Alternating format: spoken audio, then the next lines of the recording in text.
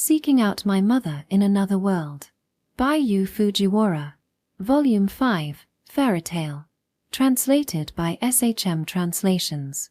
Audiobook by Masquerade at Masquerade Audiobooks. Chapter 24, Late Summer, Mint, and Smartphone. Chapter 24.1, It seems like summer is coming to an end. In the Earth's calendar, it's probably around the time when Auburn has passed. The passage of time in this world and the other world appears to be roughly synchronized, but the sense of seasons is quite different. Unlike Japan, where the heat continues until around November, here, autumn will arrive in another 2 or 3 weeks. Or was it Japan that was peculiar? Normally, when you say it's already September, it should be autumn, right? In any case, as it becomes so, deciduous trees begin to change color, fruits hang in clusters, and animals grow plump. It's what they call the season of blessings. Actually, I've planted sweet potatoes in our field. I'm secretly looking forward to the harvest once a little more time passes. Speaking of sweet potatoes from the other world, what do they taste like? We might have the same ones you have here. They have red skin and yellowish flesh, and when cooked, they become sweet. At least I've never heard of them. Looking forward to it. Now, it's a quiet afternoon. Sitting on the living room sofa, sipping tea, Karen smiles at me. As I nibble on cookies, I consider that they could also be turned into sweets. In the Western Republic, there should be similar sweet potatoes. Mother, who has just finished folding laundry, informs me as she opens the refrigerator. But probably, the Japanese ones are tastier. Because they've been selectively bred, I suppose. It was actually about 2 months after my transmigration that I discovered the potato sprouts stored in a corner of the warehouse. They were hidden behind farming tools and fertilizers, wrapped in newspaper, so I hadn't noticed them all this time. While it's indeed the correct way to store potato sprouts, I complained to my father's grave that there was no need to stash them so far back. In a hurry, I made seedlings and planted them in the field. If I had left them there, they would have rotted, so it was a close call. Furthermore, this incident prompted me to take everything out of the warehouse and thoroughly inspect the supplies. And in addition to the potato sprouts, various other odds and ends were newly discovered. Back in Japan, when autumn arrives, people gather fallen leaves and have bonfires. They throw sweet potatoes into the fire and roast them. Did you and father did it over there too? No, because the house where I lived didn't have any trees. My experience is mostly from children's events. But during autumn, we used to put sweet potatoes on the dining table. We'd steam them, make tempura, and sometimes prepare candied sweet potatoes. I'm looking forward to it. When you cook the same dish, make sure to share it with Mother too. Of course. Mother pours barley tea into a cup and sits on the sofa. Speaking of which, barley tea won't be in season soon. Our supply is from the stock, so it's fine even if we keep drinking it. As we transition from autumn to winter, I'll crave coffee. I vaguely remember seeing it on the menu at Skylark Pavilion, so I'll ask Tomo-san if she can sell some next time. Lost in these thoughts, Mother suddenly says, "By the way, when are you two going to share one bedroom?" Boo. A cookie. Gets stuck. In my throat. Cough. What are you asking all of a sudden? I thought things were getting cozy. But you've been sleeping and waking up separately all this time. What's going on, Karen? Don't ask me. Ara, even your ears are turning red. Mother smiled mischievously. And Karen, why is she blushing? Come to think of it, she was quite assertive since our reunion, but somehow, from that day on, she's become more reserved. Mother, parents shouldn't meddle in their children's affairs like that. It's fine, just a little. It's a parent's pleasure. If father were here. No, I feel like he wouldn't stop you. Well, of course. He might have been eager to rearrange the furniture sooner. He even prepared matching bracelets. Without a doubt, him and Mother would be grinning from ear to ear. Anyway, we're not quite there yet. We need to maintain a more composed demeanor. Is that so? Karen. Just don't ask me about it.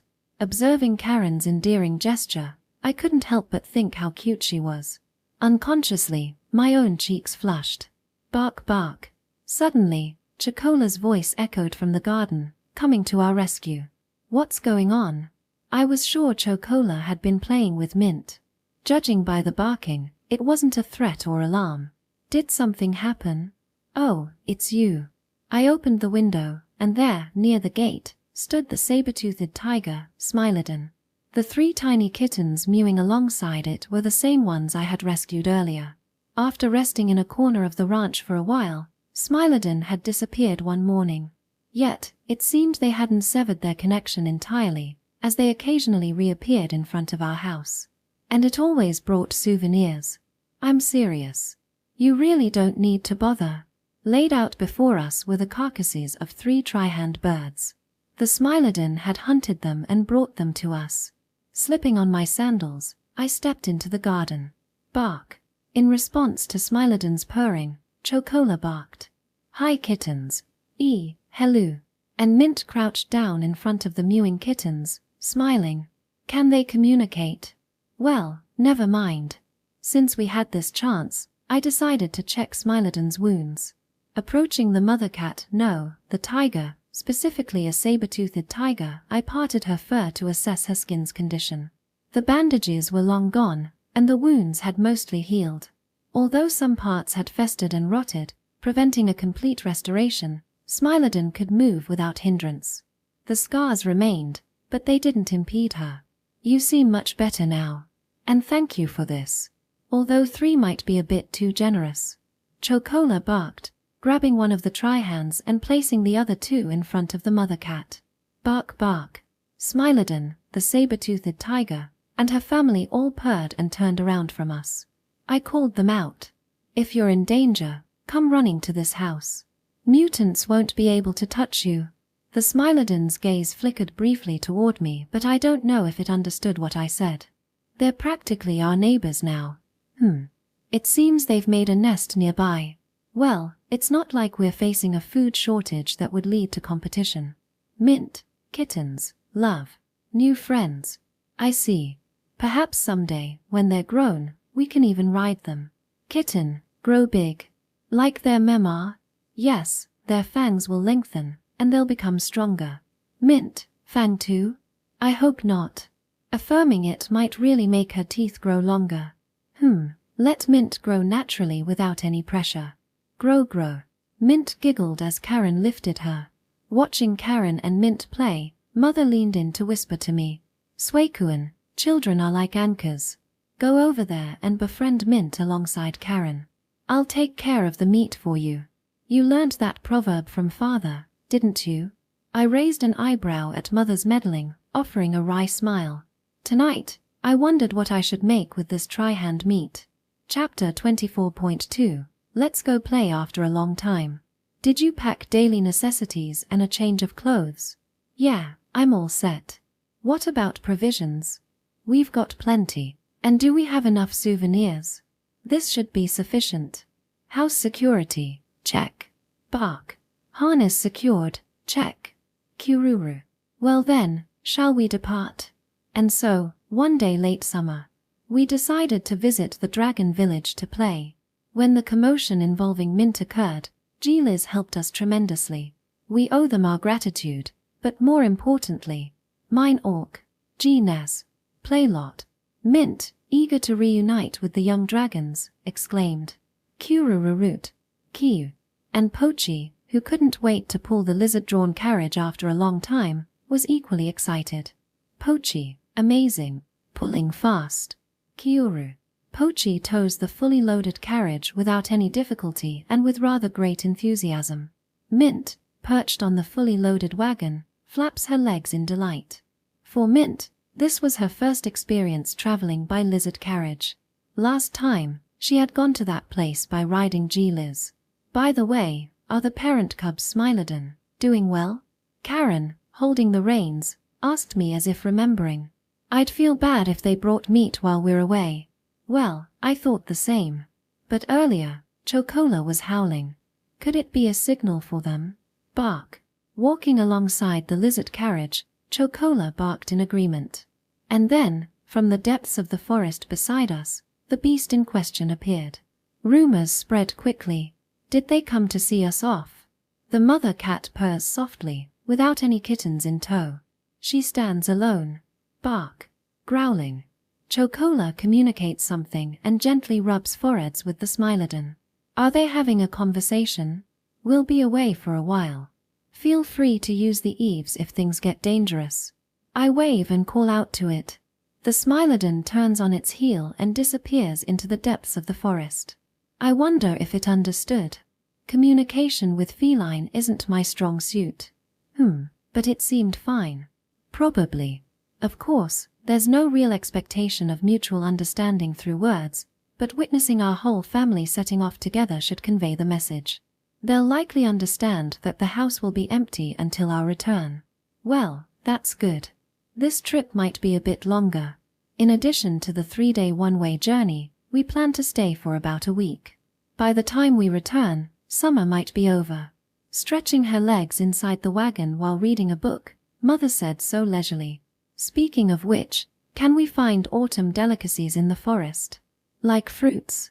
Karen would know, right? You're always researching forest flora. I've confirmed the presence of pomegranates, akabi, and wild grapes. The magic power is strong, so they should be growing well. That sounds exciting. All these items are not readily available at Japanese supermarkets. While we occasionally find pomegranate juice or akabi, I've never tasted wild grapes. Oh, speaking of fruits. After saying that, Karen glances around. No mistake.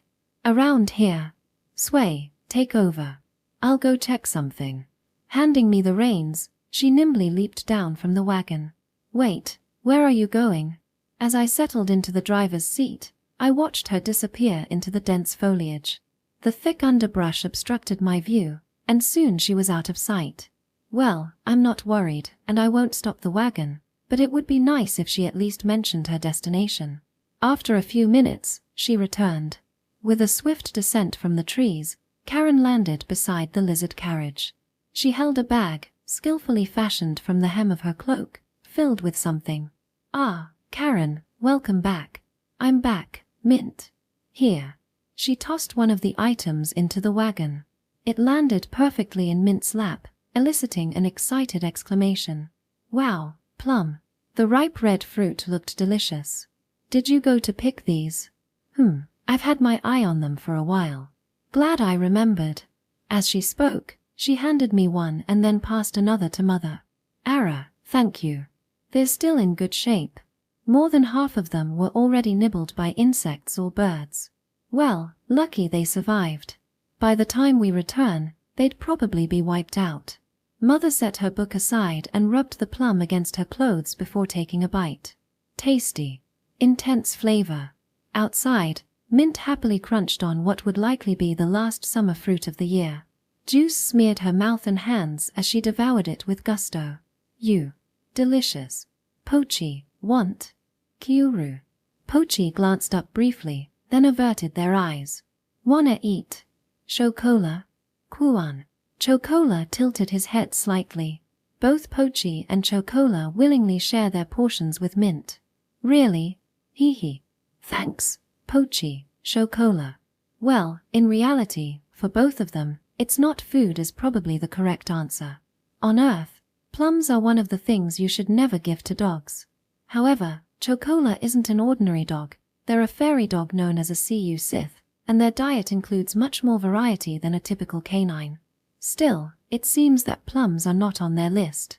Actually, both of them can distinguish quite well. But since they don't have any, let's give them something. Right. Chocola. I rummaged through our supplies, found a box of dog food, and scooped out a few pieces, tossing them toward Chocola. Bark. Chomp.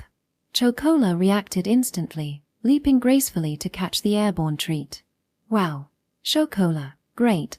As for Pochi, right now, pulling the cart seems to be his favorite activity. Kururu. Maybe we'll have a salad during our break. Kururu. Venturing into the uncharted void forest, whether deep or not, was equally thrilling for us as riding on the dragon's back through the skies. Let's not rush. It's been a long time since we've been away. The dappled sunlight filtered through the trees, and the cool breeze refreshed us. As I loosened the reins, I nibbled on the plum Karen had given me. The perfectly ripe fruit combined sweetness with a hint of tartness, and it made my cheeks break into a smile. Chapter 24.3 No pictures yet. The journey on the lizard-drawn carriage has been progressing smoothly. Thanks to Mint's presence, we haven't been pushing through the nights as we used to. We make sure to set up camp at night and depart with the sunrise. Still, considering that we continue walking until around midnight, meaning we're on our feet for 3/4 of the day, Pochi is truly remarkable. Moreover, Pochi seems to have plenty of energy left.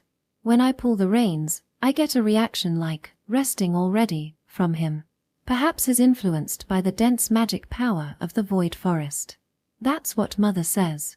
His basic stamina should be higher than that of a typical Tarrasque. Light attributes tend to enhance the efficiency of body-strengthening magic. Indeed, even Chocola seems more energetic since coming here. Bark. He follows Karen on her hunts, and tirelessly dashes around the ranch all day. He even wants to go for walks on top of that. The Dragon Village is larger than our home, so we'll let him play to his heart's content there. Although we take more breaks, we already have a good grasp of the general terrain, allowing us to construct a more solid route than last time.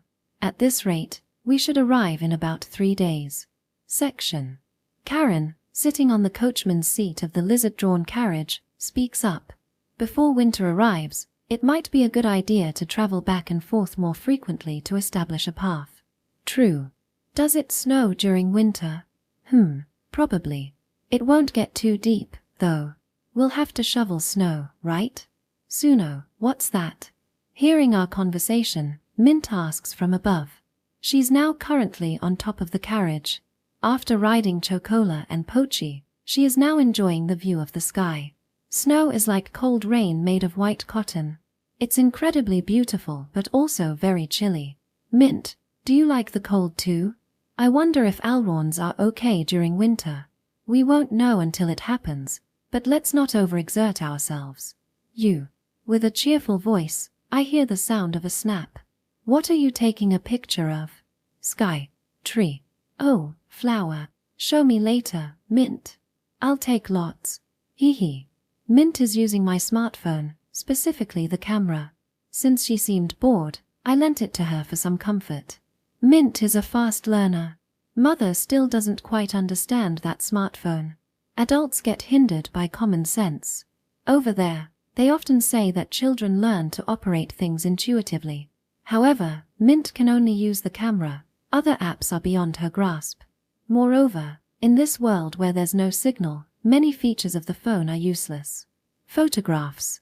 I wonder if we could magically recreate them once we understand the principles.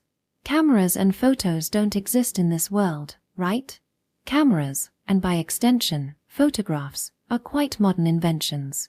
Photos were born on Earth roughly 200 years ago. Over the next century, they developed, became widespread, and evolved into a cultural phenomenon. It wasn't until after World War II that ordinary people could easily take photos, so it's been about 80 years. Well, that's what I learned from a book in the study. Back when I lived on Earth, I didn't have the habit of taking photos. While friends would snap everything and post it on Instagram, I always felt a bit detached, thinking they're taking too many pictures. And that hasn't changed since coming here. Recording our family's daily life with a camera or feeling the need to do so, I never felt the need to do so. Even now, lending the camera to Mint was just a spur-of-the-moment decision. Mother, do you ever wish you had a camera? To preserve family memories? Well, I suppose. I'm interested in technology, and the photo album your father brought was a delightful surprise. Deep in thought, Mother speaks. The moments of Suekuan's growth that we couldn't witness. And how Father raised Suekuan. Each of those photos is a record of Suekuan's life and a testament to your father. Being able to touch them brings happiness to me. The album is a treasure. That might be the case, but... Mother breaks off and smiles. Now, I can see everything with my own eyes. Suekuan's reliability, Karen blossoming into a young woman, Mint's growth, the lively Chocola, and Pochi pulling the carriage with such enthusiasm. When you're engrossed in taking photos, you might miss those moments. I see. That's why I think it's enough to show them only when something truly important happens while someone is away. Perhaps if we were still on Earth, Mother's perspective might be different. Over there, pressing the shutter button on a smartphone is so commonplace that everyone can operate cameras while cherishing memories. But the people living here aren't familiar with cameras or the culture of photography. There's no place to share photos, and the soil for preserving memories through sharing simply doesn't exist. So, there's no need to force it. The camera is just Mint's plaything. In this world, I'll continue to engrave my daily memories into my own eyes, memory, and heart, adjusting to Mother and Karen's pace. And as for my magic, I still don't quite know how it interacts with electronic devices. So far, there haven't been any issues with my smartphone or father's laptop, no glitches or battery problems. Besides, the hardware is guaranteed by the indestructible attribute. Even if you were to hit them with a hammer, not a scratch would appear. However, if someone were to ask whether they'll remain fine forever, I still wouldn't be entirely sure. Sway. Smaho dark. Why? Can you show me? Ah. It seems the battery is drained. Bakery? We do have a portable charger, but once that runs out too. Let's call it a day for now. We'll look at the photos later. Got it. Together, look. Yeah, let's all look at them together. We exchanged these words and laughed together, the warmth of those moments accumulating as precious memories. Mint jumps down from the roof of the carriage and sits next to Karen, who's holding the reins. The gentle shock is absorbed by the suspension. Come to think of it, wasn't this axle mechanism developed by Dad? Mint probably hasn't realized it, the fact that she, too, was receiving Father's support. I'll go get our dinner. Chocola, let's go. Bark. I step out of the wagon and land beside Chocola, who runs alongside me. Since I can't spot prey on my own yet, I leave that to Chocola. But in my own way, I'm growing too. Glancing at the lizard-drawn carriage's wheels as they rattle along, we venture deeper into the forest. Chapter 24.4. Camping is quite enjoyable, isn't it? The Void Forest is renowned as one of the world's most dangerous places. If you wander absent-mindedly, you will be in grave danger. Now, from a practical standpoint, one might wonder why anyone would stroll aimlessly there. But here's the twist. We possess a unique advantage. No matter where or when an ambush comes from, we can always fend off the initial blow. Thus, the concept of being attacked swiftly transforms into prey coming up on their own. So, that's why, in our cozy forest nook, I stand as bait while Chocola, concealed and poised, dispatches our evening meal with ease. A bird with talons as sharp as spears. It's about the size of a chicken, known as the Kime, thorn thrush. Is this really a thrush? It's massive. The meat tastes much like regular thrush. Despite its presence in the forest outskirts, it's considered a delicacy. As you can see, this dangerous bird attacks with its weapon-like talons. Chocola skillfully took care of it. Swiftly snapped its neck from behind, where its talons couldn't reach. Bark. Cooin. Upon our return, we're greeted with this lively scene. As twilight settles, we continue onward for a while, until we find a suitable clearing, a perfect spot for tonight's camp. Mint, already looking drowsy, settles beside Pochi, yawning. Good night. Mother will be on night watch nearby. Viol, with me? Ahihi. I watch as Mint sleeves gently close, a familiar and wondrous sight. And yes, even the bud's shape is adorably round, isn't it? A little distance away, I begin preparations for our dinner. Cooking in the dim twilight after the sun has set feels oddly delightful. While I can't create elaborate dishes like at home, the challenge of outdoor cooking brings its own rewards. Tonight, we're preparing steamed bird using an earth oven. First, I pluck the feathers from the Kime and remove its head and feet. Then, clean out the innards and shape it into a whole bird. I've already taken care of this part, and any inedible portions are buried at Mint's feet. As for the edible innards, liver, heart, and gizzard, we'll simmer them with vegetables and cool them down. Chocola will have a feast with that. Next, I generously salt the whole bird, stuff its belly with root vegetables, potatoes, and the plums Karen gathered recently. We wrap it all up in blanched butterbur leaves. Now, we dig a hole in the ground, line the bottom with heated stones, and place the ingredients inside.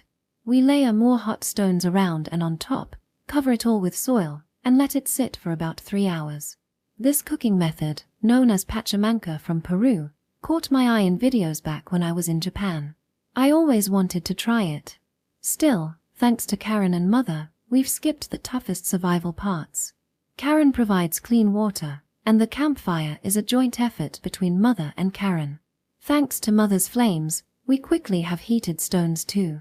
But in that other world, you have tools to start fires without relying on magic, right? Yeah, and those PET bottles are incredible. Nothing beats their efficiency for carrying water. Well, now that you mention it, it's not really about which one is more convenient, is it? For Mother and the others, household stoves are also quite mysterious. Cooking without fire, it's unheard of. Compared to magic, electricity seems all-encompassing.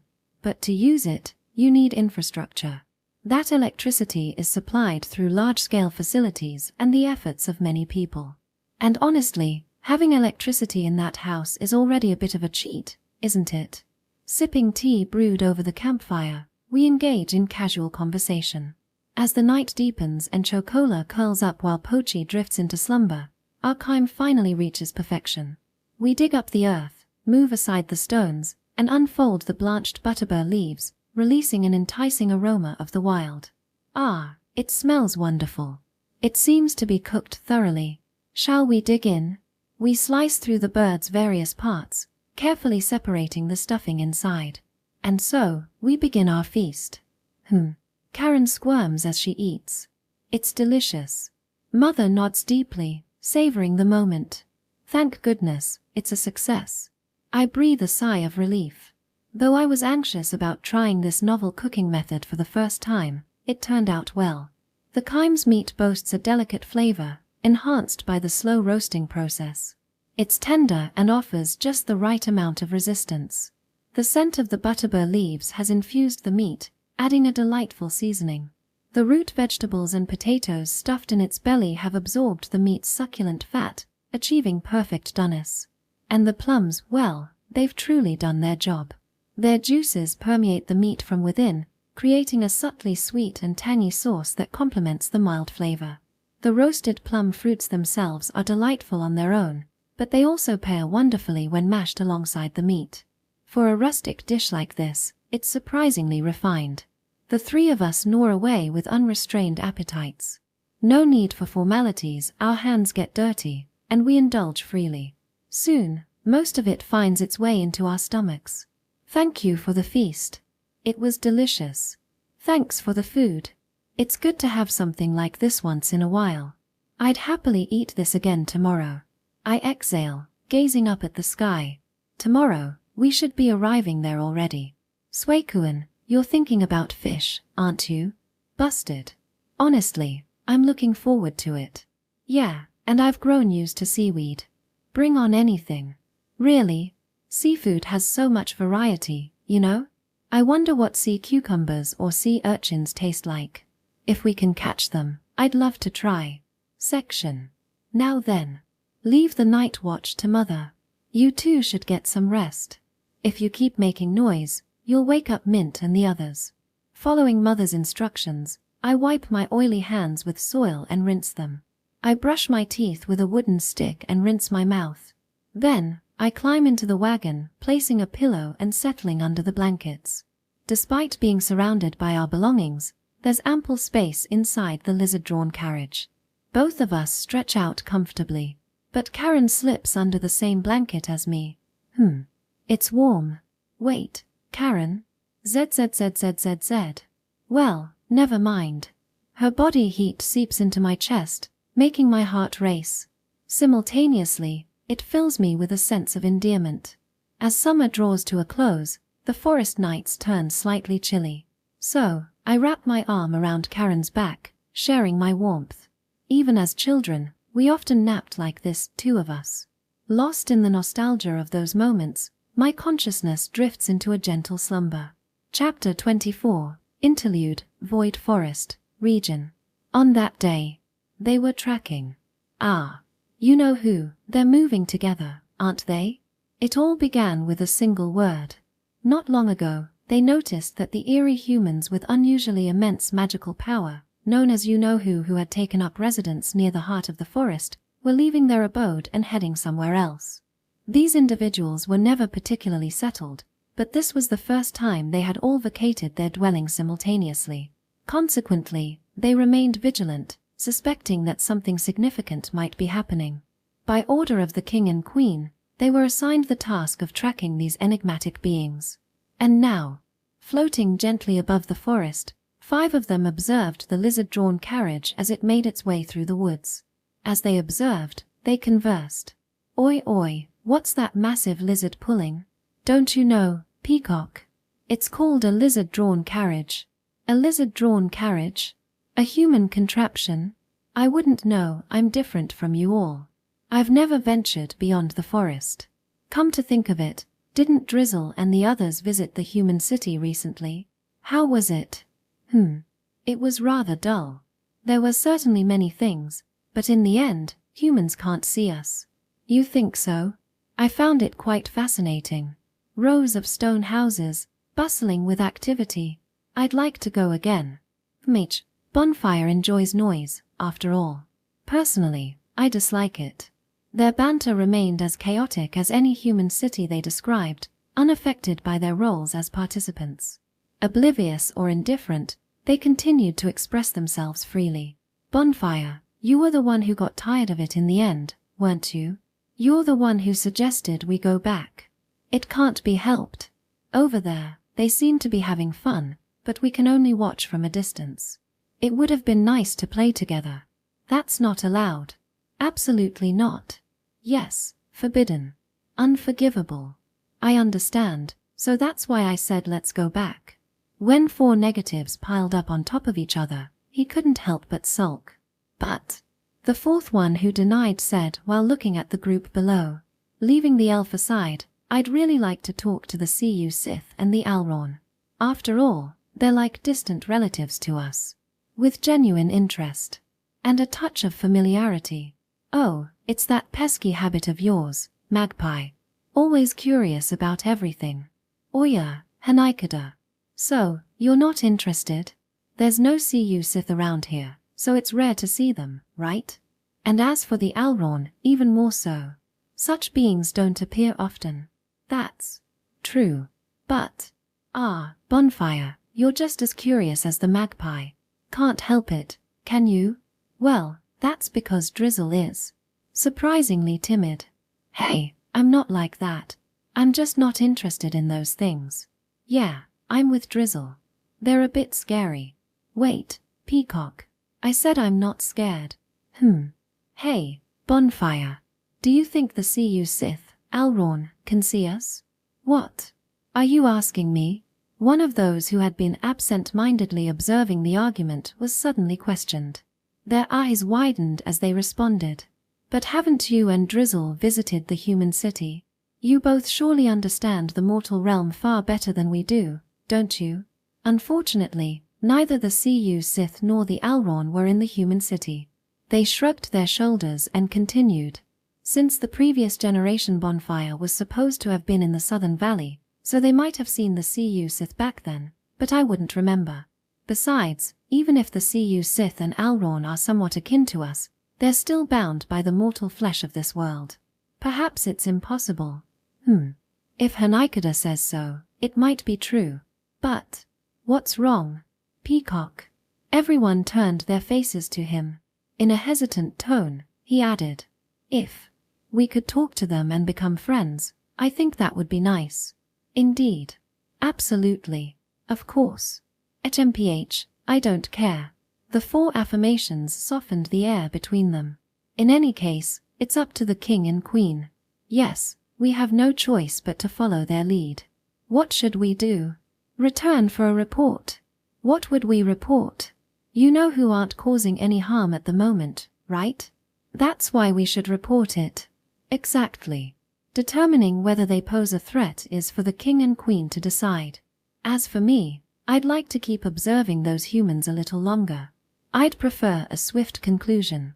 It's making me uneasy." With everyone's opinions now expressed, someone stepped in to summarize the discussion. "Very well, Let's proceed this way. Peacock, Bonfire, and Hanaikada, the three of you will head back for the report.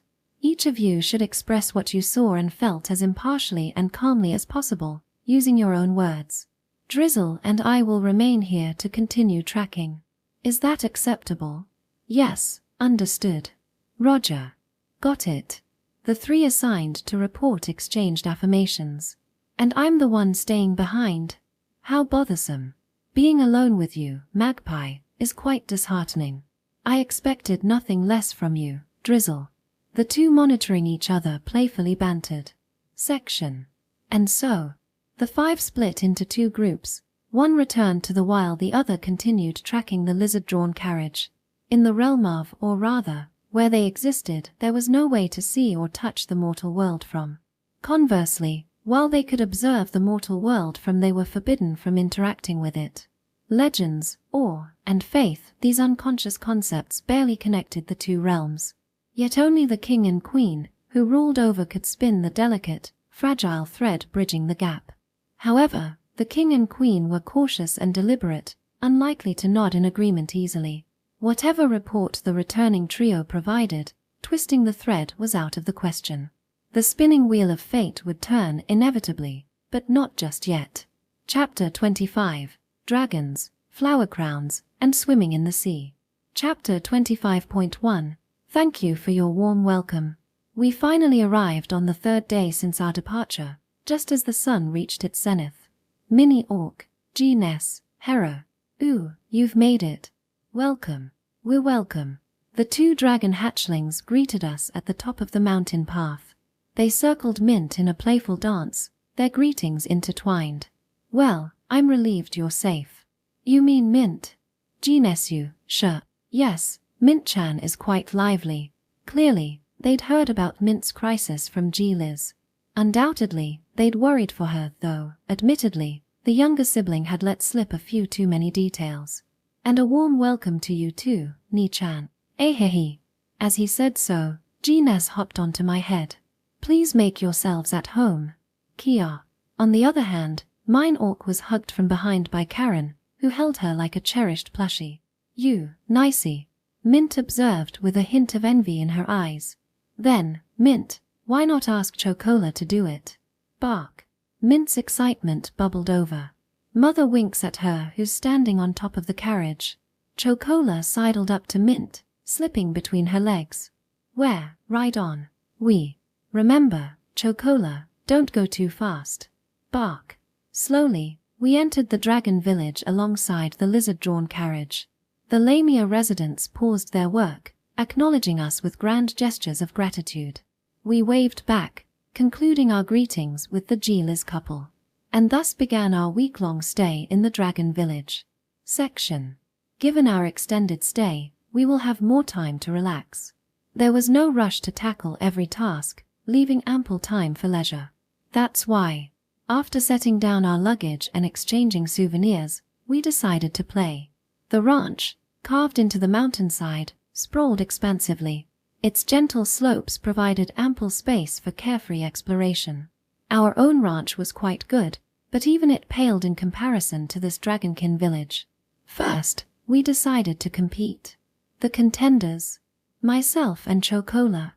Come to think of it, we rarely engage in serious competition. Bark. I wonder if I stand a chance. No, I don't think I can win at all. Grr. But fear not, I'm giving it my all. Bark. Stretching and preparing, we awaited the signal. Mint signaled the start, while Karen stood at the finish line. The two dragon hatchlings and the Lamia watched with bated breath. Ready. On mark. Go. I poured every ounce of strength into my sprint, launching from a crouched position. Chocola, ever nonchalant, kicked up grass as he ran.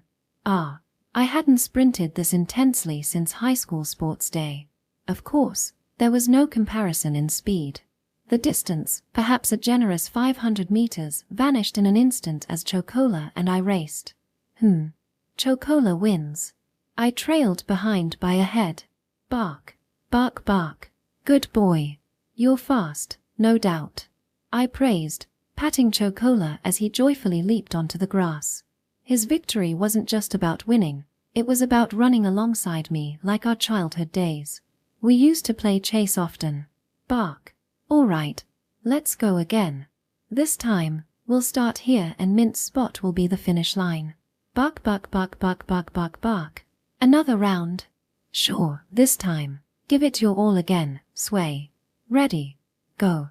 And so, we repeated let's go again and bark, bark, bark, bark, bark, bark, bark about 10 times, until I was utterly exhausted from consecutive sprints. Oh, and Chocola? He was still full of energy. Section. After our race, Mint and the dragon hatchlings began their play. Mine Orc and G-Ness, the sibling pair, tossed seashells down from the sky. Next up, this one. Go for it, Mint. You. The game involved catching these shells, thrown from quite a height, with precision. Mint raised both hands, her eyes sparkling as she scanned the sky. Amid the sunlight reflecting off the dragon's scales, tiny glimmering objects descended. Fool. And, E.I. Despite her wobbly footing, Mint managed to track the falling shells using her enhanced reflexes. She expertly caught one in each hand. Yay. Teehee. Amazing, amazing. Karen applauded, and Mint handed her the seashell. Then, Mint shouted toward the sky. More. Next, Mine Orc. Sure thing. Okay. Ready. You. I watched Mint closely. Since she missed catching about 1 out of every 5 shells, I had to gauge where they fell. It was my duty to find the shells that had blended into the grass. Ah. Missed. Too bad. Look, it's right here. Thanks, Sway. Karen, here. Got it. Mine Orc, more. Mint, focus more. Karen's lap was filled with numerous small seashells. They resembled sakura shells, bivalves, but their vibrant color was a rich purple. Karen carefully pierced holes in each shell using magic and threaded them with string. You should be able to make a necklace soon. When it's done, Mint wants to give it to Violsama. Mother. Probably because it's purple. Most likely. She'll definitely appreciate it. Mother seemed to be enjoying a leisurely time with G-Liz and the other adults. Yay. Got lots. Next, G-Ness. Sorry, we're out of shells. Really? Yes. But with these, we can make the necklace. Really? Mint looked at Karen with eyes full of anticipation, and Karen proudly displayed the finished seashell necklace. Mint's anticipation turned into a beaming smile, and she exclaimed, For Mother. Section.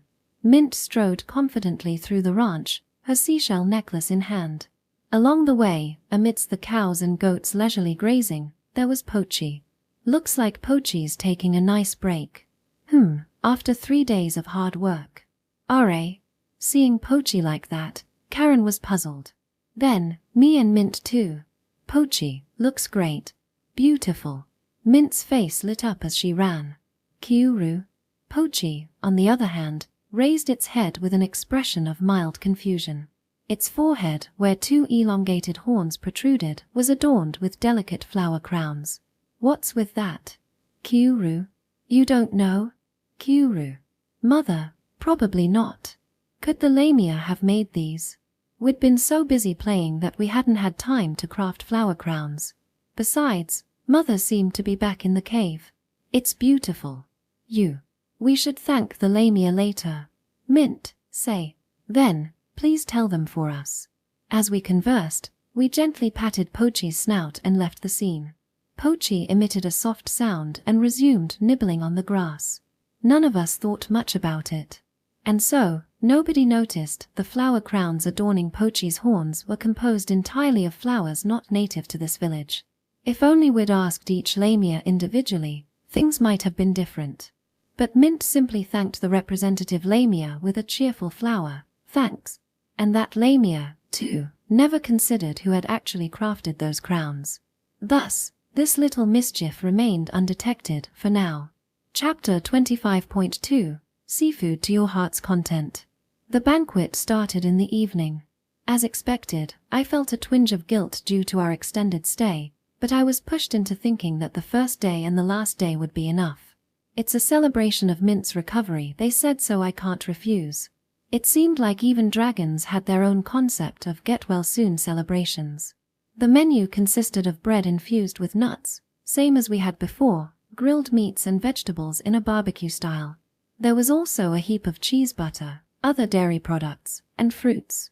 However, there were new additions this time. This was prepared by the lamias and cooked by me.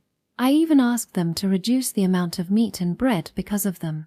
Something that couldn't be prepared last time because of the serpent turtle shark. That's right, the bounty of the sea. Section. Simple salted grilled fish. Steamed fish with the whole flavor of fish locked in it. Fried fish with plenty of breadcrumbs and eggs. One pot dish of fish and shellfish stew. And then, the dish I'd been longing for, kombu marinated sashimi. Amazing, there's a lot of them. And they all taste good. Mother happily proceeds with her chopsticks in front of the fish dish laid out before her. I like the fried fish. The citrus juice goes well with it. Karen is also enthusiastically chewing her way through her meal. Chomp, chomp. For Chocola, a special menu of boneless, saltless fish fillets had been prepared. He devoured it with unbridled joy. Kururu. Pochi, too, enjoyed a custom salad, a mix of herbs, fruits, and salted grasses. It seemed Pochi had finally discovered her favorite flavors. Mint, love this. Mint's face lit up as she sipped the seafood stew. She is also munching on tiny shells and some other things with it. Since that time, her appetite for solid food had grown considerably. Even cooked meat has its own charm. Yes, perhaps it's thanks to Suisan's influence that the dishes have high amount of magic power. I prefer the steamed ones over here. And I quite like this grilled fish. The dragon family, too, partook of the fish feast. They were not only eating the meat but the bones too. But for me, the best response came from, "This is so good. Is this what technology can do?" The lamias are happily savoring the kombu marinated sashimi. Their culinary customs, more accurately, their way of consuming fish differed significantly from us. They favored raw fish, gnawing directly from head to tail. It was akin to swallowing whole, perhaps closer to that concept. After removing surface slime and impurities with salt, they seasoned the fish and consumed it as is, either crunching it to bits or swallowing it whole, depending on the fish's size and type. For fish like echinata, a species similar to mackerel, with edible organs, chewing was more common. These lamias might have had evolved from marine creatures. In earthly terms, they were akin to mermaids. Their need for abundant DHA intake, a vestige of their underwater existence, hinted at their origins. Yet, they had adapted well to life on land. They could create cheese and butter without cooking meat or fish. They made fish sauce and dried fish. It's not that they don't have a sense of taste. So surely, this kombu marinated sashimi would be appreciated as well. Excellent. The effort was worthwhile. It doesn't taste like our usual fish. And this size makes it easier for the little ones. Until now, did you always serve small fish to the children? Yes. But if it's this delicious, we should all enjoy it together. I also savored the kombu marinated sashimi. Ah, this was it, the familiar and cherished taste of raw fish. Only the absence of wasabi and soy sauce left a slight pang of regret. Sway, is this safe? It's raw, after all. I can't guarantee absolute safety, but I researched extensively for this occasion. It should be safe. I gave the concerned Karen a nod. This was after I had cured Mint's attribute conflict. When everything was settled, I had asked Mother, who had gone to the royal capital to bid farewell to Noah and the others, for information on the fish species and culinary customs in this world. Untangling the threads of knowledge she brought back, I discovered a mix of familiar and unfamiliar fish. And most importantly, I sought answers about the culture of consuming raw fish and which species were suitable. My thorough investigation revealed that raw fish had a place in this world too. In coastal fishing villages, it was widely enjoyed. However, unlike traditional Japanese sashimi, they often served it with herb-infused sauces, akin to carpaccio. The rarity of this delicacy stemmed from transportation and preservation challenges. While magical ice could freeze fish for transport, the cost of having maids oversee the process was prohibitive. Moreover, there was little demand for raw fish in a world where painstakingly transported seafood didn't find a niche. Essentially, the concept of special local delicacy had yet to expand beyond its cultural boundaries. I feel a bit responsible for this, Mother said. Long ago, the Marquis Muquer family played a significant role in developing frozen transport for fresh food. But my actions led to their downfall. Perhaps it's now more expensive than before. However, according to Grandma Saraland, that might not be entirely true. Even if they monopolized technology and distribution, development stagnated. Temporarily taking a detour, we've entrusted the rights to the people. Eventually, it will likely become more affordable and convenient than ever. Let's leave it at that. Anyway, as for me, I was overjoyed that fish suitable for eating raw could be caught in this sea. Mind you, I'm maintaining a strong protective barrier. My magic is effective against toxins, so it should be safe. Karen, care to try some? I'll pass. I prefer the fry. But this is delicious too. I prefer the fry. By the way, did Father also enjoy this thing called sashimi? Yes, back in our world, it occasionally graced our dining table. In that case, I guess I should give it a try. Viol-sama, don't be too hasty. And Chocola, no more gulping. Chomp, chomp, chomp. Chocola was really into his meal.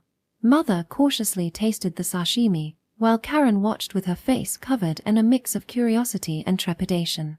Delicious, Shakura, Pochi, Bark, Kururu. As Mint, Pochi, and Chocola savored their respective dishes, the dragon family and the Lamias observed them with warm smiles. Around the bonfire, everyone's flickering shadows danced merrily, creating a lively scene that would linger in our memories. 100 days later, the elf succumbed completely to sashimi. Chapter 25, Interlude, Dragon Village, Midnight. The banquet had ended, and the moon ascended, casting its silvery glow. All were now nestled in slumber. Viol sat at the highest point of the village, the cave that served as the dragon's nest, sipping sake under the night breeze. The cliff ahead was steep, a minor precipice. There, she sat, swinging her legs, savoring the milk wine. Her gaze met no obstructions. Below lay fields, pastures, and the Lamia settlement. Her family rested in one of those cottages, reserved for guests. And so, she looked to the sky, to the moon. For Viol, it was a familiar star. A circlet of light, faintly golden, encircling a celestial body. Each night, its position shifted imperceptibly, completing its cycle in roughly 30 days. Yet, for her husband, it remained an enigma. The moon, he said, unlike Earth's, resembles Saturn. His eyes sparkled as he spoke of it. What fascinated him so much? She'd thought him foolish when they first met, mocking his wonder. But things changed. As their hearts intertwined, by the time Viol's mind had changed enough to share her joys, sorrows, and happiness with him, he had become accustomed to seeing the moon. His eyes, which spoke of the difference between two worlds, were less dreamy and more focused on reality. Still, a touch of melancholy lingered. "Would you mind if I join your moon viewing sake?" As she was lost in thought, a voice called out from behind. Without turning, she replied, "Yes, of course. Staying up late is a mother's privilege." Indeed. Mine are, Gilles' wife and mother of two, settled gracefully beside Viol. Her silver scales caught the moon's reflection, shimmering like silk. "Do you enjoy drinking?" "To some extent, yes. However, that small gourd you have there contains too little. Tonight, the wind carries favorable magic, so let us bask in it during our evening libations." "I see. Well then, cheers." Chink. Viol tapped the glass goblet in his hand against the scales that adorned Mine-Ar's cheek. For a while, the two of them remained silent, gazing at the moon. Though they had met face to face only a few times, the shared status of being family was enough to foster familiarity. The air between them was calm and relaxed. "Regarding your son and daughter," Mine-Ar inquired, her gaze drifting down toward the cliffs and the Lamia settlement below. "Their feelings have been fulfilled, and I find it delightful." "Did he tell you?" "No. It's akin to the intuition of a dragon." There was warmth in their exchanged glances. It made me nostalgic, almost as if I were witnessing my husband and myself from long ago. So you two also had sweet moments. Foo foo foo. The passion hasn't cooled even now, you know? That's quite forward. But yes, I feel the same nostalgia. Unlike those children, who were mutually smitten from the start. At least Karen had never gone through a twisted phase like mine had. She had been straightforward and adorable from birth until now, a prideful adopted daughter. I heard about Kazutaru Dono from my husband. I also wanted to exchange words with him, even before reuniting in the forest. Yes, he said, there were two opponents I could never match. All Night and Heavenly Bell. For the first time in my life, ever, I steeled myself to die. I thought it was a fairly evenly matched battle on our end. He didn't seem to think so. I've heard that none of his attacks had any effect. For the attacking side, that's quite a formidable threat. Well, that's certainly true. The two of them continued their conversation, blending moments from the past and the present. They spoke about their respective husbands, stories that intertwined nostalgia, complaints, and pride while gazing at the moon. Eventually, Mina redirected her gaze back down to the small cabin where Viol's family slept. Along with the change in focus came a shift in topic. Sui Dono and Karen Dono, will they eventually marry? Well, it's between them, but yes, I'm sure they will. And so, Viol chuckled. Those children have cherished each other for 13 years. I'm delighted that their feelings for each other have paid off. I had some concerns. Mine are, on the other hand, lowered her voice slightly as if uneased. The reason behind her unease was clear to Viol as well. Before those two unite, there are challenges they must face. Or perhaps even you find it a challenge. What she wanted to convey was evident. The 6 elven ancestral clans, one of the 6 clans, the Kwaioi, with the last surviving member being that girl. Given her lineage, there will be many who oppose her union with someone of a different race. The story of the 6 elven ancestral clans was well known across the continent, even the dragons were familiar with it. As a mother myself, I understand your feelings. It's frustrating when you want to do something but find yourself powerless, which makes that all the more special. Viol. She closed his eyes, downed the remaining liquor in one gulp, and raised the empty glass to the sky. The faint moonlight brushed against his cheek as he continued. As for me, it doesn't matter. First and foremost, I want those children to be happy. And I'm sure their relationship transcends such concerns. It wasn't bravado. There was no hesitation or sadness. Nor was it wishful thinking. It was simply conviction. Those children will remain happy, regardless of our worries or any obstacles they face. They might even overcome the impossible. Just like when Sui Kuan healed Mint in a way I can't even imagine. Seeing Viol's expression, mine widened her eyes. But soon, her gaze softened into a gentle hue.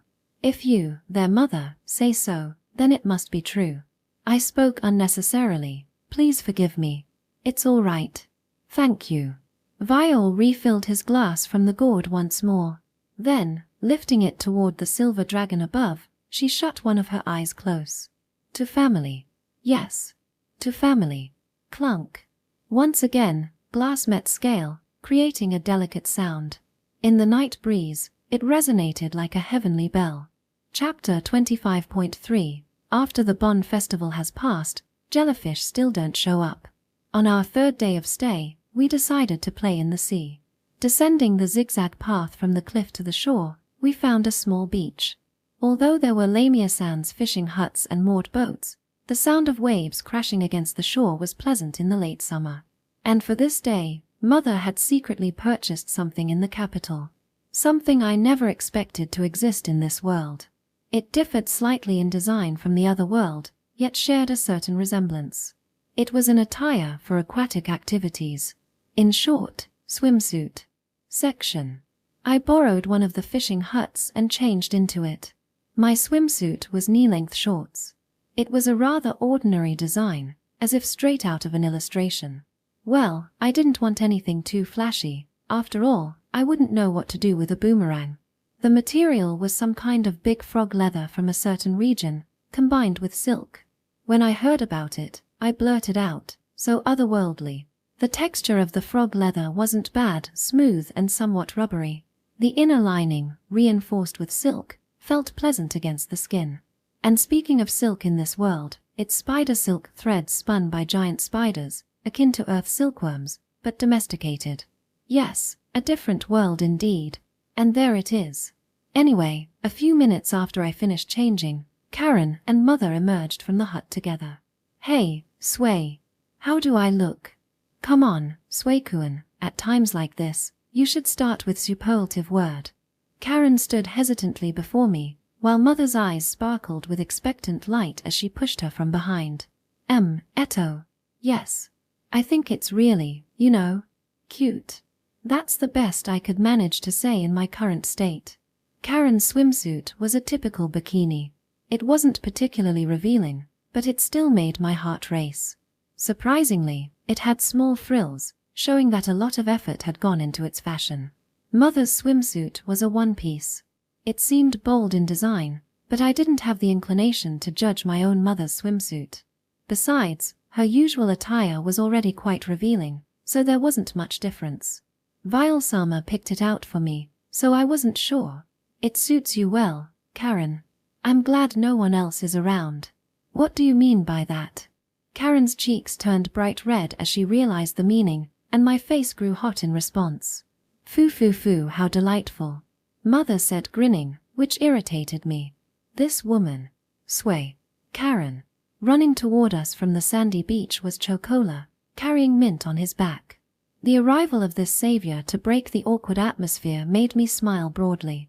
Chocola skidded to a stop about 2 meters away from us and used his limbs like springs to eject Mint into the air. Bark. Ahia. Gotcha. I caught Mint as she flew in a graceful arc, landing safely in my arms. Look. Found strange. Mint extended her hand, holding what seemed to be a starfish. I thought it was probably a starfish, though it wasn't star-shaped but instead had a bizarre, almost blasphemous form. It's wiggling like a sea urchin. It might be venomous, so you should throw it back. Okay. EI. The starfish-like creature was flung back into the sea. Honestly, you sometimes find these inexplicable things in this world. It's weird, considering we still have normal things like tomatoes and spinach. Hey, Sway, Karen, Mother, look different today. These are called swimsuits. They're clothes for going into the water. The water, this salty water. Mint will play sand. With a slight grimace, Mint jumped out of my arms. It seemed she didn't like seawater, a trait of her Alraun nature. She loved rain, which made sense for a plant-based creature. Shakura, let's play. Bark. Chocola was hopping more than usual, enjoying the feel of the sand. He probably didn't like seawater either, which was fine since washing his fur afterward would have been a hassle. We're not going to swim too much either, I said, holding Karen's hand as we walked to the water's edge. The sensation of sand being pulled from under our feet by the waves was soothing. Karen, unused to it, squealed, eek, and flailed her feet adorably in surprise. Hey, Sway, I can't swim, so I don't want to go too far. I know. But don't worry too much. My barrier will keep us from drowning. We waded into the shallow water, just up to our knees. I pointed out toward the sea. Look, the Lamia's boat is way out there. Beyond the sea, what's there? To the north across the sea is the Aurora Republic. It's not too far, so we trade often. Are they friendly with our kingdom? I heard they weren't in the past. But when Vile-sama and Uncle invented the global positioning system magic, they signed a friendship treaty. Wow. Father and Mother are amazing. Feeling the cold sea, I squeezed Karen's hand. She leaned into me, perhaps unsure of the water beneath her feet, or maybe she felt affection for me. Hey, Sway. Do you ever want to visit the Confederation or the Beastkin territory? Well, I do feel curious about seeing them someday. What's on your mind? When Vile-sama and Uncle were young, they traveled all across the continent. Uncle wanted to explore the world, and it seems they did just that. So, I was wondering if you feel the same way. Yeah, I guess so. Across the sea, beyond the sky, there must be various unknown places and a vast world waiting to be explored. It's bound to be an exciting adventure. It would be a lie to say that I'm not interested. And yet, hey, Karen. Right now, I feel happy. Having you, Mother, Chocola, Mint, and even Pochi, all of you by my side. Not to mention the Dragon family, the people of Sidera, and Noah and Parkasan in the capital. So, this is enough for me. I cherish what I already have. Before looking outward, I want to treasure what's already in my hands. And recently, I've come to appreciate something new, a feeling of tenderness. We're different from father and mother. While I hope we become a couple like them someday, it doesn't mean we have to be exactly the same. We'll find our own way, step by step, right here in this forest. Let's value our family and our home. Karen, does that bother you? And no, it doesn't bother me. I feel the same way. I held my beloved leaning against my shoulder even closer. The vast blue sea stretched endlessly before us, but even if there was something brilliant beyond it, I couldn't imagine anything more valuable than the treasure right beside me. Chapter 25.4. However, I reminisce about the past just a little. After playing in the sea for a while, Minork-chan and G. Neskuin joined us. And so began a delightful time where various races mingled. Karen, Mother, and I took on the role of guardians, while the children began to play. What were they doing, you ask? It was a sort of makeshift beach volleyball. Over there, Mint. Whoa. E.I.S. so high. Ah, Chocola-chan. Bark. Shakura. Amazing. High jump. The ball was something Mother had brought back along with her swimsuit.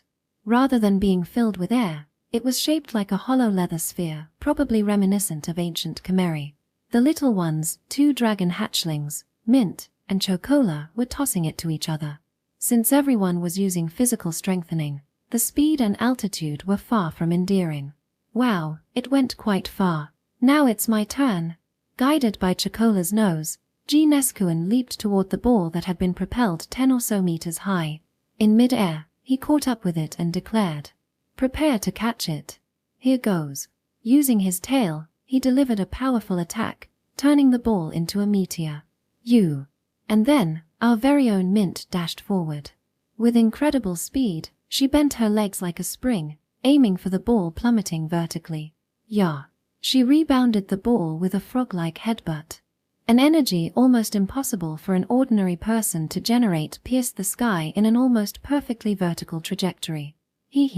Bark. The ball became as tiny as a grain of rice, and you could almost hear the sound effect, twinkle. Wait, where is this ball going to land? I stood up, anticipating the trajectory. It probably won't reach the sea, but it seems to be heading beyond the sandy beach and toward the rocky area. Be right back. With a wry smile, I dashed forward.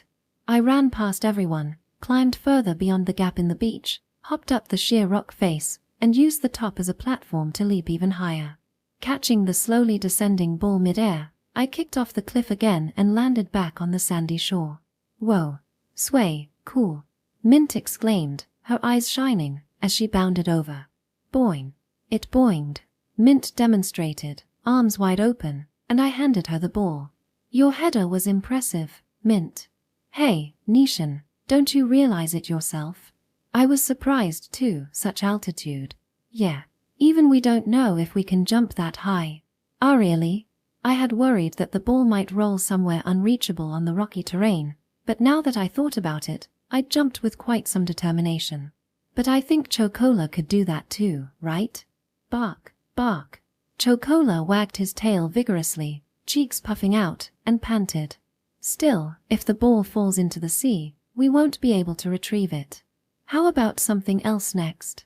Oh, I know. How about playing in the sand? Sand? How do we play? Don't G. Neskuin know? The 2 little dragon children tilted their heads in response. All right, let's do it together. Playing in the sand, it had been a while for me too. I recalled childhood beach outings. Ah, Chocola, remember that? When we made tunnels. Bark. You were still small enough to fit through back then. But this time, who knows? Bark, bark. Yeah, let's build something big enough for you to fit through, Chocola. Bark. Section From there, Mother and Karen joined in, and a sand play competition commenced. Ooh, it's tricky. When I use my hands, it collapses. It's challenging. But magic is prohibited. Let's dig diligently. Ooh, I'll do my best. Look, Mint, here's more sand. If we run out, there's plenty more. I can produce water, so if I sprinkle water on the sand, it'll harden. Thanks, G. Neskuan, mine Ork-chan. Alright, let's create another tunnel. Mint, wait a moment. Do you know why the tunnels collapse? Mine Ork-chan gave us a hint earlier. Because the sand is weak. Exactly. So before making the tunnel, let's build a sturdy sand mound like a little hill. Got it. It's amazing. A mountain that big has formed. Bark. But after it's done, Chocola, it's your responsibility. Be careful not to collapse it when you crawl through. Bark. Eventually, the sand mound reached about as high as my seated head. We continued digging it out slowly from both the front and back. Once you've dug, pat the ceiling firmly. Like this. Yes, exactly. Well done. While supporting Mint from behind, Karen assisted. I continued excavating sand from the opposite side. Soon, my hand plunged into the tunnel, and Mint's fingertips touched mine. It's open.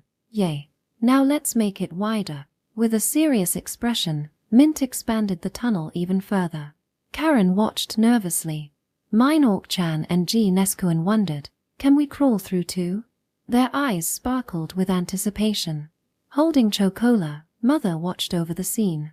And Chocola, completely absorbed in the task, forgot to wag his tail. As I observed this scene, unexpectedly, my chest tightened, a feeling reminiscent of the past. Back when I was an elementary school student. I think it was 3rd grade. After summer vacation, back in the classroom, I overheard a classmate's story from a distance. My whole family went to the beach.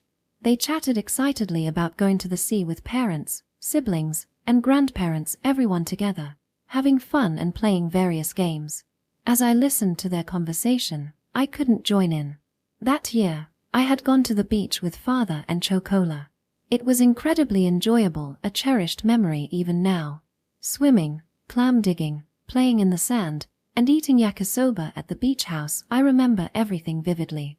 Despite his busy work schedule, Father made time for us. I'm grateful that he worked hard to ensure I didn't feel lonely.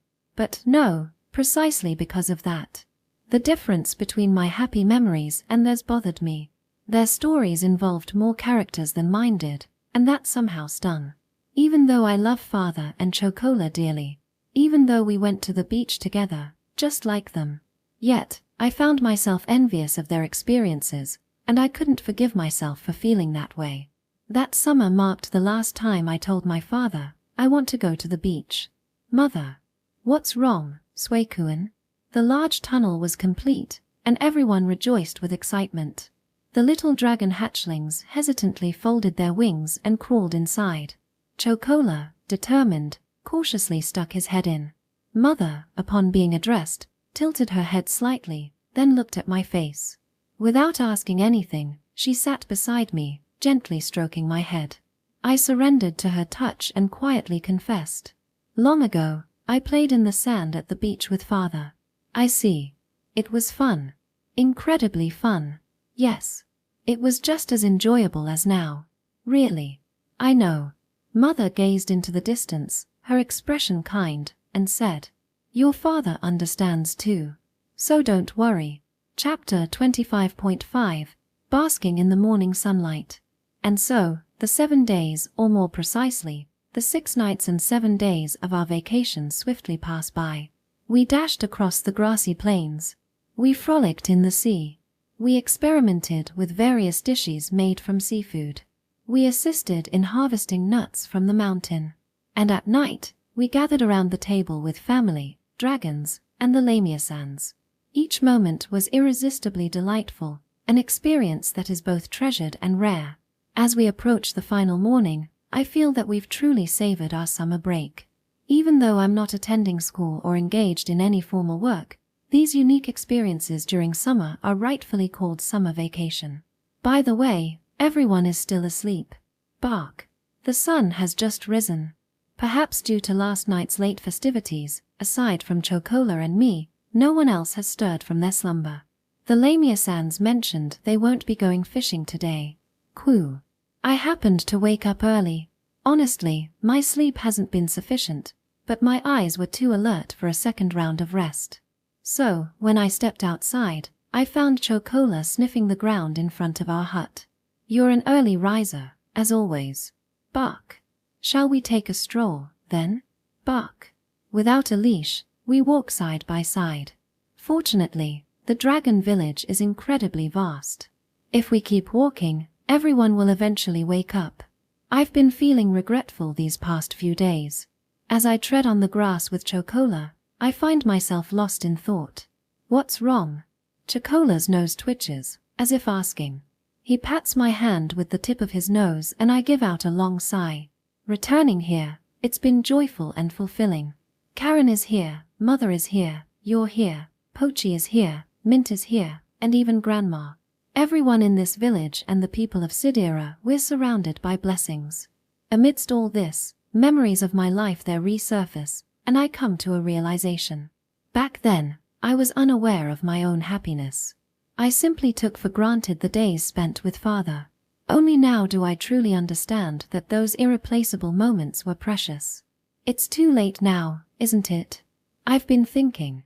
If only I had realized back then, when I was there, how happy it was to have Father and Chocola. How incredibly fortunate I was. Perhaps I was trapped by societal norms at the time. People would say, it's tough being in a single-parent household, as if it were a given. And because of that, I was blinded to the brilliance of my own happiness. The notion that being in a single-parent family meant unhappiness. I fell into that way of thinking. However, being born as Kazutaru Hatano's son, growing up alongside Chocola, those were incomparable blessings, the greatest fortune in the world. Well, at least I've realized it now. Bark. I bend down slightly, stroking Chocola's back. Smiling at my puzzled companion, I say, it's all about cherishing our family. Bark. As Chocola joyfully hops around, I pet him again. And together, we walk into the morning sun. Just then, from behind, sway. Shakura, a sweet, childlike voice reaches us. At first faint, but rapidly growing louder, suddenly, a figure dashes toward us. Caught up. Good morning, Mint. Are you already awake? Catching the small body that leaps onto my waist, I held Mint with a smile. Mint, always wake morning? That's right. Mint has always been the earliest riser in the family. Hee hee. Bark bark. With Mint now joining our walk, we set off again. I intended to slow our pace, but Mint is full of energy, bouncing here and there, pulling Chocola along. In fact, I need to keep up with her rather than the other way around. Ahaha, lively. Bark. Perhaps due to all the running, Mint's feet are soaked from the morning dew. Dewdrops cling to her cheeks too. If she were human, I'd have to wipe her feet later, but Mint is an Alron. Her feet aren't covered by shoes, her skirt isn't made of fabric. Dew, soil, and mud aren't dirt to her. But Mint's uniqueness goes beyond that. Come here, Mint. What's up? I beckon, lifting Mint into my arms. And then, I lower my head, giving her a piggyback ride. Whoa. Hi. Lower than Pochi though. Sorry for that. Sway different, not like Pochi. Mint loves sway high. Is that so? I see. Isn't it amazing how Mint understands? Mint, you're remarkable. Remarkable? What? Both Pochi and I love Mint. You. Mint love too. Sway remarkable. Bark bark. Chocola remarkable too. As Mint giggles on my shoulder and Chocola continues his lively run, I relax my cheeks. Yes. I remember when Father gave me a piggyback ride in the park. Back then, I'm sure Father felt the same way. Sway, look. What is it, Mint? A hand reaches down from above my head. In its grasp is a flower. The base, the calyx, nudges against my lips. Give chew. Sweet. It's nectar. I don't know the flower's exact type. However, the liquid collected at the base of its petals, a blend of morning dew and pollen, rests on my tongue, refreshing and cool. Delicious. Thank you, Mint. Mao. Looking up, I meet Mint's smile, our mouths in sync. When did you find this? You didn't have it when I gave you a piggyback ride, did you? I did. Did you? Where did such a large flower even grow in the grassy field? Though I tilt my head inwardly, I decide it doesn't matter. After becoming a totem pole with flowers in my mouth, we resumed our stroll. Chocola walks beside us, and I notice the same flower on his head. Unable to contain myself, I chuckle softly. A peculiar sound escapes from the corner of my lips. Chapter 25, Interlude 2, FAI Region Evercastle. Upon their return, the words uttered by the king and queen were weighty. No. No, it's not permissible. What? An immediate refusal. That won't do, my king, my queen. The first to react was Bonfire, the most enthusiastic about this matter. Bonfire, let's not push it.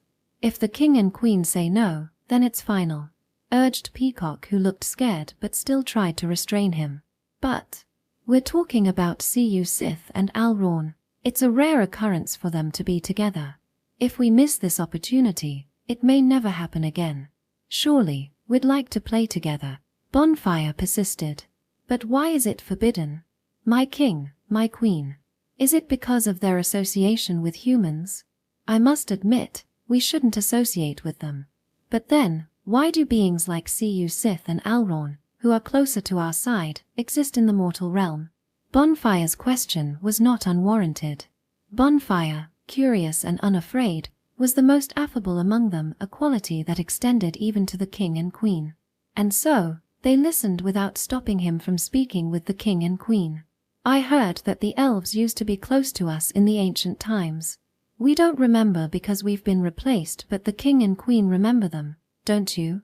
Why were we separated from us? Why are we not allowed to talk to them? Why were we not allowed to talk about it? The king and queen did not condemn Bonfire. They sat side by side on their thrones, silently absorbing the words, acknowledging the sentiments. Of course, they did not affirm it either. Bonfire is not convinced. Not only Bonfire, but also Peacock, who tried to stop Bonfire's outburst, and Yamaikada, who reluctantly accepted the situation, were dissatisfied. And even those not present, Drizzle and Magpie, despite their outward demeanor and words, all longed for interaction, yearned to converse with those beings who had appeared in the forest. However, even so, the king and queen's decision remained unchanged. Listen carefully, my dear ones. The king said, smiling as if addressing a child. This is a rule, not of our decision. It is a decision of the world. Thus, it is ordained a law. Following suit, the queen furrowed her brow, admonishing like a stern parent. The laws of the world are beyond our influence. Do you understand? And so, the king and queen took turns, earnestly explaining the unalterable laws to them. The passage between the netherworld and the mortal realm is one way. From the netherworld, we can observe the mortal realm. But the mortal realm cannot perceive us. And the things in the mortal realm that we can touch are only those without will. Plants, rocks, flowers, wind, sky, clouds, only such things. The will possessed by the mortal realm's entities obstructs us. When sentient beings perceive us, we cease to exist. They no longer notice us. True, we can interfere with these laws. That's why we are the king and queen. However, to do so, to become capable of interference, there are conditions. We must be recognized by the mortal realm's inhabitants. Without recognition, we cannot interact. Without recognition, we cannot surpass the will barrier. But, my king, my queen, representing everyone, Bonfire, with a sorrowful expression, countered. Merely having consciousness makes us imperceptible. So, in other words, we must be recognized by those without consciousness. It's impossible, isn't it? The king and queen, in unison, responded. That's right. We are like a one-way street. No matter how much we shout, flap our wings, or flutter before sentient beings, they will never perceive us. Therefore, yes, therefore, They spoke in harmony, with no other option. Give up on trying to interact with sentient beings. A moment of silence followed. Each one, whether present or absent, hung their heads, their small bodies suspended in the air, weighed down. Eventually, the king stood from his throne, crouching before the beloved children, smiling. "Don't make that face. Neither I nor color want to make you cry." And the queen, leaving her throne, looked down at the beloved children and sighed. "That's right. For season and I would be troubled if you weren't smiling." The beloved children clung tightly to the king and queen. "We're sorry. We, too, were selfish with the king and queen. Yes, we should have known. Indeed. We knew. Surely, in the past, we threw similar tantrums with the king and queen. Yes. Although we've forgotten, we must have said such things. Each time, we unintentionally troubled the king and queen. We apologize, Shiki-sama, Shiki-sama. We're sorry. We're sorry." Note: the queen and king's names are both Shiki, but they are written differently. The queen is color while the king is 4 seasons. Section: the FAI king, 4 seasons, and RY queen, color, gently stroked their disparts, frag of existing far beyond. Certainly, this was an irrevocable truth. The grand magic that bound them to an unyielding contract with the tightly woven world, the constraints, persisted, even now. By confining themselves within the prison named Ever Castle, the everlasting, they continued to exist alongside the. There was no regret. No weariness. They considered themselves content. Yet, even so, within this eternity, at the far reaches of time's unbroken flow, perhaps someday, or through some unimaginable occurrence, could something alleviate the boredom of these children. The king and queen remained unaware that such a possibility would soon become reality. Chapter 26, Invitation to Land of Youth. Chapter 26.1, Returning Home and Settling In. The dragon family, accompanied by Lamia-sans, bid us farewell as we embarked on our homeward journey. I feel a little lonely. Our lives, of course, were inherently carefree, with no restrictions on venturing back to the village. Yet, even so, as summer ends, a feeling tugged at our hearts, a nostalgia that clung like the last rays of twilight. Nevertheless, the return path flowed more smoothly than our outbound journey. The road we had prepared remained relatively untouched. Perhaps, if we committed ourselves wholeheartedly, we could create a true road, a well-maintained thoroughfare. But the current reality rendered it nearly impossible. Why? Because the denizens of the void forest where we resided engaged in fierce survival battles.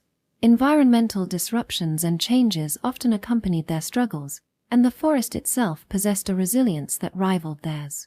In other words, no matter how many trees we felled or how much earth we leveled, the beasts would trample, the foliage would reclaim, and swiftly, everything would revert to its original state. Unless we planned to settle permanently like our home surroundings, pioneering remained a daunting task. Well, we sustained ourselves through hunting and gathering, and thus, the forest sustained us. No significant inconvenience, merely an acceptance of our symbiotic existence. Section. And so, after approximately 3 days, we arrived at our cherished abode. As the rooftops peeked through gaps in the foliage, we were greeted by the mother and cubs family of Smilodon. Emerging gracefully from the thickets, they paused beside the lizard-drawn carriage. "Hello. We're back." The mother cat purred grr, lowering her head. Honestly, deciphering the emotions of such colossal beasts is still a challenge for me, especially since I lacked familiarity with felines. Bark. Chocola, our loyal companion, barked in response, then proceeded to lick the cheeks of the nearby kittens. They leaned in, tickled and delighted. When I compare it to our first meeting, I feel like I've grown by about 2 strides. Even the Mia cries have deepened somewhat. Good to see you're well. Until next time. Mimii, bye-bye. I give the reins of the lizard-drawn carriage a firm snap. Mint jumped on Pochi's back and waves her hand vigorously. After that, the Smilodons bid us farewell and vanish once more into the thickets. I wonder if this is what it means to be part of the local community. It's not a bad thing to make more acquaintances, Karen says, sitting down next to me with a hint of amusement. Section. Passing through the gate, I greet my father's grave. I unload the luggage from the lizard-drawn carriage, park the wagon next to the stable, and remove Pochi's harness while thanking him for his hard work. Carrying the goods into the house, doing laundry, and stowing away souvenirs, it's all part of the post-journey cleanup. With a mix of weariness, joy, and a touch of loneliness, I finish everything by mid-afternoon. Deciding to spend the remaining half of the day leisurely, I sprawl lazily on the veranda. Error, such bad manners. Mint is copying you. Indeed. Looking out into the garden at Mother's words, I see Mint sprawled out, using Chocola's belly as a pillow. Chocora, warm fluffy. Bark. Coo. Chocola, supporting Mint's head while lying down, responds with a sleepy yawn. See, even Chocola is imitating the master's laziness. That's not good. Come on, it's like you're talking about someone else. Mother's reprimand is stern, but her expression remains gentle. And then, unexpectedly, my head is lifted from behind her and gently placed on something soft. Error, well. Mother's voice, once teasing and playful, now carries a sense of warmth. As a hand touch reaches my cheek, I finally realize what happened. Karen, waiter. Thanks for your hard work, Sway. Lap pillow. Karen's voice from above is accompanied by a gentle stroke on my head. Well, thank you. I lack the resolve to pull away from her. Instead, I relax, allowing my head's weight to rest against Karen. Swaykuen, you've been spoiled. Could you stop teasing me? Maybe Mother should make some tea. With a nonchalant tone, Mother heads toward the kitchen. Watching her go, I return my gaze to the garden, where Karen smiles. Foo, just like that. What do you mean? That. Following her voice, I see Mint lying on Chocola's belly, gazing up at the sky. True, we really looked similar. Am I Mint? Chocola is Mint's older brother. And I'm your older sister. It's all the same. I suppose. Well, maybe. I have no way of refuting her. Or perhaps any inclination to argue or resist. It's as if that feeling has been drained from my head. Softly. Oh, right. Speaking of Mint, the photos. I almost forgot. As my rebellious spirit and memories melt away, I recall the smartphone that served as Mint's plaything during our journey. Although I didn't use it much in the Dragon Village due to the constant events, it proved handy during the more mundane parts of our travels. By the time we returned home, its battery had died, so I connected it to a portable charger and tossed it into my bag. Is my bag still behind me? It's there. Hold on. Here you go. Karen retrieves the phone from my bag. Unlocking the phone and launching the photo app, I scroll through the camera roll. There's a lineup of forest landscapes, trees, the ground, the sky, and glimpses of our family. Are these Mint's photos? Yeah. I wanted us all to look at them together, but the screen is small. Both Karen and I seem intrigued. Let's sneak a peek first. Let's keep it a secret from everyone. We take turns looking at the photos in the camera roll. To me, each one appears, well, amateurish and somewhat incomprehensible, given my life in modern Japan. The forest landscapes are merely snapshots. The glimpses of blue sky through the trees lack proper composition. Pochi's rear end is cut off. Our faces are either seen from a diagonal behind or peeking through gaps in the wagon cover. Yet, they're incredibly endearing. Mint, who knows nothing of subjects, focus, composition, or aesthetics, pressed the shutter button as her heart desired. What did she feel? What did she see? What thoughts led her to take these photos? I have no clue, and perhaps that's why I can sense Mint's breath through these pictures. I like them. They're all delightful. I love them all. We smile at each other as we slide through the images. Later, we'll show these to Mother and then have a viewing party centered around Mint. It's bound to be enjoyable. Lost in these thoughts, I continue sliding my finger across the screen. Wait. What? One of the forest photos, probably taken during our outbound journey. My finger freezes as I stare at it for a good 3 seconds, then I sit up abruptly. Karen says nothing. Like me, she's fixated on the smartphone screen. Hey Karen, what is this? It's as if someone is suspended in midair, an appearance reminiscent of what enveloped Mint, yet simpler. A girl who appears to be around 12 or 13, wearing a negligee-like dress. And on her back, thin, translucent, 2 pairs of wings. Eto. It's not like creatures like this exist in the forest, right? Maybe I'm just unaware, and there are recognized species in this world. No. Such beings don't exist. They shouldn't exist. At least, only in fairy tales. It's the same in that other world. Frequently appearing in folklore, yet having no real existence. Fairy. That's the only word to describe what's captured in the camera's gaze. With an expression of keen interest, she appears in the photo. Chapter 26.2, Greetings from Above the Head. And so, the photo viewing session of Mint's captured images was rescheduled with a change of purpose. Gathered in the living room, everyone huddled around a smartphone, their faces close together. There were 2 photos of fairies. In addition to the ones taken on the way there was another one from the return journey. Moreover, this one had multiple subjects. There was a boy-like individual and 2 girl-like individuals, totaling 3 figures peeking out from behind the grass. Well, how should I put it? They're rather adorable, aren't they? I tried saying it as a joke, but no one laughed. Mother looked at Mint with a serious expression. You didn't intentionally use the camera for this, did you? Not because these little ones were there. No, didn't.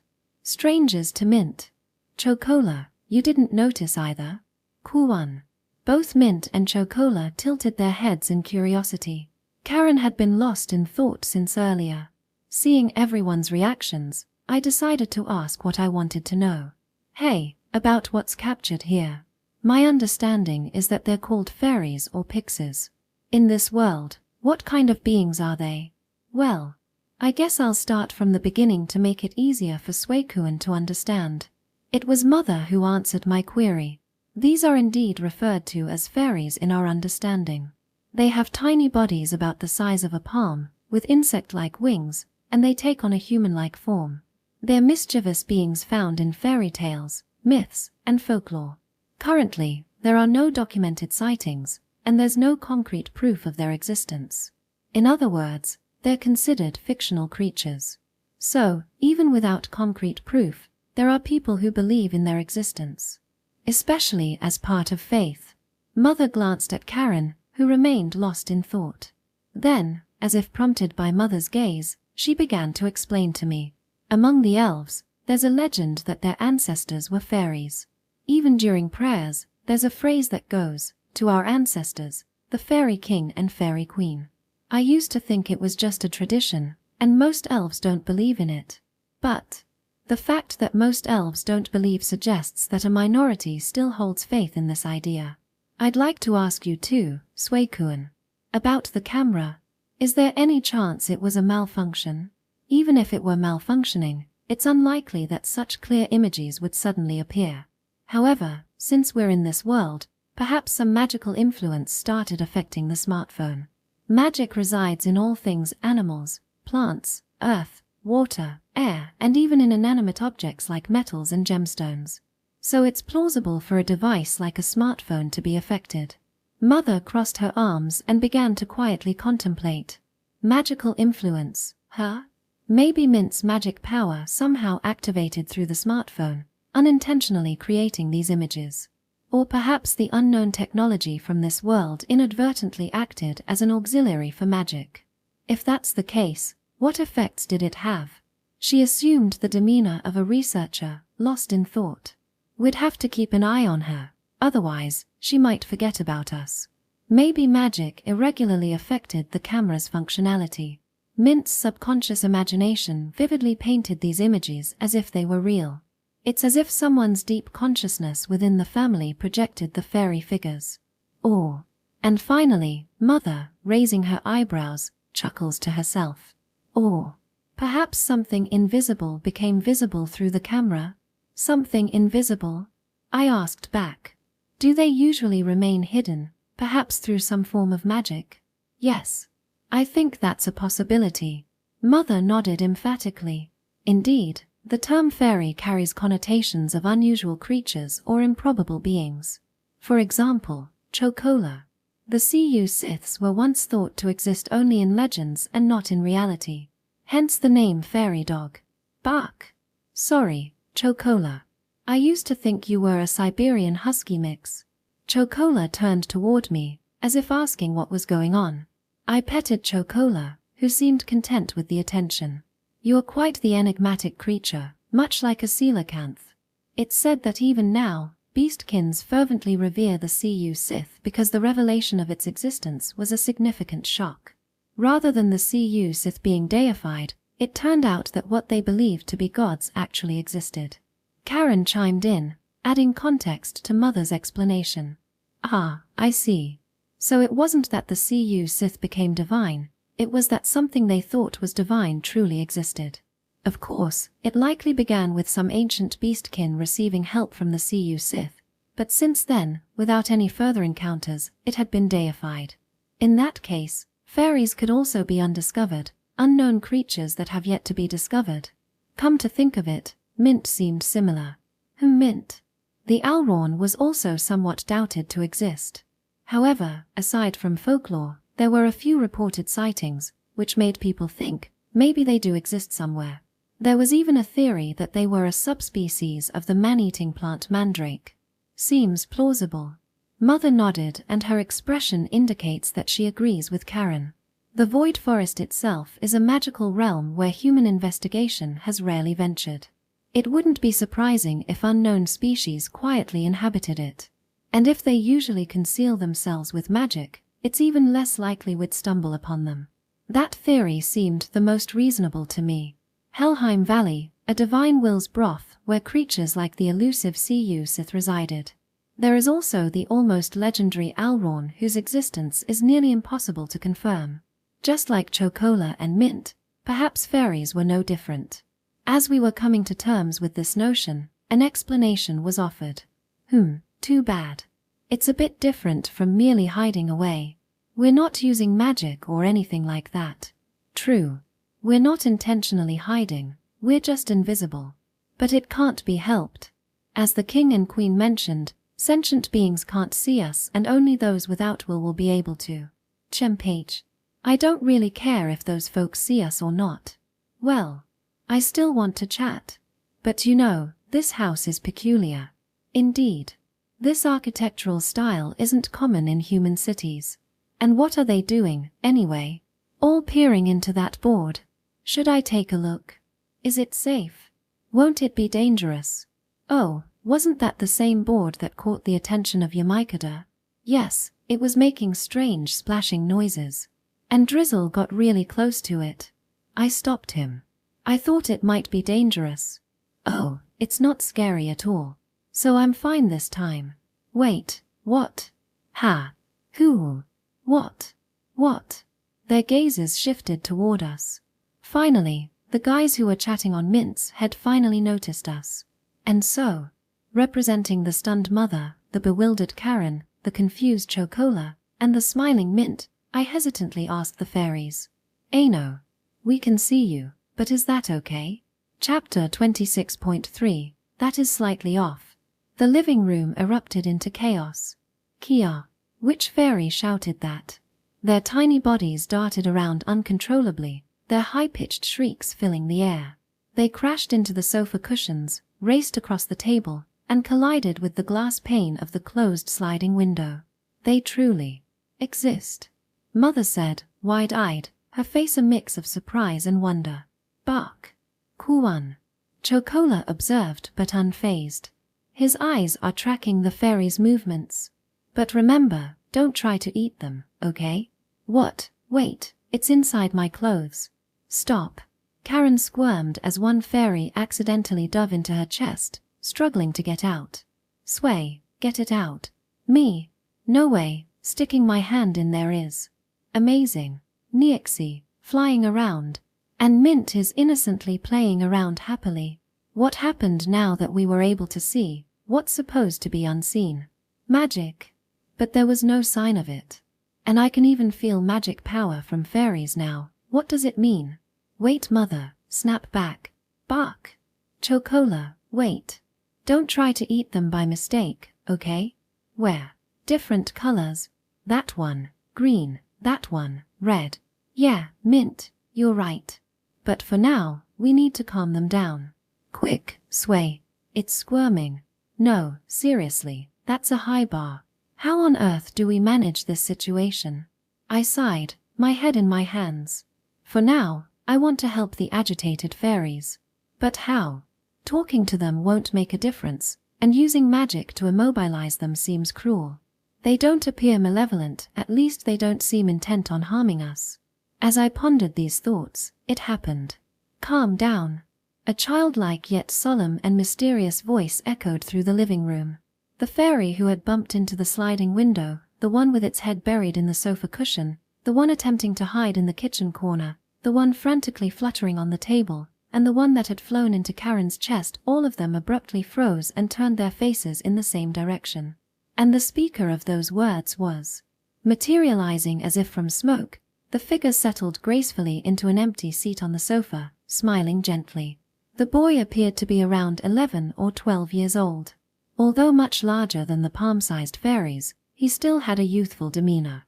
His platinum hair was neatly styled in a bob, and his attire exuded elegance. Adornments reminiscent of nobility or royalty adorned various parts of his clothing, and for some reason, the design or silhouette felt oddly familiar. Yet what stood out most were the same dual pairs of wings as the fairies, each tinted in peach, green, red, or white, thin and translucent, extending from his back. And he spoke. Hello. I'm sorry if my children had made some noises and disturbed you. Thinking about it calmly, they are trespassing. However, the smile on his face is unyielding and he shouldn't mean any harm since he managed to enter my barrier. Along with his smiling face is a hint of being apologetic. But more than that, I feel like he's more happy. Hello. My name is Shiki, 4 Seasons. I am the ruler of the fairies residing in this vicinity and the being that inhabits the nether realm of Tur-Na-Nog, the fairy domain. I am the Oberon. With that introduction, the fairy king began to recount how things had come to be this way. Section. So you're saying that fairies have been around for a long time? Yes, but you can't see us. And it's not only that, you can't see, hear, or touch us too. We are beings that dwell in the nether realm. Indeed, the explanation provided by 4 Seasons was concise and straightforward, yet mind-boggling. We continued to pose questions to him, though I wondered if he even has a gender, one after another. When you say nether realm, do you mean the afterlife? Are you all ghosts? Sway, probably not. The ones here have physical bodies and magic power even flows in them. Aside from their appearance, which seems straight out of a fairy tale, they're quite ordinary living beings. Karen has a point. They likely exist at a point overlapping with our world, slightly out of sync. Could it be similar to magic organs? Magic organs, a concept that resonated in me. Although invisible and intangible, they existed within us to regulate magic power. Yes, that perspective made sense. Your interpretation is correct. The Oberon 4 Seasons nodded in agreement with that explanation. Now, for us to be recognized by others, they need to be perceived as non-sentient. Ah, yes, that device projecting images from another world, truly fascinating. It indeed qualifies as non-sentient. Our inability to perceive the fairies stemmed from being sentient. However, optical devices like smartphone cameras were different. Its non-sentient lens captured what we couldn't perceive, the fairies' forms, without question. So, your existence slips through our perception. But these mechanical devices, like smartphones, can't bypass that. And once you're recognized, the slip-through effect no longer applies? Exactly. The moment you saw those photos, we became visible to you. And now we can see these little ones who trespassed in our house. I looked at the 5 peep. Can fairies be considered as people? Your flower crown, is it an accessory, or does it actually grow from your head? Mint's violet. Part of Mint. The one who's talking with Mint is Yamaikada. Whoa, it's so fluffy. And warm. Bark. The one buried in Chocola's body is Bonfire. No. I apologize for earlier. No worries. Are you hurt? The one that had dived into Karen's cleavage was Peacock. Interesting. This equipment is fascinating. It's from another world. The one sullenly observing the induction stove in the kitchen was Magpie. What? Can you stop staring? And the one who is staying on Four Seasons' shoulder is Drizzle. Aren't they adorable? Four Seasons' eyes softened as he noticed my gaze. Some are mischievous, others curious. Some timid, some gentle, and a few who can't be straightforward. Our precious children. The tone felt oddly familiar. Different gender, different ages, but this way of speaking are, yes. Like mother, mine are, Liz, and father. The way parents spoke when caring for their children. While I was thinking about that, mother squinted her eyes and asked, "You said our. Are there other fairies besides you?" Indeed. I came here to discuss precisely that. Four Seasons nodded as if he remembered and now, like me earlier, looked at us in turn. Viol Dono, Sway Dono, Karen Dono, Chocola Dono, Mint Dono. And over there, Pochi Dono. This serendipity is rare and a long-awaited one for us. And then, he said something astonishing. How about it? If you're willing, I'd like to invite your entire family to Na Nog to Tokawaka Castle. Note, Tokawaka means things that last are the things that are always young. Chapter 26.4. We need to be vigilant, though. I'll be back in 3 days. Think about it. With those words, the fairies left. Thanks to the chaotic time we had, I felt exhausted.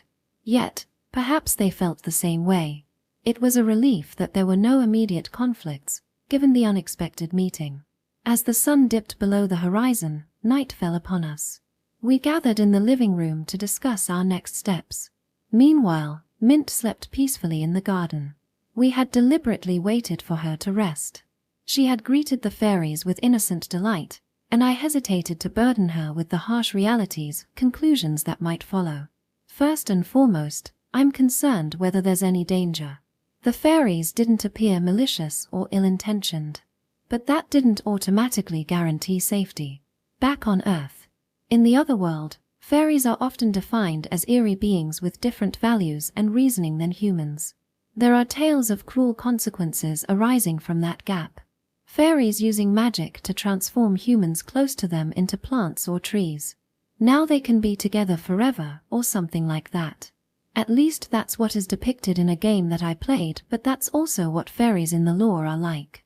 No matter how innocent and friendly they were often considered as incompatible with humans.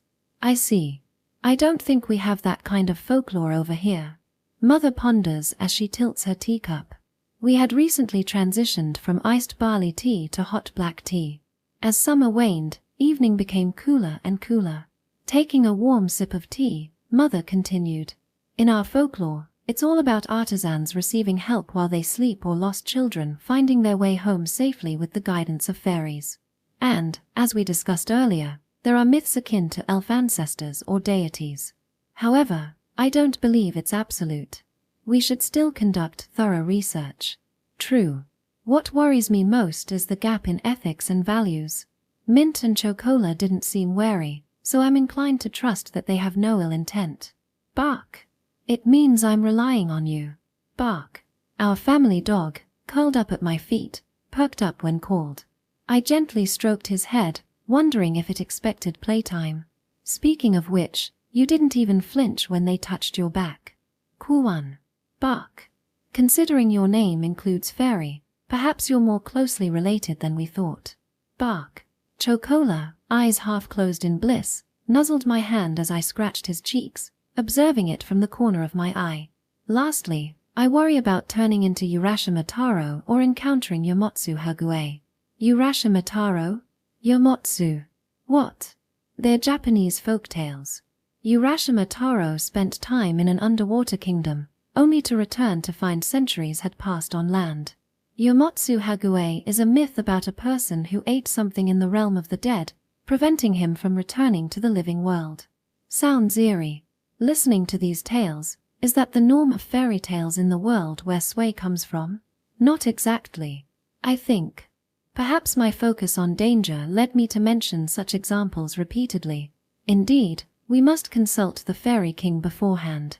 If something like that really happens, they can't just say they forgot to tell us.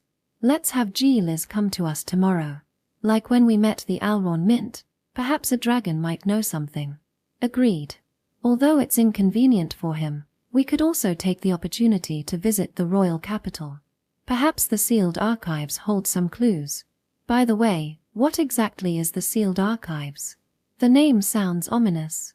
And can Mother really access it? Vilesama, should we report this to the royal palace? I'll refrain. It's a bit overwhelming. I'd rather not. While revealing the existence of fairies was important, the challenge lay in how to recognize them. Observation through objects without will, in other words, cameras. Photographs and videos were still non-existent in this world, except for my smartphone and my father's laptop, which could capture such moments. Explaining the mechanics would be difficult, and lending them for analysis wasn't an option. Besides, it would be troublesome if someone wanted to rob me of them. While living in the forest, they wouldn't be able to do anything to us, but I also didn't want to attract danger when venturing into the city. Regardless, let's approach this with a positive mindset. Of course, we'll investigate everything we can, assuming there's no danger to us. Agreed. We wouldn't want to disappoint Mint, who was looking forward to it. I'm also curious about various elf stories. Are they really our ancestor? My words were met with agreement from both Mother and Karen. Each had their reasons, but beyond that, we shared a common sentiment. It was the fairy king, Shiki, 4 seasons, who had revealed their circumstances to us. After inviting us to the fairy realm, Nog, Shiki continued. Indeed, I have a wife. Her name is Shiki, Color, the queen of the fairies, alongside me as their ruler. She has her reasons and cannot leave the Tokawaka castle.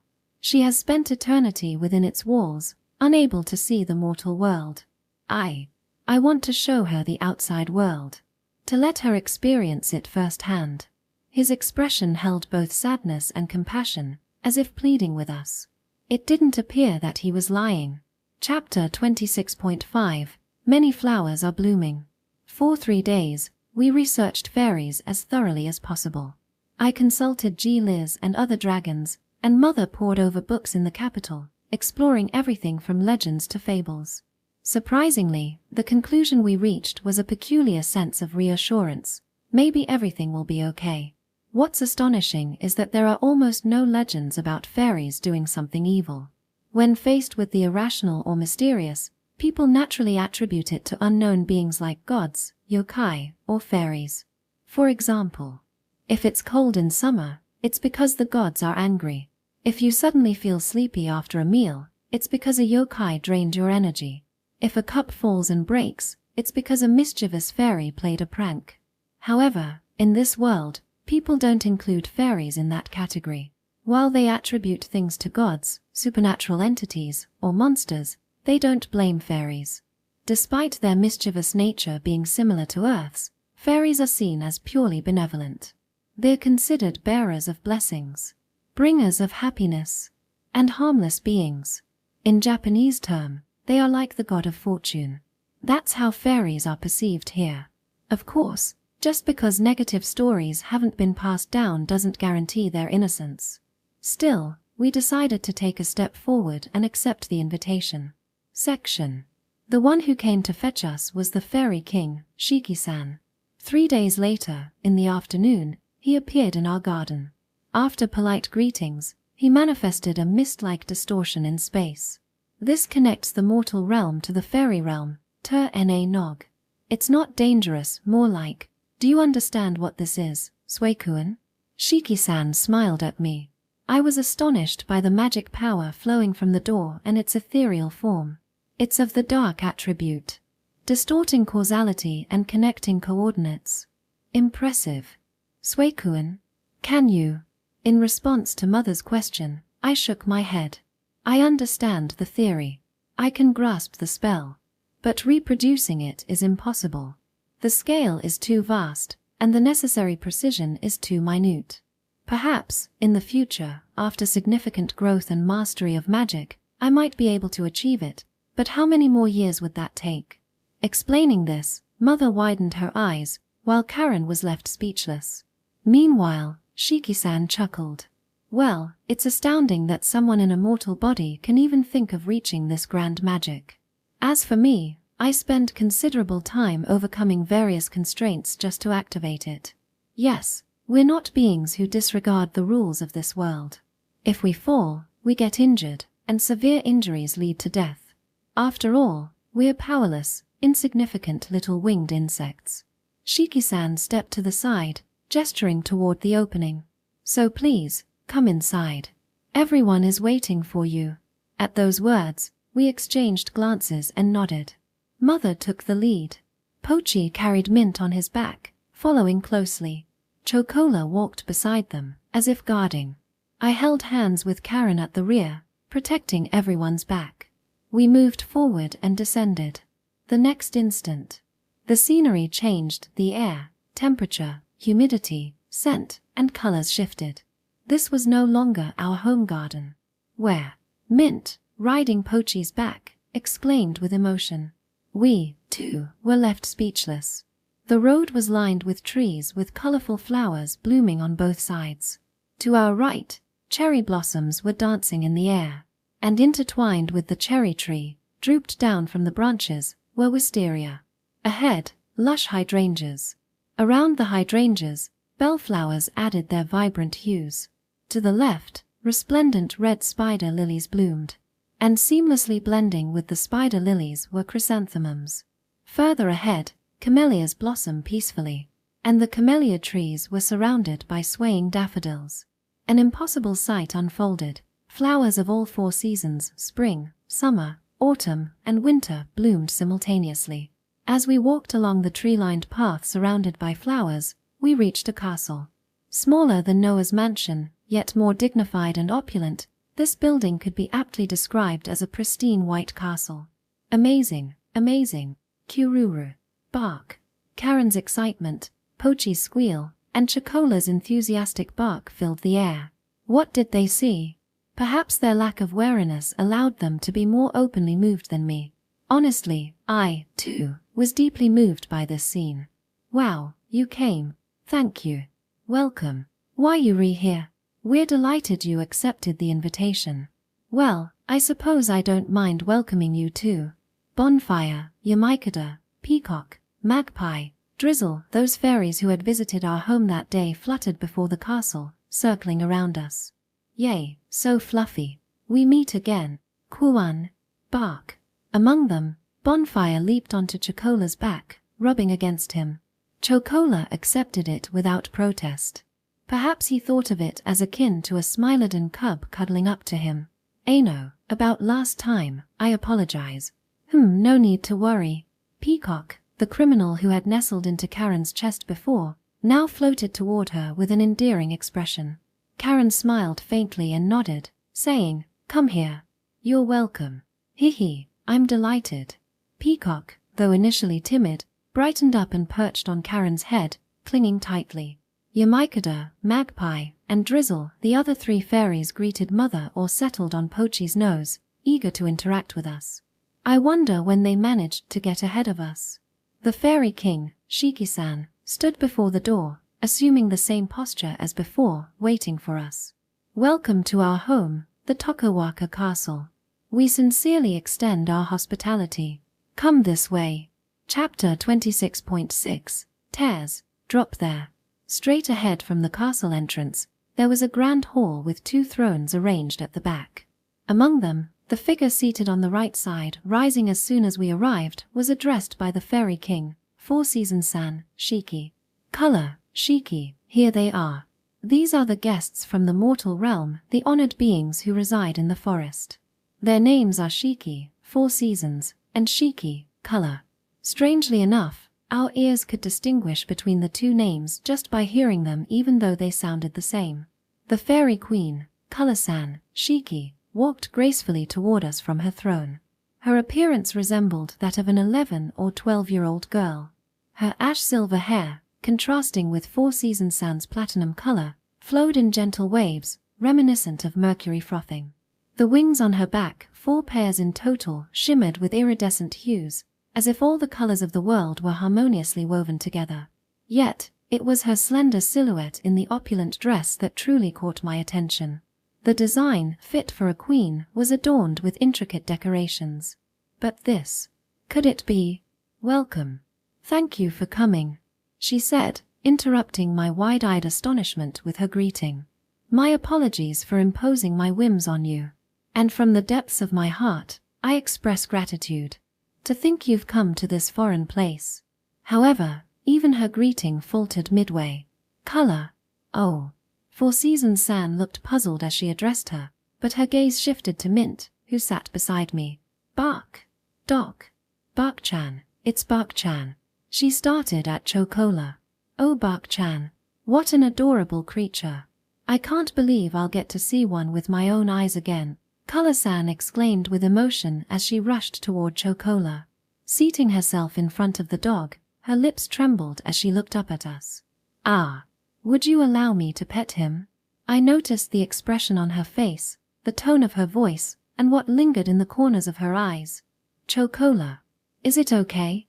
Chocola had a policy only family members could approach and pet him. I wondered if we could make an exception for Color-san. I heard she can't leave the castle. So, bark.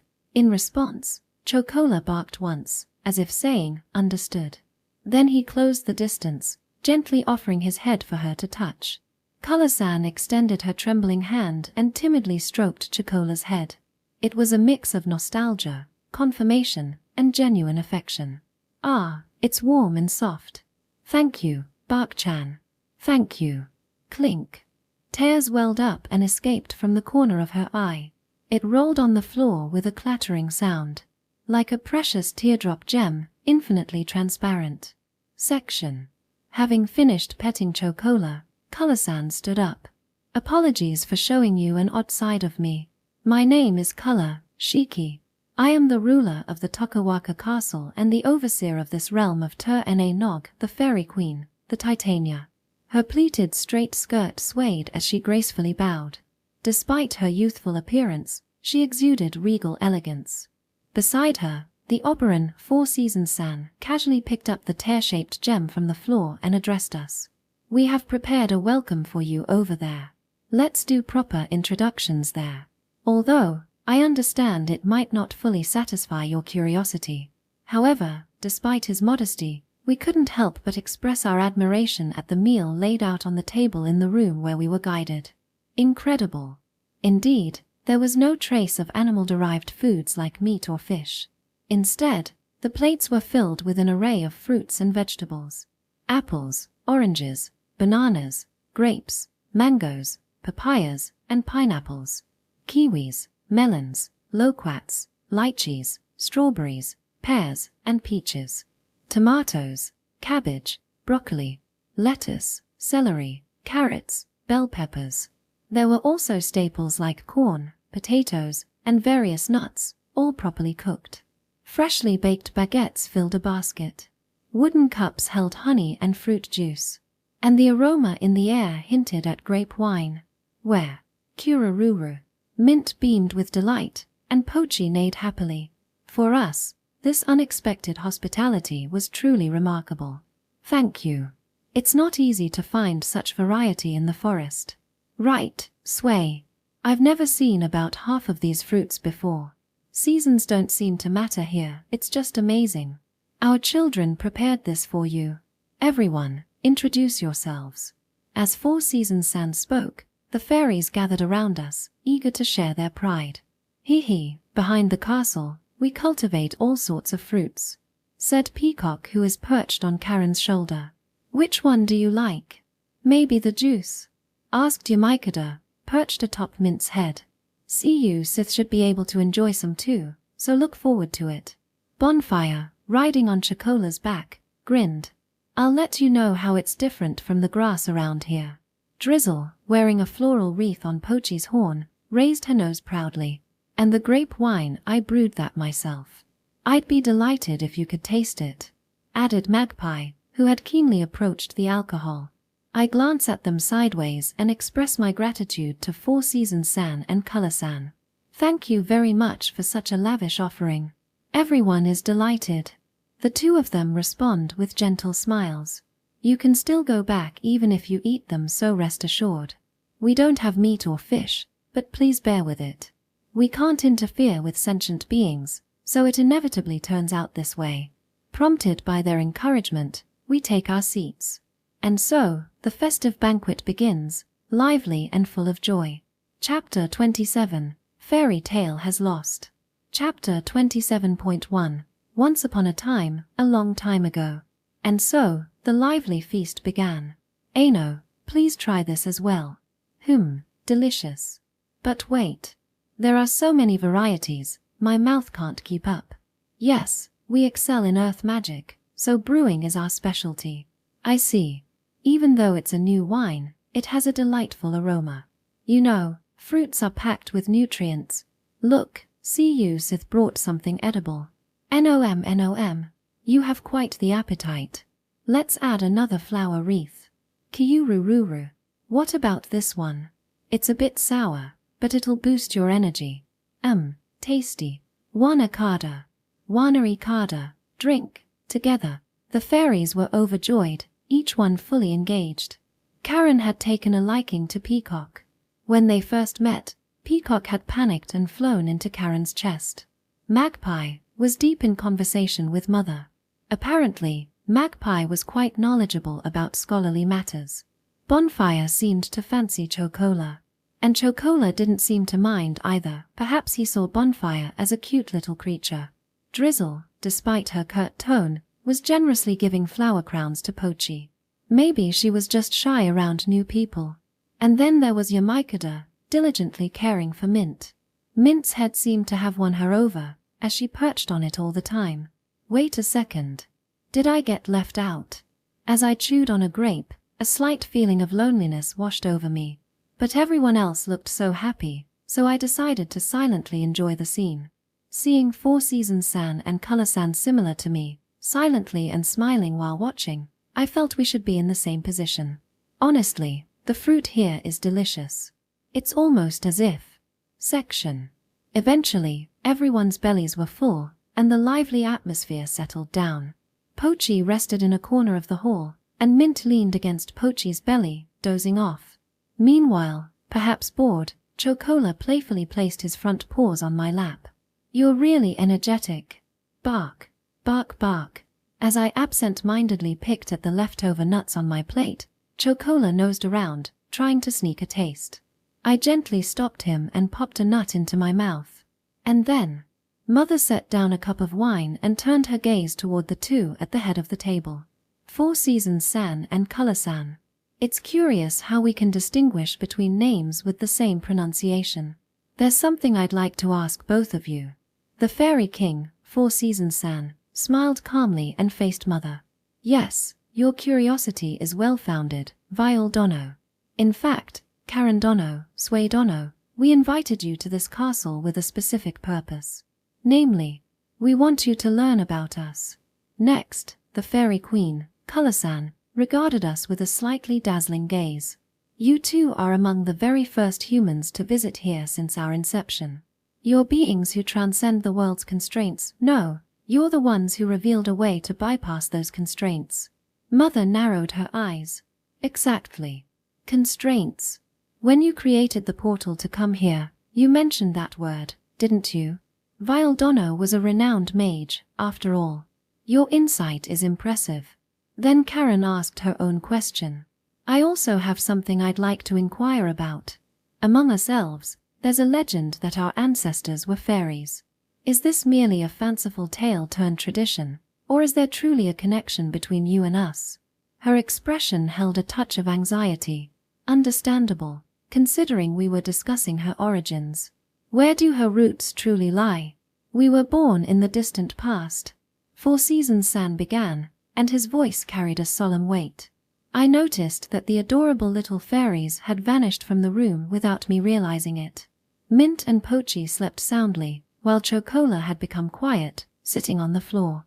Perhaps the Fairy King and Queen had orchestrated this moment intentionally. The atmosphere had shifted, and serious conversation was now underway. And then, 4 Seasons San confessed. We came into existence roughly 2,000 years ago. The exact date has faded from my memory, 2,000 years. It was hard for me to truly grasp that length of time, but Mother provided context. Around the end of prehistory and the beginning of recorded history, only a few historical texts survived from that era. Of course, there were tales that reached even further back, such as the ancient dragons with histories spanning more than 10,000 years, but without primary sources, those stories were treated as myths. Have you both lived for so long? Strictly speaking, just Shiki and I. As for the 5 children, Peacock, Magpie, Bonfire, Drizzle, and Yamikada, they have individual lifespans of about 200 years. When their time ends, their souls are reborn into identical forms and personalities, but without memories. What? The additional information was even more astonishing. A chill ran through my entire body. It felt almost robotic. If I've frightened you, I apologize. But it couldn't be helped. Their fate was inevitable. The hearts of those children couldn't endure an eternity of 2,000 years. Even the great dragon race is said to have a lifespan of 1,000 years. 200 years is the maximum duration for those children to live happily without breaking. Well, I suppose that might be true. If I lived that long, I'd probably want to reset my memories somewhere along the way. Although my heart struggled to grasp it, my mind found some acceptance. However, just as I wrestled with my unresolved feelings, Four-Season-San added another blow. The words that followed were shocking to me, to Mother, and likely to Karen as well. I felt a surge of anger toward my own, thinking they were like robots. And then, Four-Season-San and Color-San revealed. We were originally humans. Just an ordinary human couple. And those children. They were our offspring. Beloved children born between Shiki and me. We made a pact with the world. To keep those children, who were destined to die, alive. To prevent the demise of those children with God's favor. Chapter 27.2. Already forgotten about it. Her confession left us speechless. The gods' favor. It wasn't a mishearing.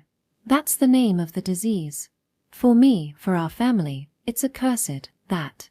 Nowadays, it's called that. But it used to be known by a completely different name, Devil's Wedge. A severe magic power intoxication caused by the maldevelopment of magic organs. It is a disease that ravages young lives and leads to death.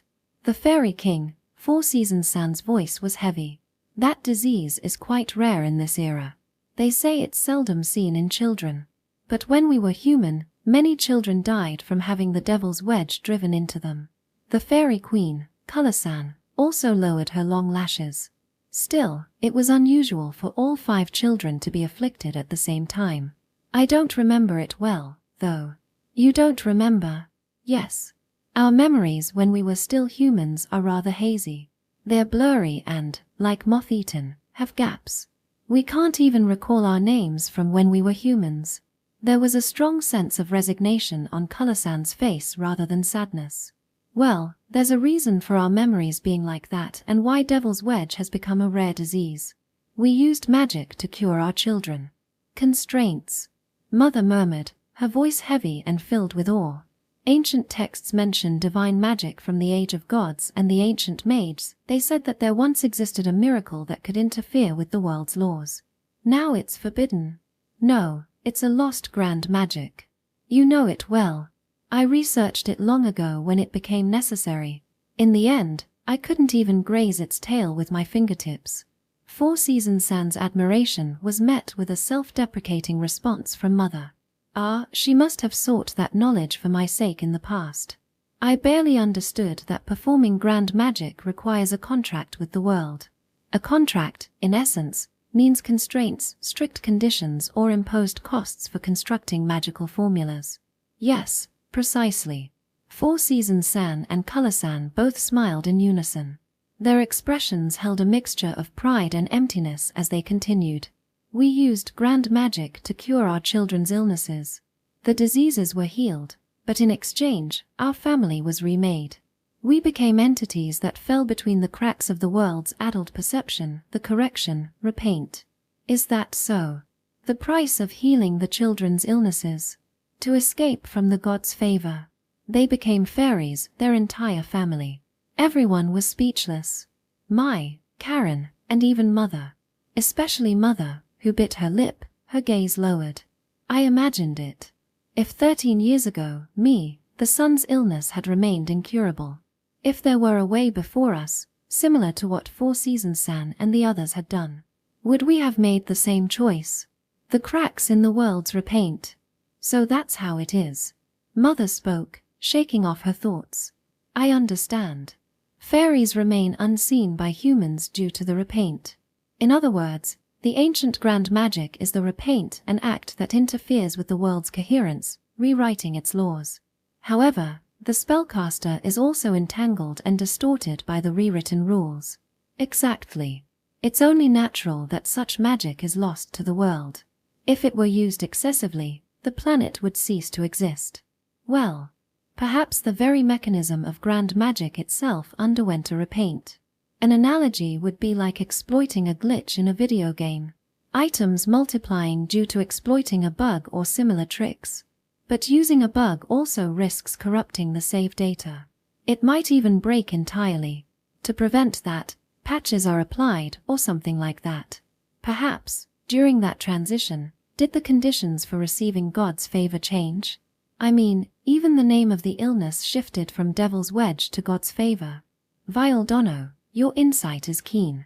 When we became fairies, Devil's Wedge underwent a transformation.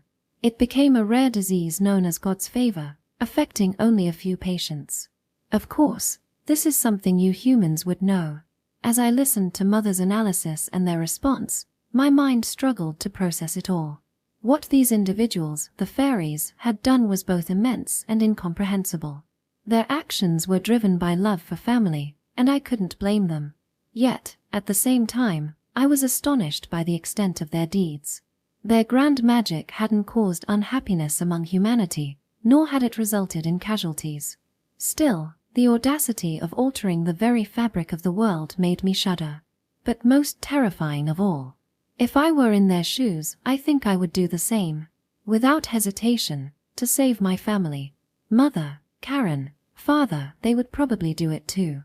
As I pondered this, Karen spoke. There's something I'd like to know. She looked at both of them intently. The legends say that our elven ancestors were fairies. Is that true? From what you've told us, it seems like there are no other fairies in this world except for you. I was taken aback. Based on what we'd discussed so far, the concept of fairies in this world was likely an echo imprinted by Four Seasons-san and the others during their transformation 2,000 years ago. As they metamorphosed in exchange for performing grand magic, falling into the cracks of the world, did the repaint somehow etch the existence of fairies into people's subconscious? Perhaps the winged forms of these small children became one form of blessing, representing benevolence to humanity. But if that's the case, the legends of the elves, what significance do they hold? Well, in this world, there are no other fairies besides us. And it's probably not wrong to say that you elves are descendants of our lineage. But it's not just elves.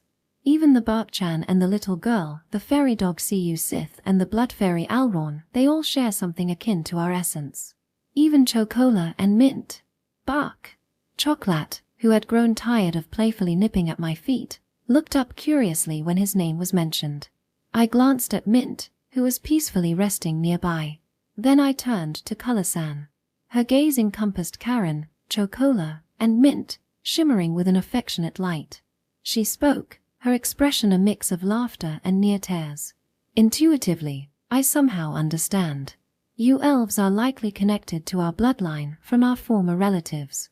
What do you mean by that? Four Seasons-san continued, embracing her gently.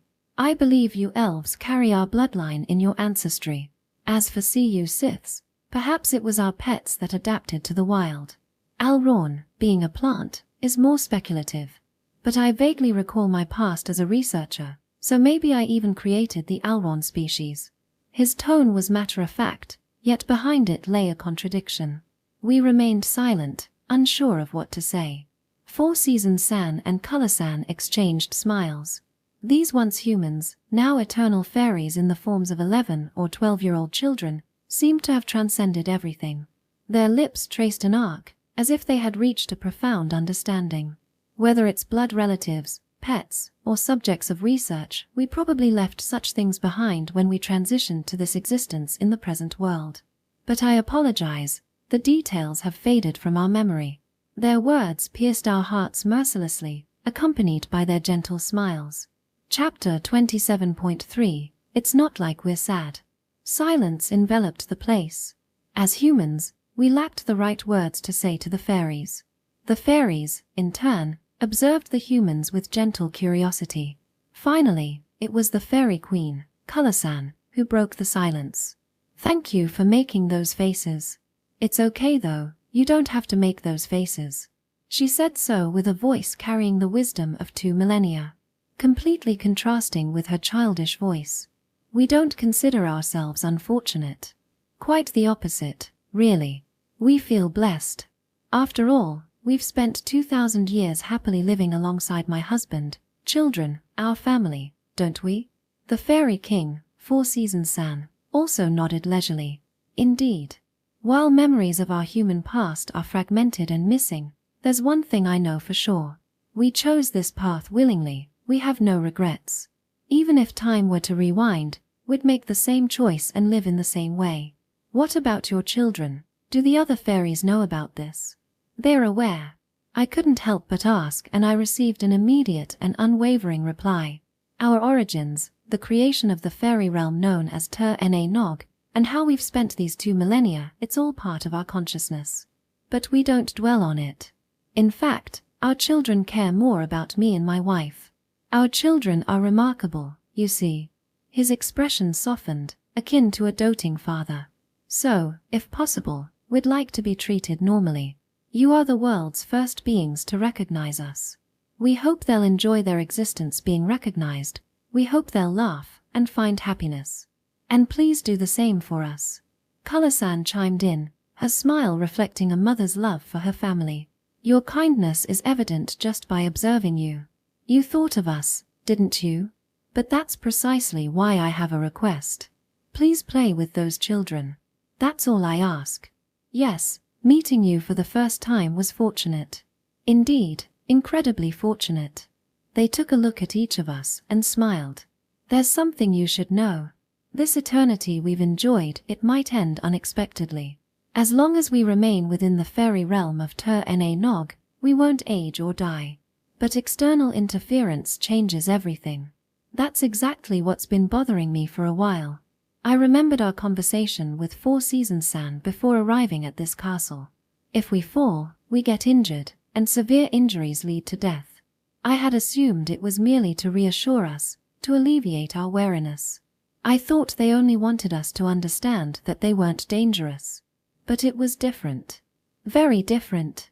What he truly wanted to convey, what they had prepared themselves for, was something else. We've maintained our unchanging forms for 2,000 years because there was no external interference. No one could touch us, recognize us, or observe us. That premise allowed us to consider Nog's eternity as our own. But you understand, don't you? That technology, that mechanical eye revealing our fantasy existence in broad daylight, makes humans aware of fairies. It wasn't about our safety as humans, it was about the fairies' eventual end. Sooner or later, this castle and we fairies will be discovered by humans, and perhaps be destroyed. The end of eternity draws near. Wait, I couldn't resist retorting. No, this wasn't what I wanted to witness. Not this acceptance. The smartphone that photographed you is a machine from another world. I came from there, but I don't even know how it works, so it is impossible to make another one. Besides, we have no intention of telling the world about the camera or about you. Thank you, Sui-san. Your kindness warms my heart.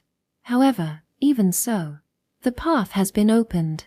We knew where it headed. If you were to keep the existence of that camera a secret for your entire life, I understand. Indeed, it's unlikely that anyone threatening us would appear anytime soon. But, even if you do nothing, even if you feign ignorance, technology tends to be invented and developed by someone eventually, don't you think? That's true. Just as your previous world experienced it, this world will eventually see the birth of cameras by someone's hands. It might happen in 10 years or 100 years. But for us, that future is much closer than the 2000 years ago. And once cameras are invented, we'll inevitably be discovered again by someone other than you. But even if that happens, how could people harm you? It's okay. You understand, don't you? You know what's coming. I was left speechless. Mother and Karen felt the same. Even if the next beings you encounter are as kind as you, and the ones after that, too. Eventually, someone who isn't kind will appear. And in the end, humans will destroy us.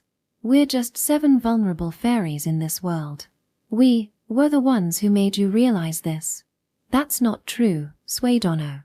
Don't wear that expression. This was our inevitable fate. But you know what? We were happy. Meeting you first, encountering you was the catalyst for our awareness of the end. 4 Seasons San stood up and walked toward me. The child's height finally aligned with my gaze as I sat in the chair. He gently embraced me. This encounter is a celebration for our longevity. Please consider us neighbors until the day your lives come to an end. Let's be friendly neighbors. Color-san also stood up and walked to where Chocola, who's sitting at my feet, is. She crouched down. Bark-chan. I have a feeling that you're a descendant of the one we used to keep long ago. I don't remember anymore, but I imagine that dog was just like you, proud and loyal only to its master. Bark. Kuan. She gently stroked Chocola's cheek. Chocola responded with a single bark, not wagging his tail but accepting the touch as he licked her fingertips. Eventually, the two of them stood up, their expressions bright and cheerful. They extended their hands. It got a bit emotional, didn't it? Sorry about that. Despite our quirks, would you consider playing with us occasionally? We've formed a connection, after all. We'd be delighted if you continued to be friendly. This marked the beginning of our friendship with them and the beginning of their end. I want to welcome them. I look forward to spending time together and expanding our neighborly interactions. Yes, understood. Nice to meet you, too. As we shook their warm hands, I wondered if there was something more we could do for them. Chapter 27.4. So, let's share a gentle moment. Hey, Chocola, will you come visit again? I'll go visit you too. Bark. Mint's hair is so fluffy, like a bed of withered grass. Thanks. It was quite enlightening. Who would have thought that fire element had such properties? I'm glad if I could be of help. And thank you for teaching me various things too. You know, flowers really suit you. I'll make more for you. Kiuru. Hee. It's warm. Be careful not to get squashed. As each of them were having their own conversations along the tree-lined path, we walked in the opposite direction where we came in. Peacock, for example, is tucked snugly into Karen's chest with her upper body sticking out of her cleavage. Well, getting along was fine. That's quite distracting to look at, to say the least. Sui-san, you're friends with dragons, right? Yes, I've become close with a family living up north.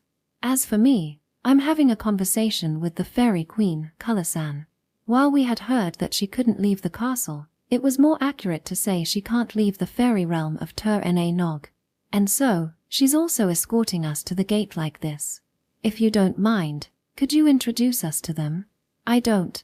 But is that okay? I thought it might not be wise to spread the word. Color-san smiled in response. 4 Seasons and I decided to trust. We decided to go with the flow. You mean, us? Yes, meaning you. She seemed genuinely amused. You all listened to our past and empathized as if it were your own. So we thought that if it's someone you guys introduce, we'll get along just fine. Well, I'm glad you trust us, but I know that you're being like that given all the things you heard earlier, but don't take it too seriously. We'd rather not lose today, where we could enjoy ourselves, than fearing some distant apocalypse that might come centuries later. Color-san's words seemed genuine, not just mere concern for us. If that's the case, then I'll, at least while we're face to face with them, stop agonizing over it. Understood. As I glanced at the seasonal colors surrounding the tree-lined path, I smiled. At least while we're alive, I want you all to keep smiling. Section. Thankfully, though I had almost stopped worrying about it when we returned from the fairy realm of Tur-Na-Nog, centuries hadn't passed. And so, we resumed our daily lives. As the sun set, we took baths and had dinner. In the living room, we lounged around, sipping tea and enjoying the night. Our tea accompaniment was a souvenir of fruits. This fruit is delicious. Mother popped a piece of mango into her mouth, her expression blissful. Given the abundance we'd been gifted, the vegetable compartment was overflowing, and the excess spilled into a corner of the kitchen. We needed to consume it all before it spoiled. I wondered if we could finish it all before it went bad. Is mango not common in the kingdom? Mother's never seen any. What about Karen? I've had something similar in the Beastkin territory. Parker might know, but it wasn't this sweet. Karen, too, nibbled like a young squirrel, her lips curling in delight. Quan, gulp. Chocola hasn't had that in ages. Good thing we still have milk. Chocola was enthusiastically digging into the plate at our feet. As for me, I had sliced bananas with milk poured over them, a favorite treat from there.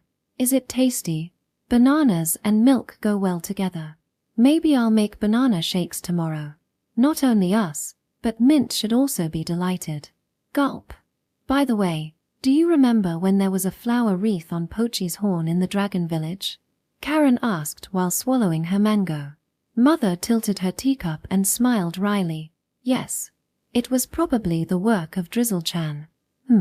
Although we haven't confirmed it with her directly, I'm sure it was her. She did something similar today too. When we were out for a walk, Mint suddenly had a flower. We both sipped nectar together. I'm certain some fairy secretly placed it in Mint's hand. I wonder what they felt at that moment. Pranks that go unnoticed by us. One-sided emotions.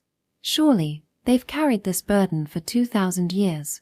Shaking off the weight in my chest, I brightened my voice. Color-san wants us to introduce G. Liz's family to them. Let's invite them over tomorrow. I'd like to re-examine the dragon's legends. Yes, especially after hearing about the ancient grand magic. G. Liz's family might have a different view. Could we share some fruit? Do dragons eat fruit? Who knows? But the little ones would surely appreciate it. Indeed, their size is just right. We spent the lively evening deliberately avoiding sad topics. Of course, both Karen and Mother, like me, have their thoughts about the fairies' past. Our shared circumstances make it even more tempting to dwell on various considerations. But at least for today, for this night, let's be grateful for our encounter with them and face it with a positive outlook. I believe they're feeling the same way about us right now. Chapter 28, Greeting to the Early Autumn Breeze. Chapter 28.1, The Waning of Summer. Not only during the night but also throughout the day, the air is getting cooler. Since returning to this world, I've been constantly surprised by the shifting seasons. Back in Japan, we endured sweltering heat from around mid-June until, at times, even November. Yet here, after experiencing just a brief month of summer warmth, it seems that summer has already bid its farewell. The forest's lower temperatures play a significant role. Bark. The contrast in heat between this place and the city of Sidera is staggering. We've hardly used air conditioning, mostly because we spend the hottest hours outdoors. Whether tending to the fields or hunting, we find ourselves like this now, lounging in the tranquility of the ranch, gazing up at the sky. The pasture grass has grown beautifully. Kuwan. I lied down on the soft grass with Chocola, who lay sprawled next to me. He rested his chin on my stomach, utterly relaxed. Over there, Pochi leisurely sipped water, while Karen diligently brushed Pochi's carapace. If we don't brush him every now and then, it seems like moss might grow on his scales. And beyond them, even farther, Mint and Mother were playing with the fairies. It appeared they were crafting grass whistles. Occasionally, a light, melodious note like a gentle breeze reached our ears. Inspired, I plucked a blade of grass from beside my head, folded it, and tried holding it to my lips. A soft sigh escaped me. Is it not working? Bark. It's nothing. Honestly, I'm not quite sure how to do it. Mother seemed to know the technique. Perhaps Father taught her. He hailed from the countryside, and surely he possessed this skill. I wonder if I should have asked him to teach me as well. Later, I'll ask Mother. As I observed Mint, Mother, and the 5 fairies flying around them, I recalled a conversation I'd had with Giles a few days prior. Section. I see. After being invited to the Tokawaka Castle by 4 Seasons-san and learning about their past, we asked Giles to visit our home. We inquired whether he knew anything about the events that unfolded 2,000 years ago. As we finished telling everything that happened, Giles squinted his eyes, tilting his head slightly as if lost in the currents of time. Us dragons have a lifespan of perhaps around 1,000 years. But when it comes to 2,000 years, well, even those who lived through that time might not remember. Why might? Over a millennium, one tends to forget their exact age. Even I, among the younger dragons, stumble when asked about my own age. He chuckled, seemingly carefree despite having lived for several centuries. Then, with a more serious expression, he continued. However, now that you mention it, there are vague legends that come to mind. The term fairy wasn't directly associated with them, which is why I didn't recall it earlier. What kind of legends? It's a tale of how humans nearly destroyed the world. That's. Nothing concrete was conveyed. But once, driven by their desires, humans breached taboos. As a consequence, the world teetered on the brink of destruction. Taboos. Could it be the grand magic of the ancient times? Mother mumbled softly. Probably. Giles nodded. Among us dragons, it's recounted as a cautionary tale. Humans, with their frail and fleeting lives, sometimes commit terrible things. Thus, as long-lived beings, we watch over them, neighbors who gently guide them away from folly. But why is there no precise record? Is it because the world was rewritten? The repaint altered perception itself, erasing records. Yet within dragons, a memory lingers, a whisper of something happened, passed down through the ages. That seems likely. And about that forbidden magic. It's not just something used by the Fairy King, is it? Probably more than 2,000 years ago, acts of world revision through sacrifices occurred repeatedly. Perhaps the world was truly on the brink of collapse. But now, we can only speculate. Giles's conjecture feels almost certainly true, I think. When an exploit was discovered and exploited relentlessly, it nearly wiped out our data. Someone hurriedly fixed the exploit itself, rendering the use of grand magic with a cost impossible. Thus, the world remained intact. However, by fixing the bug, everyone forgot the time when they were utilizing it, probably a prehistoric era, an age without written records, at least in human history. It makes sense that even dragons doesn't know about fairies or the origins of elves. Karen sounds convinced. I believe elves are a sort of misshapen fairy. When 4 Seasons, Shiki and the others, transformed into fairies, some of their bloodline was influenced by that grand magic. They didn't quite reach the fairy realm, but their ears sharpened, and their bodies became adept at channeling magic. They acquired fairy-like traits and transformed into a different race. And we, too, underwent a world revision, mistakenly considering the newly emerged elves as ancient beings. Meanwhile, the concept of fairies remained only in human folklore, untouched within the minds of us dragons. It's a convincing theory. Yet, what still nags at me is Karen. I see. But are you okay? I feel like the roots you've discovered is in a way no one thought possible. Thanks. Karen smiled in response and gently squeezed my hand. Indeed, it was quite fascinating. Elves, dwarfs, beastkins, the subraces of humanity, still spark debates about when and where we diverged from humans in history. Specifically about elves, secretly uncovering the truth feels like a fortunate gain. Karen said, her expression devoid of melancholy or distress. Instead, her mischievous smile, the one that's always so uniquely Karen, remained. Section. And so, 3 days had passed. I lay in the grass, basking in the early autumn sun, contemplating about fairies. Not Karen, not Mother, but me. I had something to consider because I was me. It wasn't about their past or the hardships they endured. Not the choices made in response to adversity or their resulting outcomes. No, it was a different, fundamental question. One that reached back over 2,000 years, yet didn't stay in the present, it extended into the future, their happiness. I suppose it won't begin unless I take action. Bark. springing up from my reclined position with all the energy in my limbs. I cupped Chocola's cheek and spoke to him. Well, for now, let's pay a visit to Sidera. Chapter 28.2 Alone Together After So Long. In the city of Sidera, a lingering warmth still clung to the air, a remnant of summer's grasp. Yet, it was just enough that I could comfortably take off my windbreaker. This particular jacket had accompanied me through the interdimensional transmigration, and somehow, I found myself using it even in this unfamiliar world.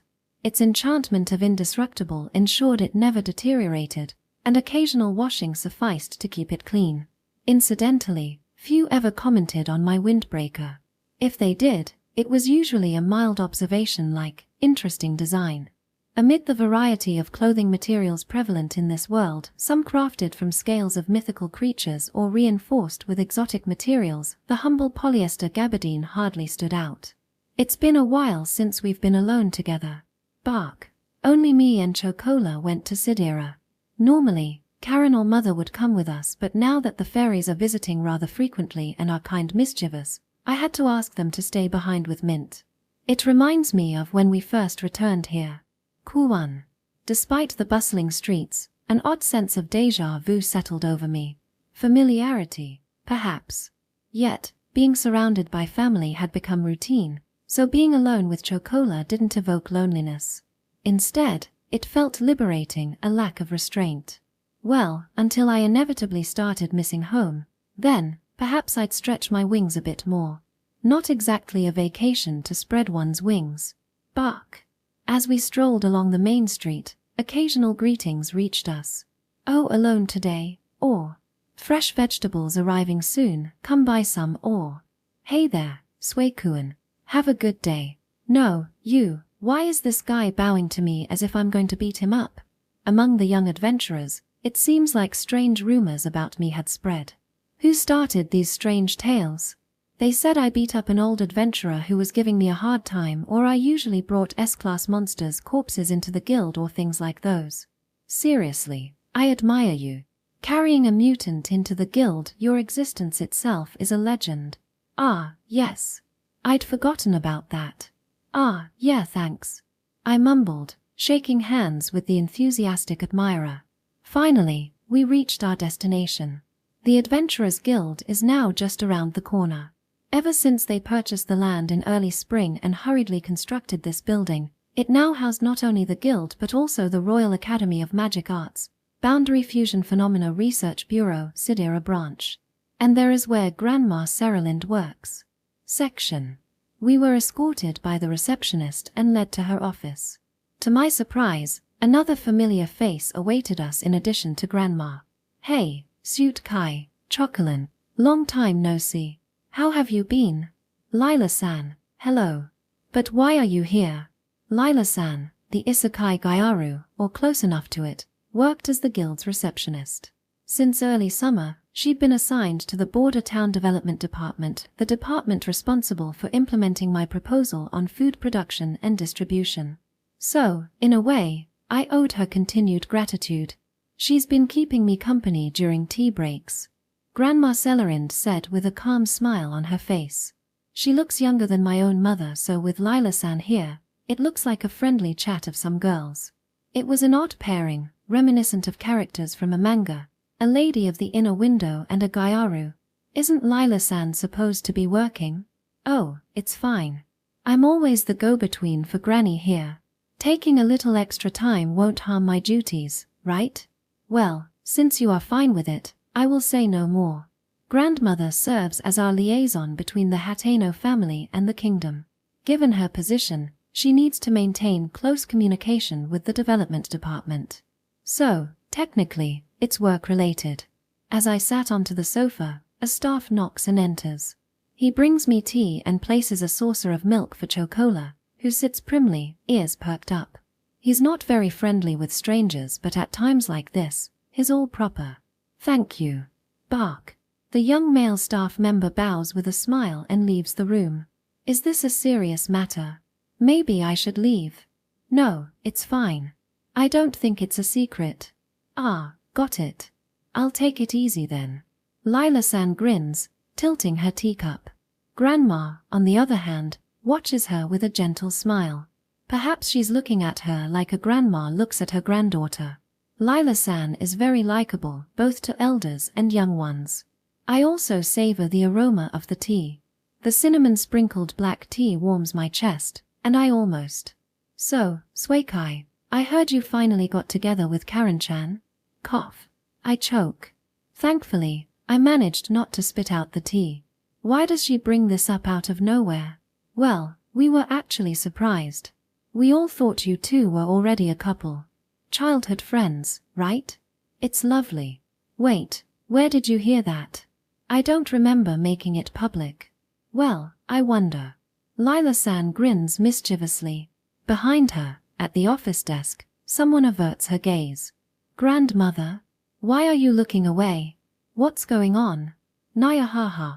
Well, this time, bring Karen-chan along. We'll celebrate together. Cut it out. You just want an excuse to have some sake. Busted. But really, congratulations, it's true, and I genuinely want to share this with everyone. Suikai, you tend to pop in and out so quickly, especially when it's just a brief visit to Old Man Novium's place. That's true. Thanks, and sorry for the trouble. I'd love to have a meal with everyone soon. Sure. But if you're just going to tease me, I'll leave right away. Or, lately, my interactions with the people of Sidera have become sparse. While I see them individually for routine matters, I miss the leisurely days when I first arrived here. Still, I need to address the current issue. So, Grandma, about the favor I asked. Ah, yes. They're right here. She stands up. And there they are, stacks of books beside her desk, easily a dozen or so. Amazing. I apologize for the trouble. It was a simple request to the Royal Academy of Magic Arts, Boundary Fusion Phenomena Research Bureau in the capital. Not much trouble at all. Indeed, these books were originally part of the Academy's collection. But transporting them must have been quite costly. And what about payment? What are you talking about? Don't deprive me of the pleasure of spending money on my lovely grandchildren. In this world, logistics expenses are substantial. Unlike Earth, transportation options, whether by land, sea, or air, are limited, and there are risks along the way. Especially for urgent deliveries like this one, bypassing regular caravan routes drives up the cost. And considering the weight of all these books, the transport fee could easily be tens of thousands of nibs, or even reach 6 digits if we're unlucky. You're absolutely right. Those numbers would make anyone's head spin, especially when converted to Japanese yen. Still, I graciously accept Grandma's thoughtful gesture. Thank you, Grandma. Her eyes narrow with delight. Perhaps I'll invite her over again soon, maybe treat her to some autumn delicacies. As Lila-san sets her teacup on the table, she eyes the stack of books, sighing dramatically. Whoa, that's impressive. Suikai, are you planning to read all of these? I thought I'd study them a bit. Growing up in a different world, my knowledge is still lacking. But come on, even with that excuse, this quantity is overwhelming. So, what are these books about? In response to Lila-san's question, I rose from my seat. I run my fingers over the leather-bound cover of the topmost book, a typical scholarly design with an embossed title. Clearing my throat, I read aloud. Repaint, Exploring the World's Coherence Adjustments. And then, there are things related to boundary fusion phenomena. Chapter 28.3, A bit too much milk, don't you think? In the bustling city of Sidera, my errand was merely to collect a book.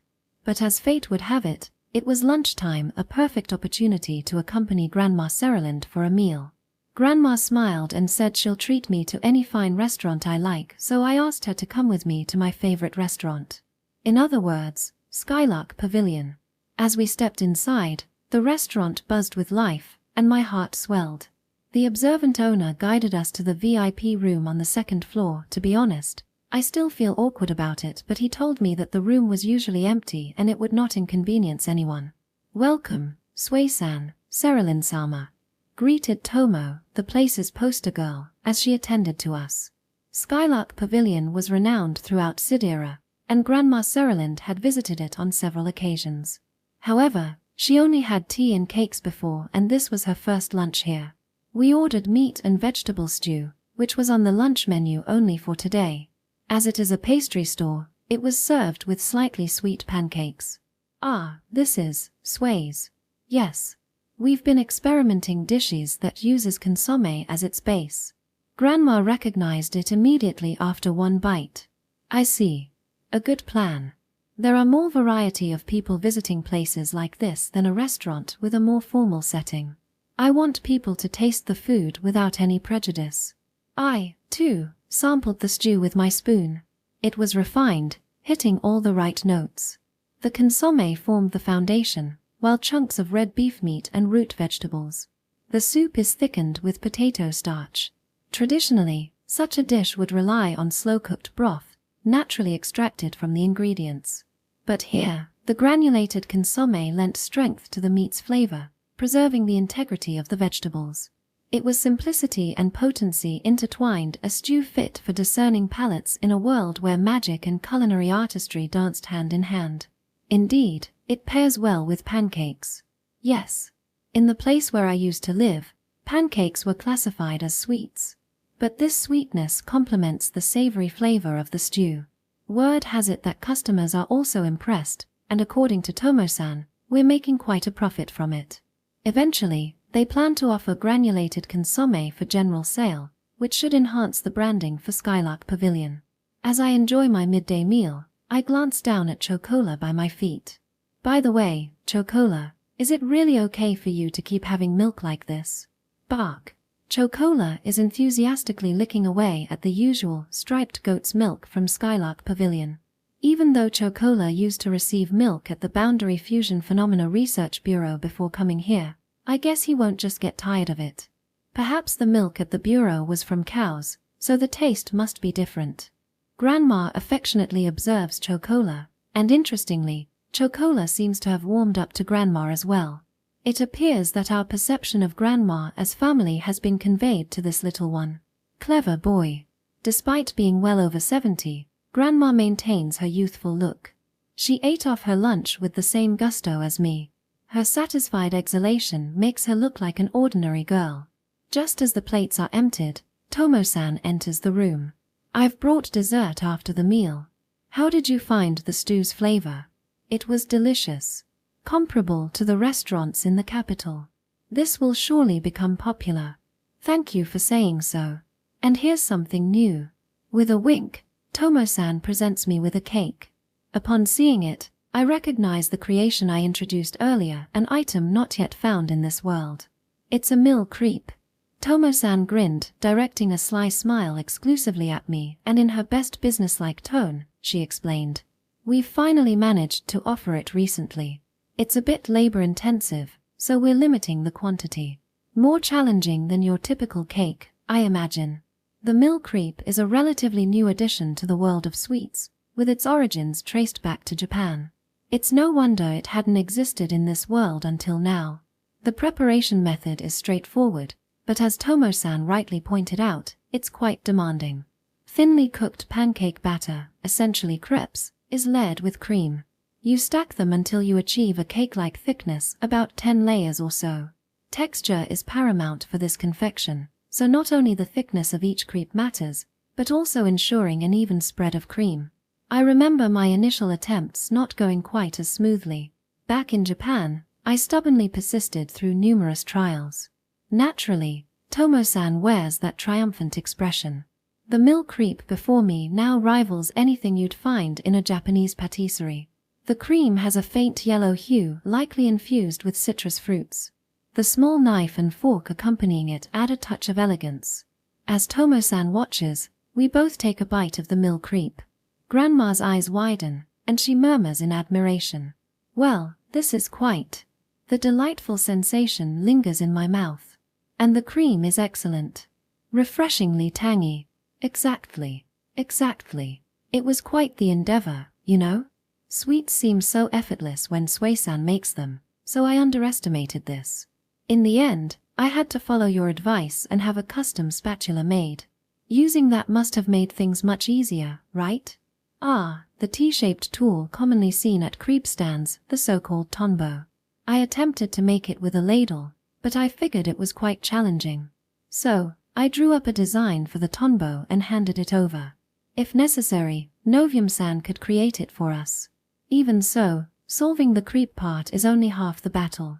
From spreading the cream thinly to flavoring the cream itself, it took practice and trial and error. But given the effort you've put in, it's truly well done. It could hold its own even in the other world. It's marvelous. To encounter an unknown sweet at my age, life truly has surprises. Foo. Hearing you say that makes it all worthwhile. As both Grandma and I praised her, Tomo-san looked smug enough to shed her metaphorical cat disguise. Or perhaps Grandma already knows and simply chooses not to say anything. While I secretly rolled my eyes at this exchange, Tomo-san continued. Now that we have the inventor's approval, next time, please bring Karen-san along. I heard things have finally progressed between you two. I was really surprised when I heard about it. I thought you two had always been together. I shifted uncomfortably. Tomo-san was clearly enjoying herself, wearing that wicked smile. Wait a minute, was it Lila-san who spilled the beans? Glancing at Grandma, I thought, rumors can be terrifying, right? Meanwhile, she nonchalantly savored her mill creep, as if it were someone else's business. Hey, wait. You're the one who started this whole thing. Well, considering how obvious it was to everyone that you two were smitten, I wondered how much longer you'd keep up the charade. Well, we'll have to chat about all this properly next time. You're saying that, Tomo-san. But if you're playing that game, I've got some cards up my sleeve too. What's the matter? What's with that creepy smile? Tomo-san, you mentioned the struggles with the mill creep, but I imagine the taste testing was challenging too. Well, yes, it had its moments. Could you pass on some words of encouragement from me to the taste tester? Given his slender build, I assume he doesn't eat much. He must have worked hard. Wait, I didn't feed it to Schnee or anything. I never mentioned Schnee-san's name, did I? Tomo-san turned crimson in an instant, flailing her hands as she confronted me. You schemer, how dare you? And where did you hear that? From Tomo-san herself. I've blurted it out. I'm such a fool. As Tomo-san buried her face in her hands and turned away, the kind gaze of Grandma Ceralind fell upon her. Meanwhile, I took a small bite of the sliced mill creep, savoring the layers that yielded under my teeth and the cream melting in my mouth. The refreshing citrus aroma wafted through my nose. Imagining the lively exchange between Tomo-san and Schnee-san that led us to this moment, I couldn't help but smile. Chapter 28.4 Carrying the Wooden Box Home.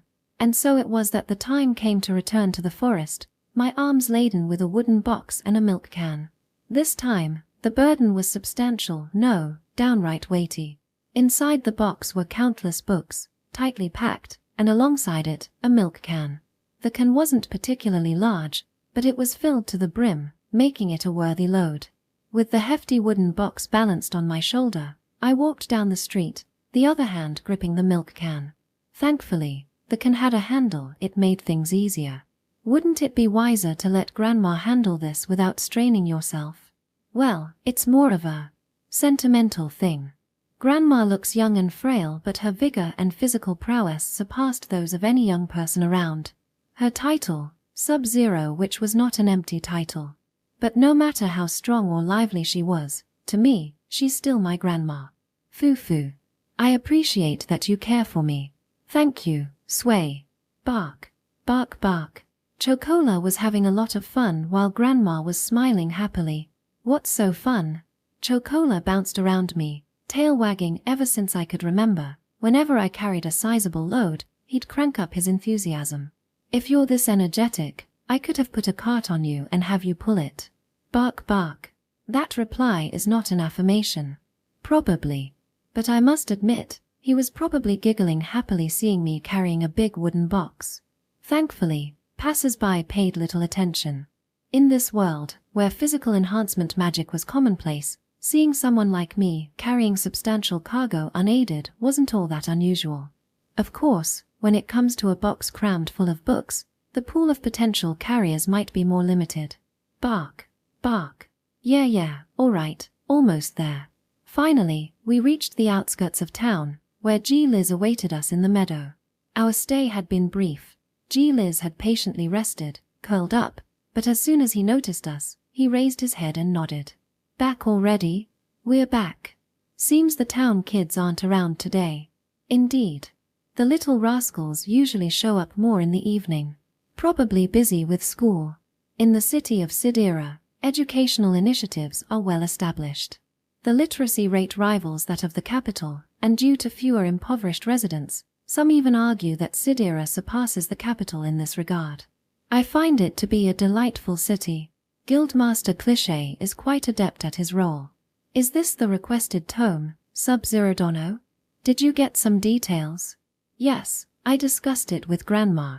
Surely, if it weren't for Sway's confirmation, I wouldn't have believed it. Grandma chuckled wryly. What we're talking about is the existence of fairies and their origins, the world-altering events that occurred 2,000 years ago. I won't divulge anything. And I won't even make it a research subject. Though academically intriguing, my family's well-being takes precedence. Thank you, Grandma. Perhaps it's wise to leave something behind for distant generations, for that inevitable time to come. But for now, I needn't dwell on the pros and cons. Within this text, is there information that could lead to your coveted wing scapula? At first glance, probably. At the very least, there should be some clues. Wing scapula, a peculiar term unique to dragons, refers to the guidance for their wings, their rudder, so to speak. I'll need to read it thoroughly.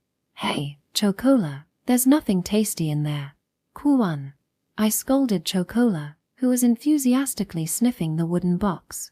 But he persisted, perhaps drawn by the scent of leather covers or ink. Your favorite treats are in the metal can over there, you know? Oh, and Liz, books can be quite heavy.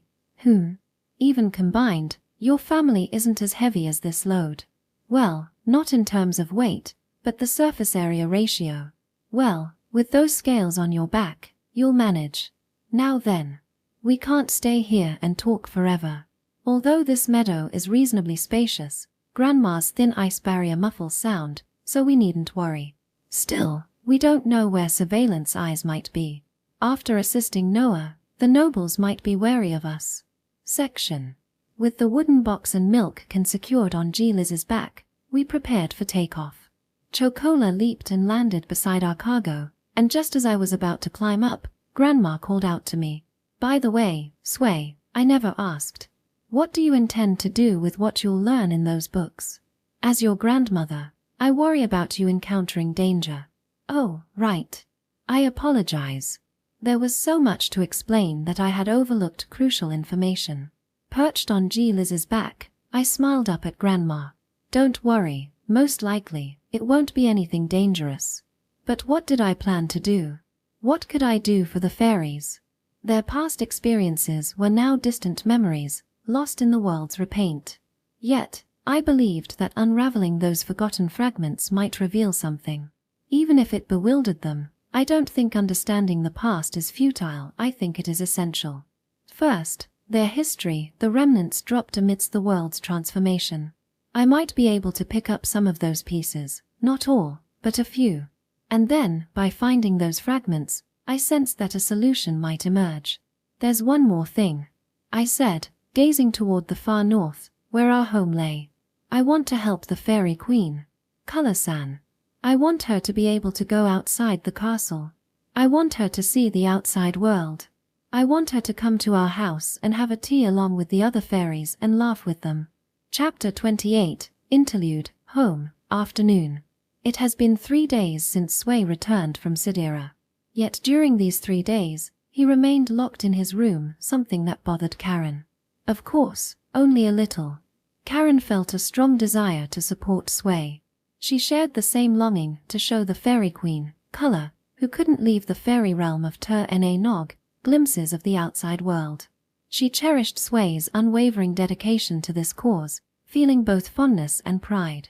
But still, just a little. From morning till night, Sway immersed himself in the books he brought back from Sidera. Karen couldn't help but pout. She wanted more attention. To be together. To nestle close. To touch. Was it selfish to feel that way? Perhaps. Karen, could you take some tea to Sway-kun? No, Vile-sama can do it. So, in the kitchen, Vile poured tea into a delicate cup, her expression slightly sulky. My goodness, this girl. Vile chuckled and placed the tray on the kitchen counter. Then, she gently tapped the head of her adopted daughter, who sat on the sofa, hugging her knees. Why don't you want to? Because Sway might not even open the door. Sway had a habit. When he became engrossed, the world around him would disappear. His remarkable focus was admirable, but Karen worried that even if she brought him tea, he might simply say, "Thank you," leave it there from the other side of the room. This is quite serious. Vile sighed, glancing at the sulky Karen. You don't think what he's doing is bad, right? But... If he responded curtly, Karen knew she'd feel a pang of sadness. It might happen. And so, she fell into self-loathing. Sway was doing his best, yet somehow, she wondered why she felt this way. She wanted to support him, to help if she could. But here she was, thinking only of herself. Useless and selfish, yearning for attention, how despicable. Karen buried her face in her knees. Seeing this, Vile shrugged. Well, it can't be helped. Mint, Chocola. She opened the kitchen window and called out to the children playing in the yard. What, mother? Bark. Would you two take some tea to Sway-kun along with Karen? You. Mint nodded enthusiastically and headed upstairs. Chocola followed, while Vile wiped their feet with a towel, smiling at Karen. Let's go. Karen. Okay. Reluctantly, Karen stood up. She couldn't refuse with Mint there, it felt unfair. She shot a protesting look at Vile, who just smiled and let it slide. I'll carry the tray to avoid accidents. Then, open the door, me. Bark. What about me? The two of them, 2 humanoids and 1 dog, climbed up the stairs while soothing Chocola, who's gasping for breath. When they reached Sway's room, it was Chocola who announced their arrival. Bark. What's wrong, Chocola? A muffled response came from inside, the voice of Karen's beloved, sounding a bit weary. Sway, we enter. Of course. Come in. Hee. Opening. Mint eagerly turned the doorknob. Oh, you brought tea. Thank you. Sway said, noticing the tray Karen held, and smiled. The room, once Kazuteru's study, now held a bed squeezed between the existing desk and bookshelves. It was a bit cramped. Sway rose from the chair his father had once favored, welcoming Karen and the others. This. Don't delve too deeply into it, all right? Yeah, I'm fine. I've nearly finished reading the borrowed books, and my thoughts are starting to come together. Did we bother you? No. I was just about to take a little break. Sway accepted the teacup from the tray and placed it on the table. Karen watched his back, her lips trembling slightly. She wanted to say something beyond the usual clichés like don't stress too much or was I in the way. She wished for words that could truly connect her feelings with Sway's. But nothing came to mind. She cursed her own awkwardness. Should she reach out? Should she withdraw? Was she always this timid? Thankfully, Mint came to Karen's rescue. Sway, hug. Ha! What's wrong, Mint? Okay, come here. Mint, as if seeking comfort, reached out for a hug. Karen noticed that too and smiled at Sway.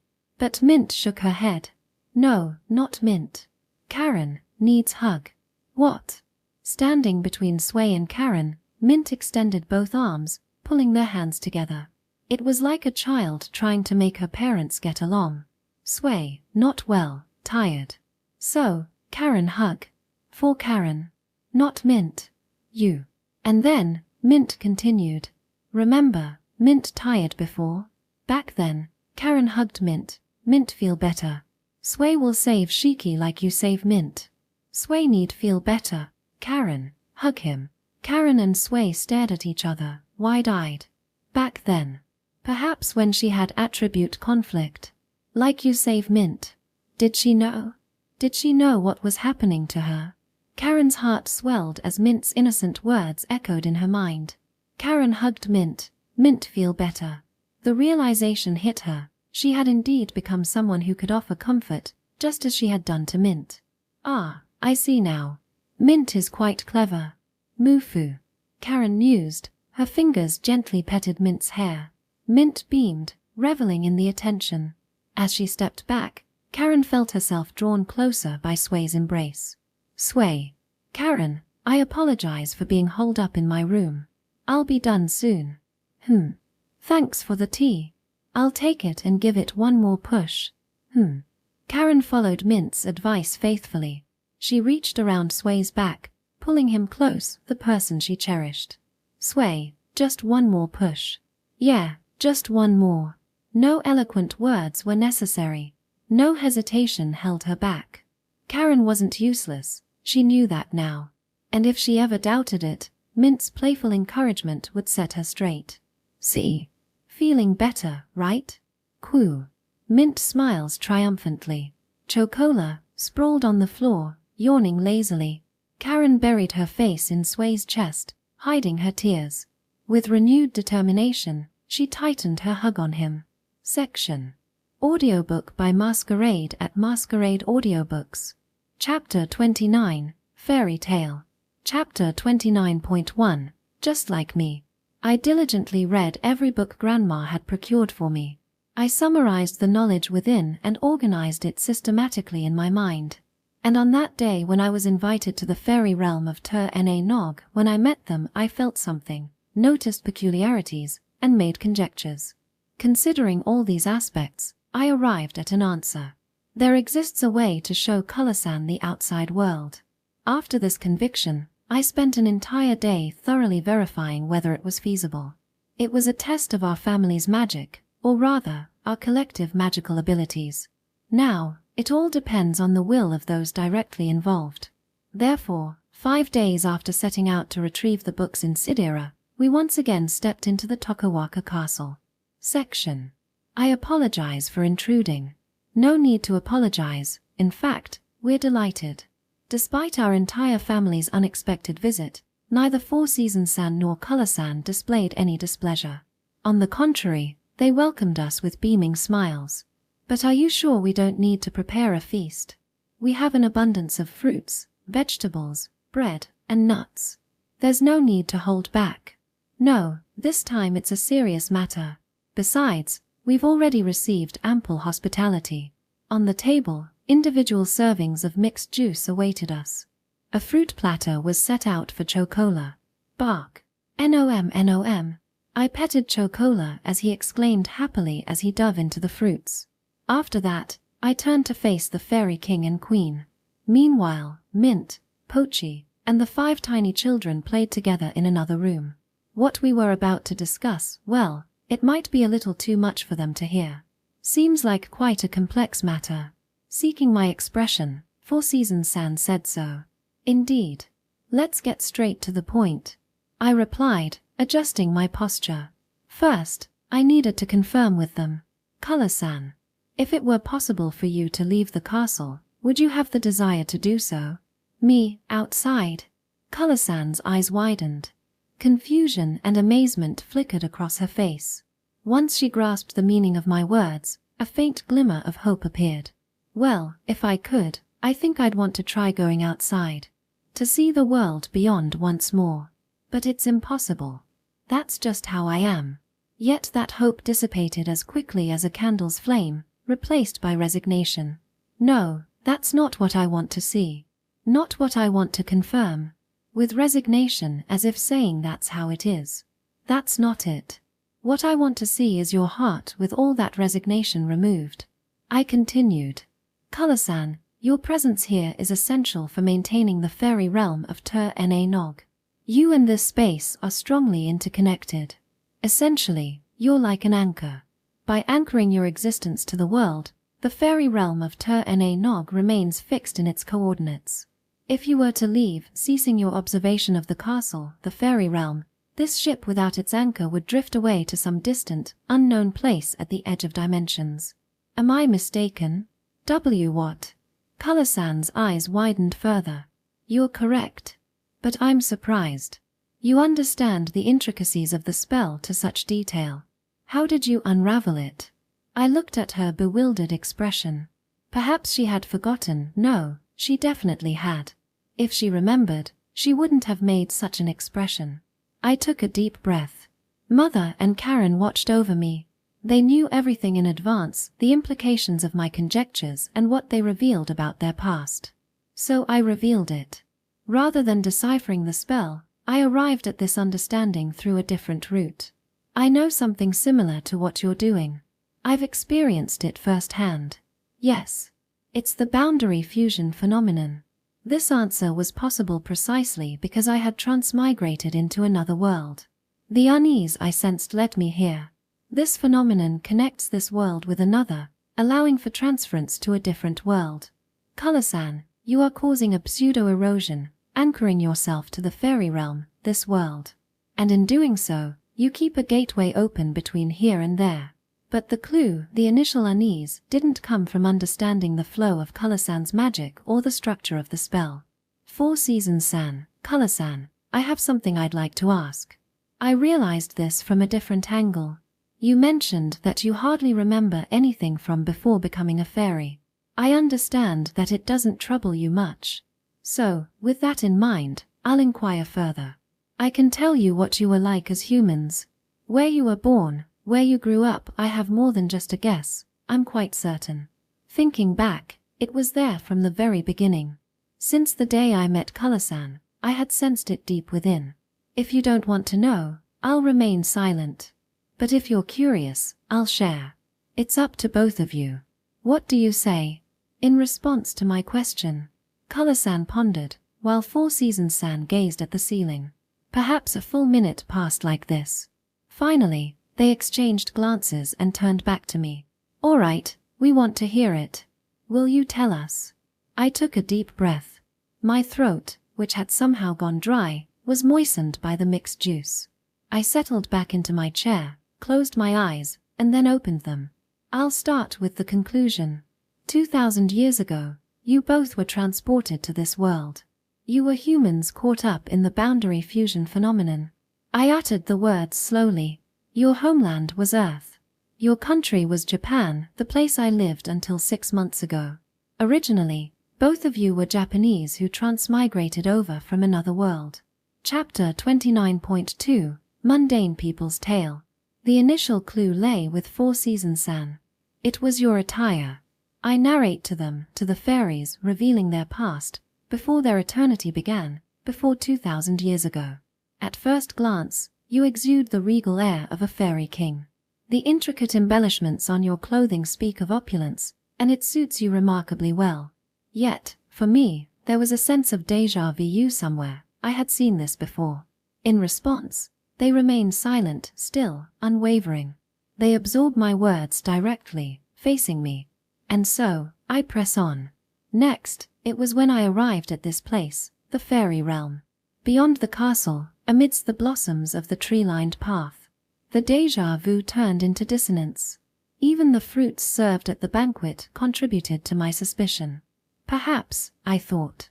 And then, the decisive moment came when I met Color-san face to face. As for why, it's the clothes you are wearing. Only when I combined both of yours did I finally realize what it was. I alone recognized it. Mother or Karen would never fathom it. Only Father would have noticed it aside from me. Four Seasons-san, Color-san, what you're wearing are school uniforms. Four Seasons-san has a high-collared design, while Color-san is what we call a sailor uniform. Four Seasons-san's outfit features a standing collar around the neck, fastened with buttons at the front. Although adorned with additional details and a color other than black, the overall structure and silhouette unmistakably resemble the traditional high-collared uniform, what we commonly refer to as a gakuren. As for Color-san's clothes, it's even more obvious. The wide, triangular collar flares out, and the pleated straight skirt stands out as unique in our world of dresses. While there are subtle embellishments and a frilled scarf at the chest, the overall impression remains, yes, it's still unmistakably a sailor uniform. The simultaneous bloom of spring, summer, autumn, and winter flowers planted outside the castle surprised me. Yet, upon closer reflection, it seemed peculiar. Cherry blossoms, wisteria, hydrangeas, bellflowers, spider lilies, chrysanthemums, camellias, daffodils, each and every one of them native to Japan. While there may be similar species in this other world, Karen and Mother insisted they'd never seen sakura or hydrangeas here. But above all, it was the sakura, the cherry blossoms. If my estimation was correct, the sakura lining that tree-covered path were likely Yoshino cherry blossoms. Yoshino cherries originated in Japan, an intentionally crossbred species from the Edo period, incapable of producing seeds even after pollination. They propagate solely through grafting, and it's a well-known fact that all Yoshino cherries planted in Japan are genetically identical clones. In other words, those sakura should not naturally exist in any other world. Furthermore, the fruits and vegetables served during our welcome contain items unique to Earth. While I don't know every plant here, the presence of sakura and hydrangeas, among other things, aligns with my deductions. I exhale deeply. Before me stand Four Seasons San and Color-san, their faces unmistakably ours. Oh, why do they feel anything but strangers? Because they are us. Perhaps, just perhaps, they are who we once were. You both arrived in this world 2,000 years ago through the boundary fusion phenomenon, transmigrating from Japan. Maybe it was just the two of you, or perhaps there were other companions. I don't know what happened back then, but I'm certain. You were still students then, wearing uniforms. And you had a Siberian husky with you. I glance down involuntarily. I pat my dog, Chocola's, head. Bark. Chocola looked at me as if asking what's wrong. Without answering, I continue to stroke his fur in an emotional way. Until I returned to this world, I believed Chocola was a mixed-breed Siberian husky. I accepted the notion when I was told he was actually a fairy dog species called Cu Sith, even though it surprised me. But upon deeper reflection, that's quite strange. You see, if Chocola's appearance aligns with the typical traits of a Cu Sith, then Cu Sith bears an uncanny resemblance to Siberian huskies. Kuan. Chocola nuzzles against my lap. His eyes filled with concern, perhaps sensing the turmoil within me. Color-san mentioned it once. Chocola might be a descendant of the dog you once had. And that's likely true. Chocola's ancestors and you both arrived together from Japan into this other world. You shared your existence here. But when you lost your humanity and turned into fairies, for some reason, you couldn't take your pet into the fairy realm. It must have been a heart-wrenching decision. Choosing between their children's lives and parting from their beloved dog. It's not something you can weigh based on your emotion regardless of which choice you make. As for me, damn it, I couldn't bear to be separated from this guy. Siberian huskies thrived in this world afterward. Perhaps influenced by their master's fairy transformation or mingling with other bloodlines.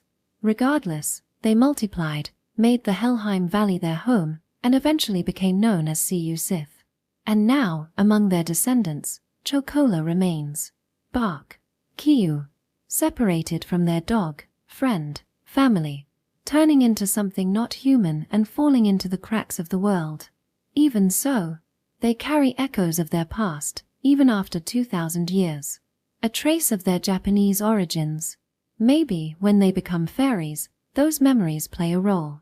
Student uniforms, they have recreated the garments of their memories, which they wore spending their youth. Seasonal flowers and fruits, the familiar elements from their time in Japan, unconsciously woven into existence. Their fairy forms resembling the enchanting beings from Earth's folklore when their bodies transformed. And then, the alteration of their names. Shiki, Yoten, Kasasagi, Kujaku Kirisame Hanaikada. Initially, I didn't notice, thanks to the automatic language translation in this world's repaint. But their names, all of them, are in Japanese. Yet the memories of their time in Japan have long faded from their hearts, lost beyond reach. Only the forms remain, enduring for 2,000 years, devoid of meaning. I share this with you out of my own ego. It needn't be remembered now. Lost meanings needn't be reclaimed. I wanted you both to know, to recognize that remnants of what you brought from the human world persist even after loss. There's evidence that you existed. That you're no different from us, no different from me. Strictly speaking, I am not Japanese. Born here, sent there, and returned a traveler between worlds. Yet, I remember my days in Japan. The days spent beneath cherry blossoms on the way to school, passing hydrangeas with an umbrella overhead, running along banks ablaze with spider lilies, gazing at snow-laden camellia trees. The nostalgic life of savoring seasonal fruits for dessert, contemplating the changing seasons. I see.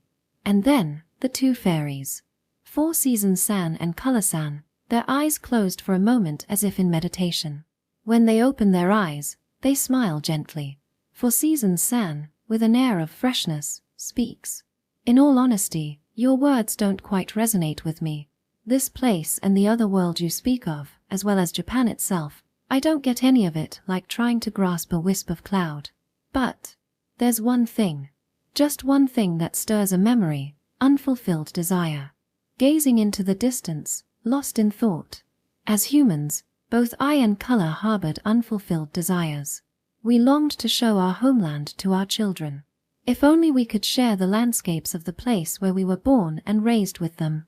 Color-san said, her fingers tightly gripping the sailor dress turned gown at her chest. I remember the same. Yes, it's a relief. Yeah, indeed. They looked at each other and smiled. Just a fragment, a mere shard. But we wish we could have shown our birthplace to those children. Chapter 29.3 Once upon a time, a long time ago.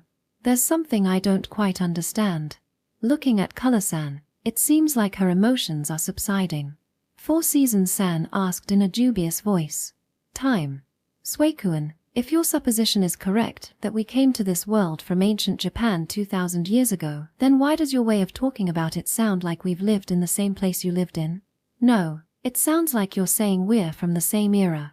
His expression conveyed not just doubt but also genuine bewilderment. Understandable, of course.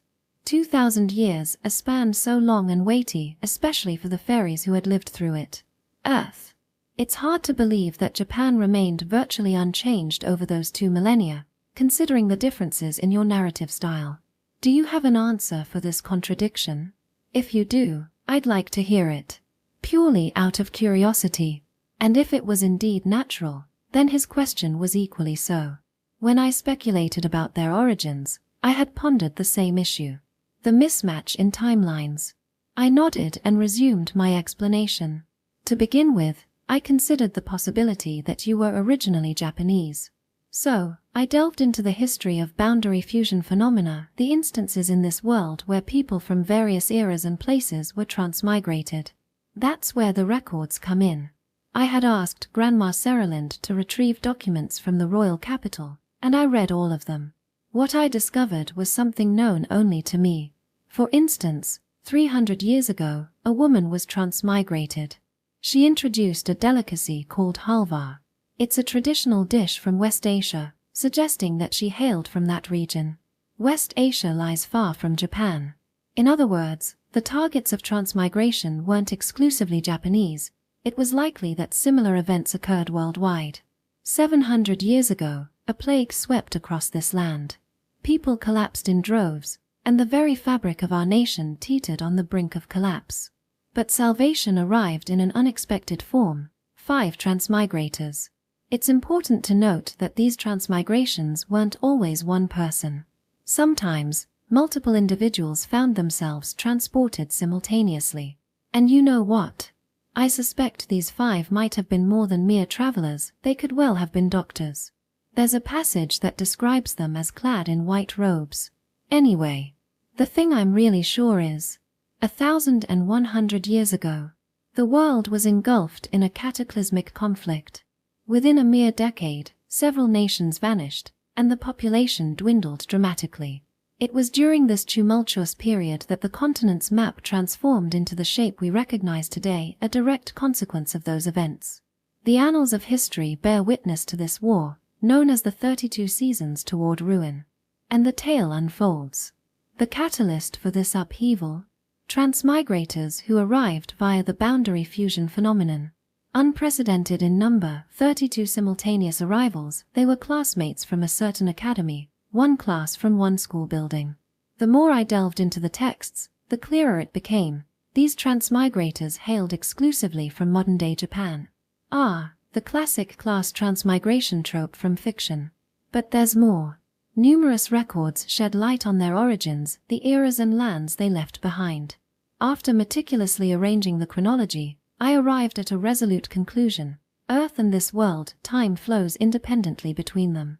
Imagine this. Accounts of 21st century individuals mingling with texts chronicling events over a millennium ago. And then there are those who possessed knowledge only up to the pre-industrial revolution era, yet found themselves transplanted a century ago. When the boundary fusion occurs on Earth, it opens doors to our world. However, the destination era seems utterly random, like a chaotic game of paper fortune-telling. Time and causality intertwine haphazardly, allowing worlds to connect without rhyme or reason. So, from my perspective, it's entirely plausible that someone from ancient times might transmigrate to our present moment. And perhaps individuals like Four Seasons Sans Group, who lived in a similar era to mine, could even find themselves transported 2,000 years into the past. May I ask you a question? The words came from Mother, who stood beside me. I had already given Karen and Mother an overview of what was going on before I came here. So theoretically, they should have understood everything. Yet here she was, raising her voice in this moment, deliberately feigning ignorance for the sake of Four Seasons San and the others. Even if the events were as tangled as a thorny vine, they needed to grasp it firmly.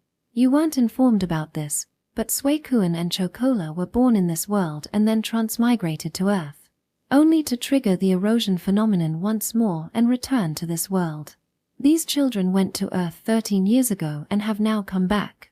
In other words, during that time, the same 13 years flowed both there and here. Isn't it peculiar? As expected, her tone was as if she was talking to Color-san and Four Seasons-san, not to me. I understood Mother's intention and replied, "Indeed, that's crucial. Both Chocola and I spent 13 years there. We grew from children into adults. And now, we've returned to this world 13 years later." Bark. Chocola, whose name had been called, blinked at me. Seriously, he'd been sitting on my lap with his legs dangling for quite a while now. Could it be that he'd already finished his fruit and was now bored? Bark. We're discussing something important here. I chuckled and absent-mindedly ruffled his head. Hey, even if you lick my fingers, there's no juice left from the fruit. Well, yes. I also questioned why only we maintained our temporal axis during the retransmigration. The conclusion I reached is related to you, Color-san. It's akin to how you sustain this castle. Color-san looked taken aback and murmured, "I see. The coordinates were fixed." Exactly. I had just used Color-san as an anchor in my analogy. The world is like a ship. The ebb and flow of worlds, the metaphorical ships drifting upon the sea of dimensions, whimsically carried by the currents. And within that dimensional sea, several world ships float, occasionally colliding like playful waves, resulting in the fusion phenomenon at the point of impact. However, the collision sites are ever-changing, not fixed. Hence, with each occurrence of the phenomenon, time fragments into disparate shards. Indeed, once these world ships collide, they hastily drop anchor and remain moored. Perhaps until that anchor is lost. At this moment, the world ship from there and the one from here remain in contact, anchored by me and Chocola. Yet, perhaps those ropes have become tangled, restricting movement. As long as Chocola and I are alive, these two world ships will continue their synchronized passage through time. But should we perish, the ships will drift apart, severed from their anchor, and once again roam the dimensional sea. Precisely speaking, it involves Father, Chocola, and me. Initially, Father served as the coordinate anchor when he arrived here and then returned there. But when Father came back with us, Chocola and I became the new anchors. Consequently, even after Father's passing, our intertwined timelines allowed us to safely return to the era where Mother and Karen resided. In any case, following this logic, a way to take Color-san outside lies before us. With my dark magic, I should be able to do it. This fairy realm of Ter-Na-Nog, while not precisely another world, exhibits subtle differences. Yet the underlying principle remains unaltered. The crux lies in anchoring coordinates. Can Color-san maintain that role? If so, as long as the rope connecting the ship and anchor remains unbroken, we can traverse between here and there, stepping forth and returning. Chapter 29.4. In due time, in the right place. Mother helped me assemble the core of the magical formula. Karen refined the details. And when it comes to activation, not only Mother and Karen, but also Mint, Chocola, and Pochi, all our family members, will contribute their magic. We believe we've prepared thoroughly. Yet, just in case, we must convey this clearly beforehand. If we fail, we risk losing the Tokawaka castle along with the entire fairy realm of Nog. It would mean severing the anchor, Color-san, from the ship, the fairy realm itself. Though this would only happen if causality could not be established and maintained. Their immortality and the enigmatic quality of being unobservable by intent won't vanish, but that doesn't mean we can afford to lose their home. That place, the one where Color-san and Four Seasons-san, once human, imagined memories of our homeland in Japan, is precious beyond measure. However, after I explained everything to Four Seasons-san and Color-san, they exchanged glances, smiled, and spoke resolutely. It's fine. Will you do it? Is that really okay? Their unwavering certainty caught me off guard. It is. This castle and these flowers, they're undeniably precious. They hold our unfulfilled desire, memories you've rekindled. Presently, it's even more important than ever. But you see, our dearest treasure isn't a place. It's our family. Our family, the two of us as a couple and our 5 children, Peacock, Drizzle, Hanaikada, Bonfire, and Magpie. If we can be together with those children, then for me, that's my castle. Anywhere else hardly matters. Their sentiment resonated. It was the same for all of us in the Hateno household. So now, we won't hesitate any longer. All that remains is for us to give our all, body and soul. Section. The air shimmered as we stepped out of Nog, leaving Color-san behind. We asked her to wait near the end of the tree-lined path, just before the portal to the present world that Four Seasons-san had opened. The portal had been carefully placed at the boundary between our home's garden and the pasture. Once part of the Void Forest, it now resided within the inner confines of our brick-walled estate, near the corner to the right as you exited the front door. This location was ideal for our spell to anchor the coordinates. Why? Because it aligned precisely with the flowerbed where Father's stone monument pointed. Let us begin. Behind me stood my family, Mother, Karen, Chocola, Mint, and Pochi. Across the portal, the fairies watched. Four Seasons-san, Peacock, Drizzle, Hanaikada, Bonfire, and Magpie, all with their unique expressions, a mix of anticipation and unease. It'll be all right. Please believe in my son, Mother said softly to the fairies.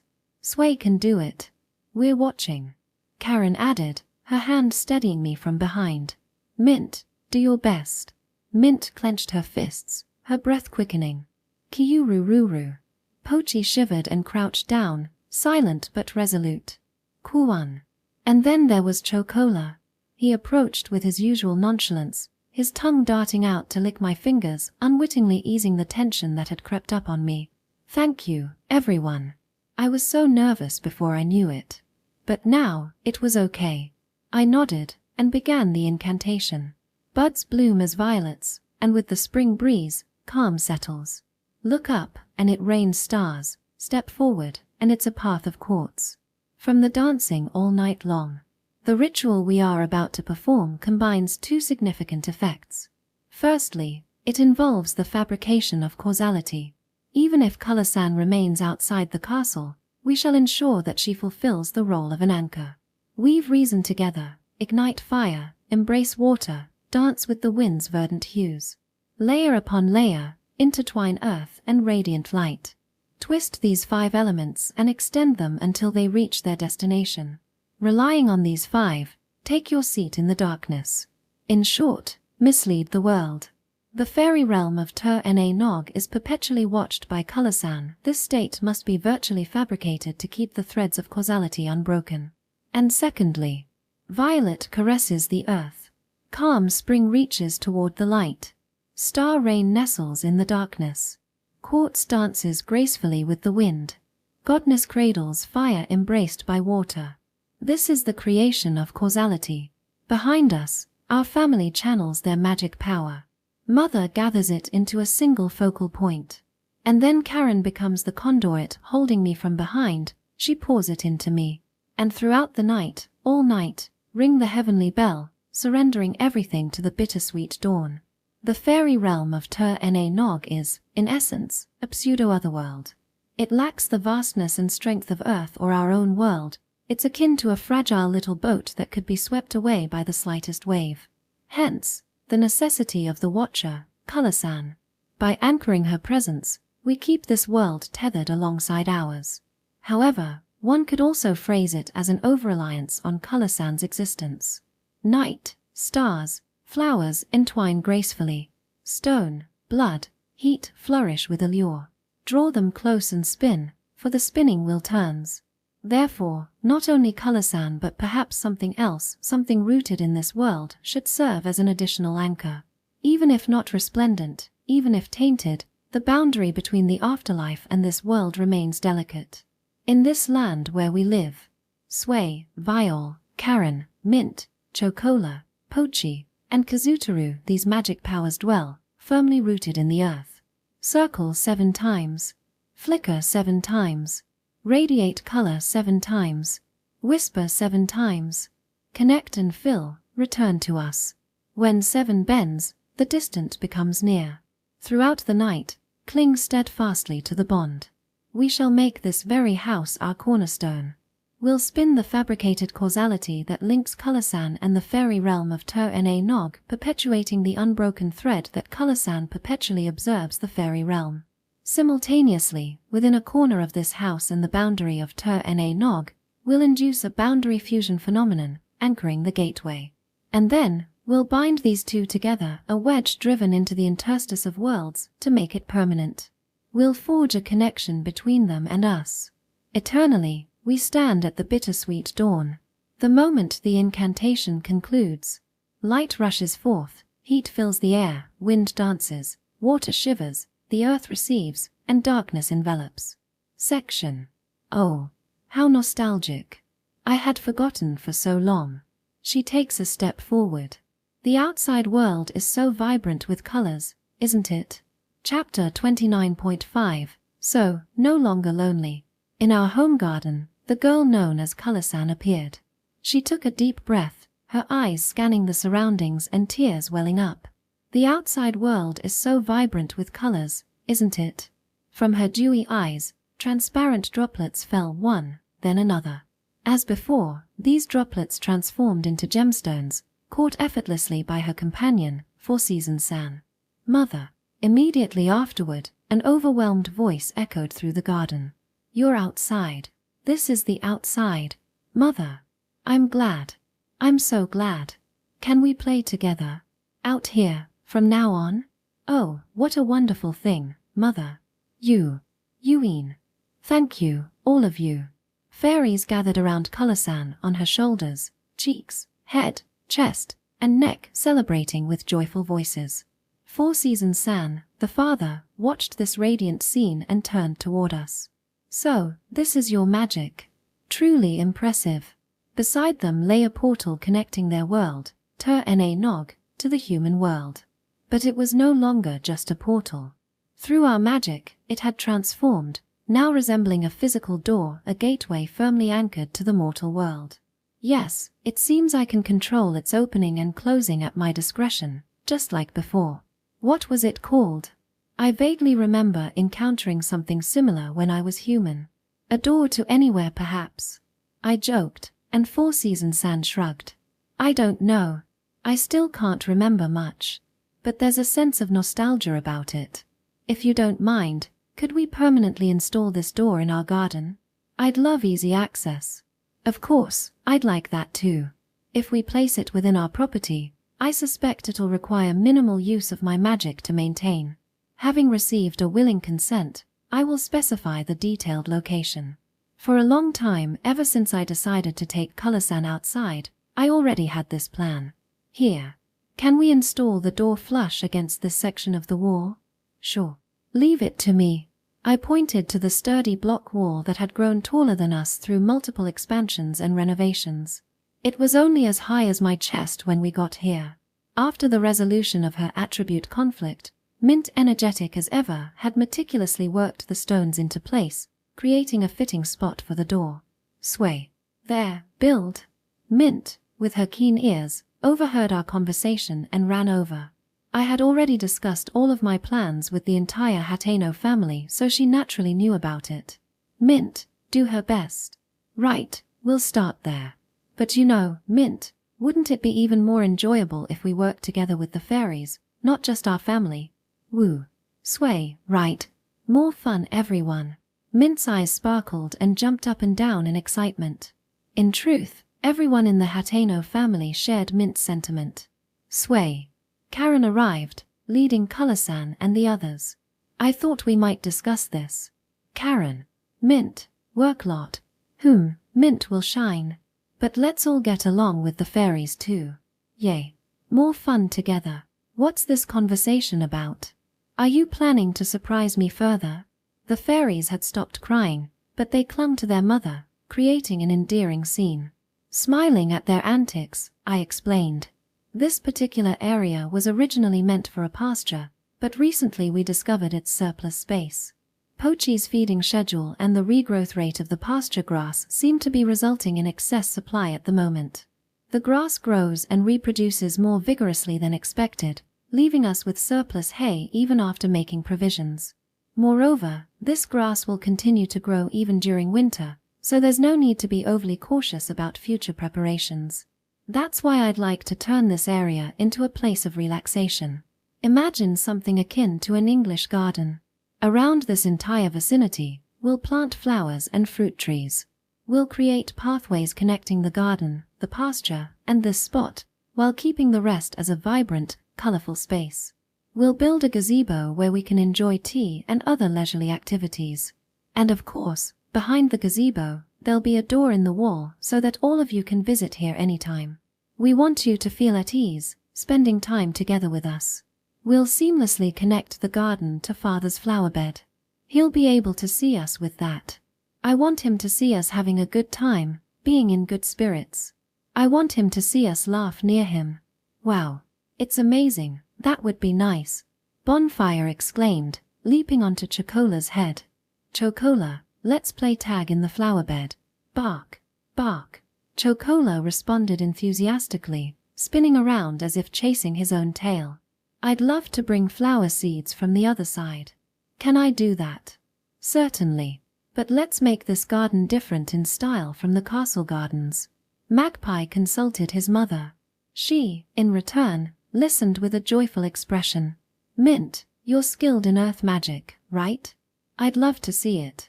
Mother said. Mufu, sure thing. Let's do it together. Mint replied with sparkling eyes at Hanaikada in her hand. Mint's confident yet excited expression was heartwarming. Next time, can we have a meal here? I wonder if it's possible. Of course. If we can create cups that suit your hands. Peacock, nestling against Karen's chest, said so. Karen responds with a ticklish smile, her expression gentle and warm. And then, hey, human. Drizzle, perches on Pochi's nose and inches closer to me. Kiurururu. I know. Drizzle, prompted by Pochi, flew gently and stopped in front of me, fidgeting a little. She turned away and said, Thank you. For taking the queen outside. For giving that kind of smile to my parents. Thank you so much. Her voice falters toward the end, and Drizzle breaks into tears. I nod, understanding their emotions, their gratitude. Things will get busy from here. Creating the garden, please lend a hand. Of course. I don't need a human to tell me what to do. Who do you think you are? As Four Seasons-san and Color-san watch, side by side, their carefree smiles deepen. The autumn breeze rustles their hair, and the scent of grass fills the air. Their expressions are no longer the lonely ones I once saw within the castle walls. Chapter 30, At the End of the Dream, A Sweet Treat. Chapter 30.1, We Gathered for Gardening. From that day onwards, 3 days were spent in extensive ground tinkering. Hey, what about a peach tree? And persimmons, and apples? Wait, Peacock. Planting only fruits won't do. We can harvest those anytime from the castle's back garden. Cherry blossoms and hydrangeas are beautiful, but they might not take root in this soil. Yes, indeed. Besides, spring and summer are still so far away, so even if we plant now, the flowers won't bloom until much later. Ah, a flower path.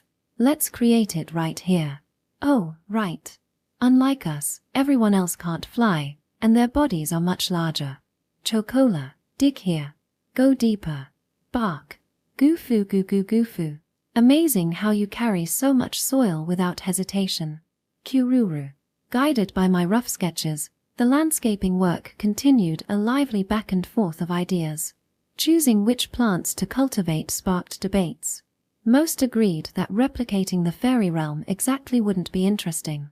As Magpie and Mother discussed, transplanting might not guarantee successful growth. The flora of the fairy realm, till Na Nog, seemed inherently sustained by magic. So, we decided to focus on local plants instead. Sway, I have one request.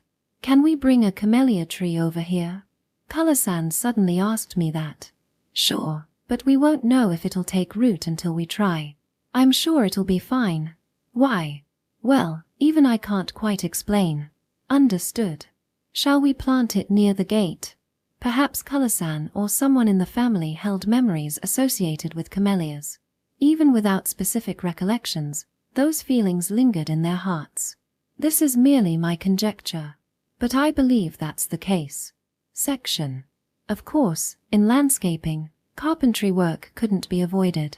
Chocola, could you cut all the branches from this tree? And remember, don't put any strange bugs in your mouth, even from the leaves, okay? Bark. Your response is always so energetic. We transformed the felled trees into timber. Sway, I've got this one. Let's dry it again tomorrow. Thanks. Don't overexert yourself. We removed the moisture from the timber to make it usable. Like this. Should I make it more flexible? Yeah, maybe. Let's do a temporary assembly first and then address any warping. We crafted the timber into a gazebo.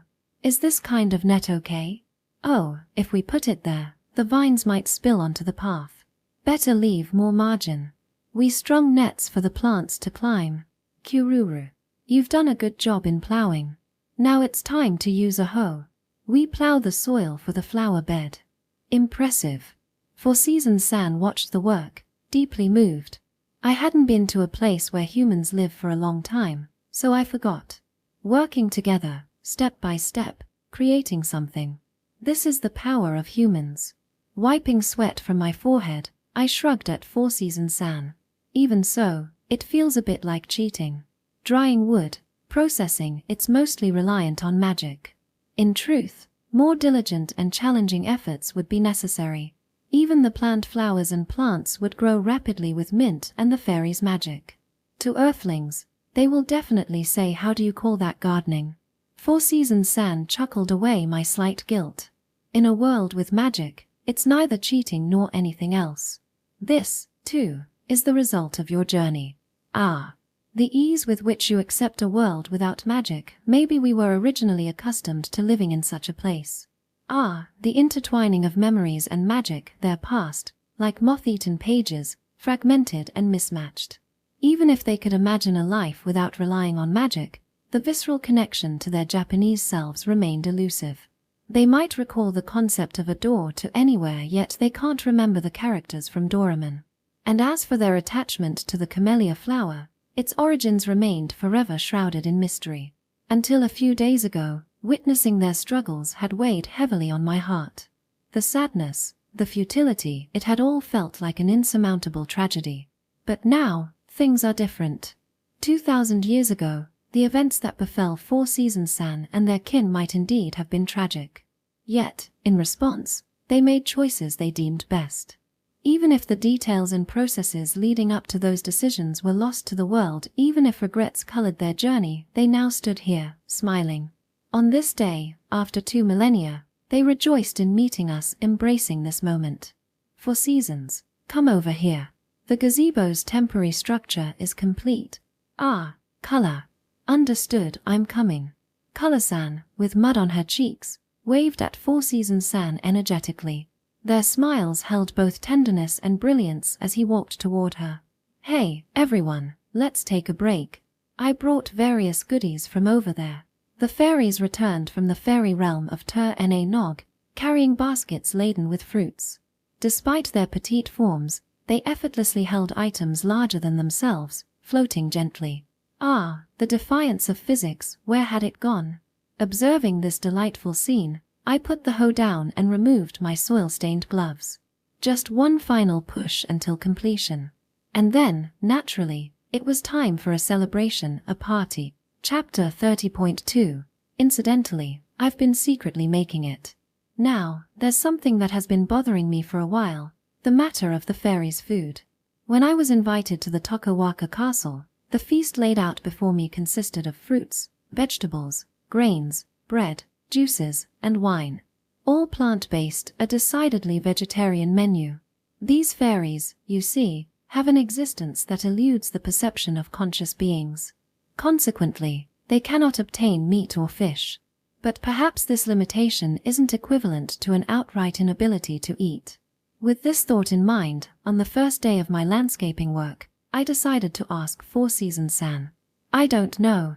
It's been over 2,000 years since we've had any meat or fish. So, I've never felt dissatisfied, and if someone were to tell me to eat them, I might find it perplexing. Is that so? Already considering the upcoming welcome party, I found myself pondering. After all, if we stick to a vegetarian diet, it's unlikely we'll encounter feasts grander than what we've seen in the castle. Ah, but, right. What?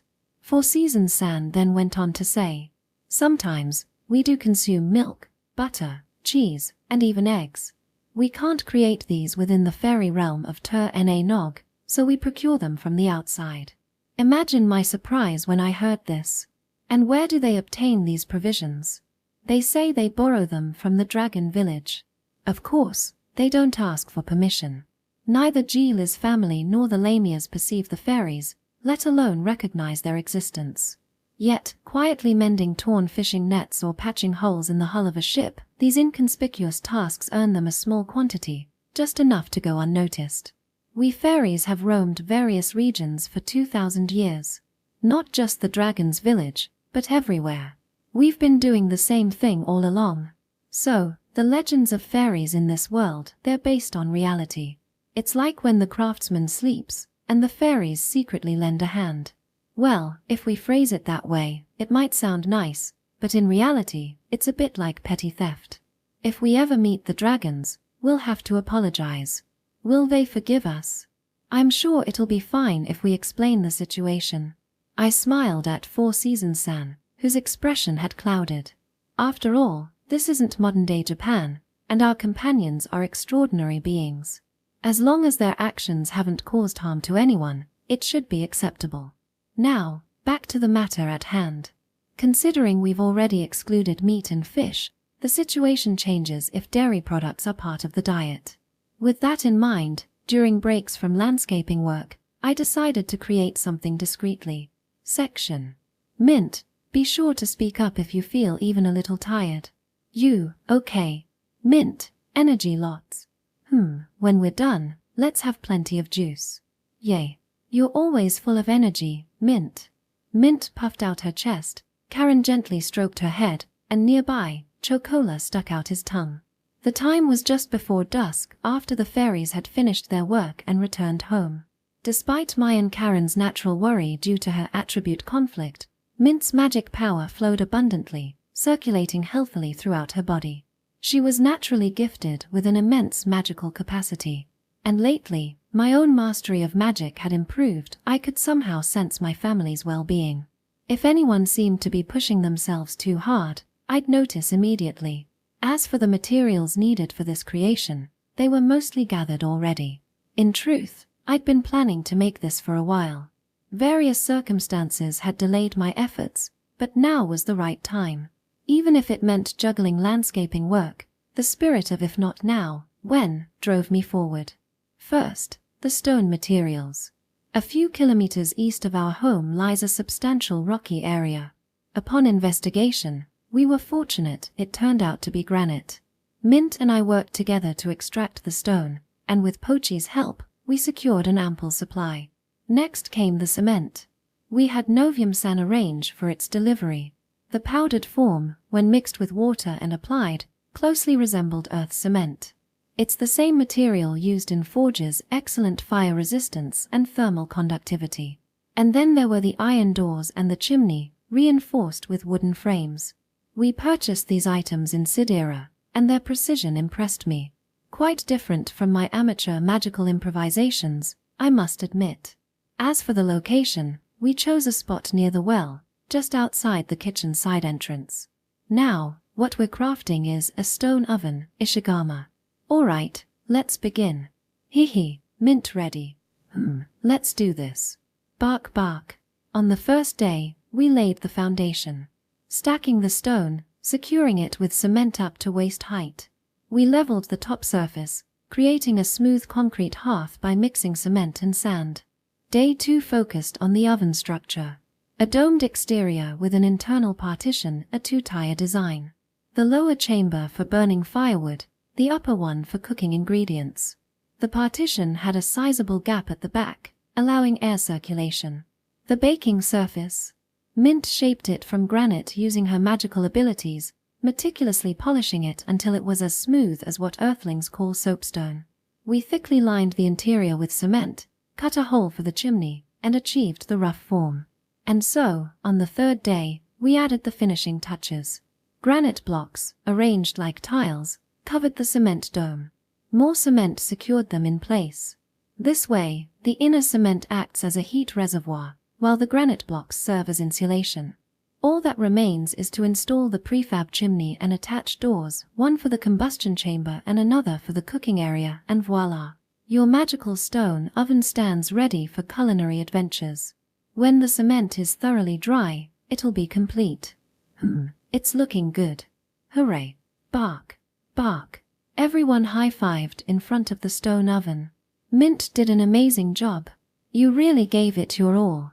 Hehe, yeah, Kajik well. She probably means she controlled her magic well. What?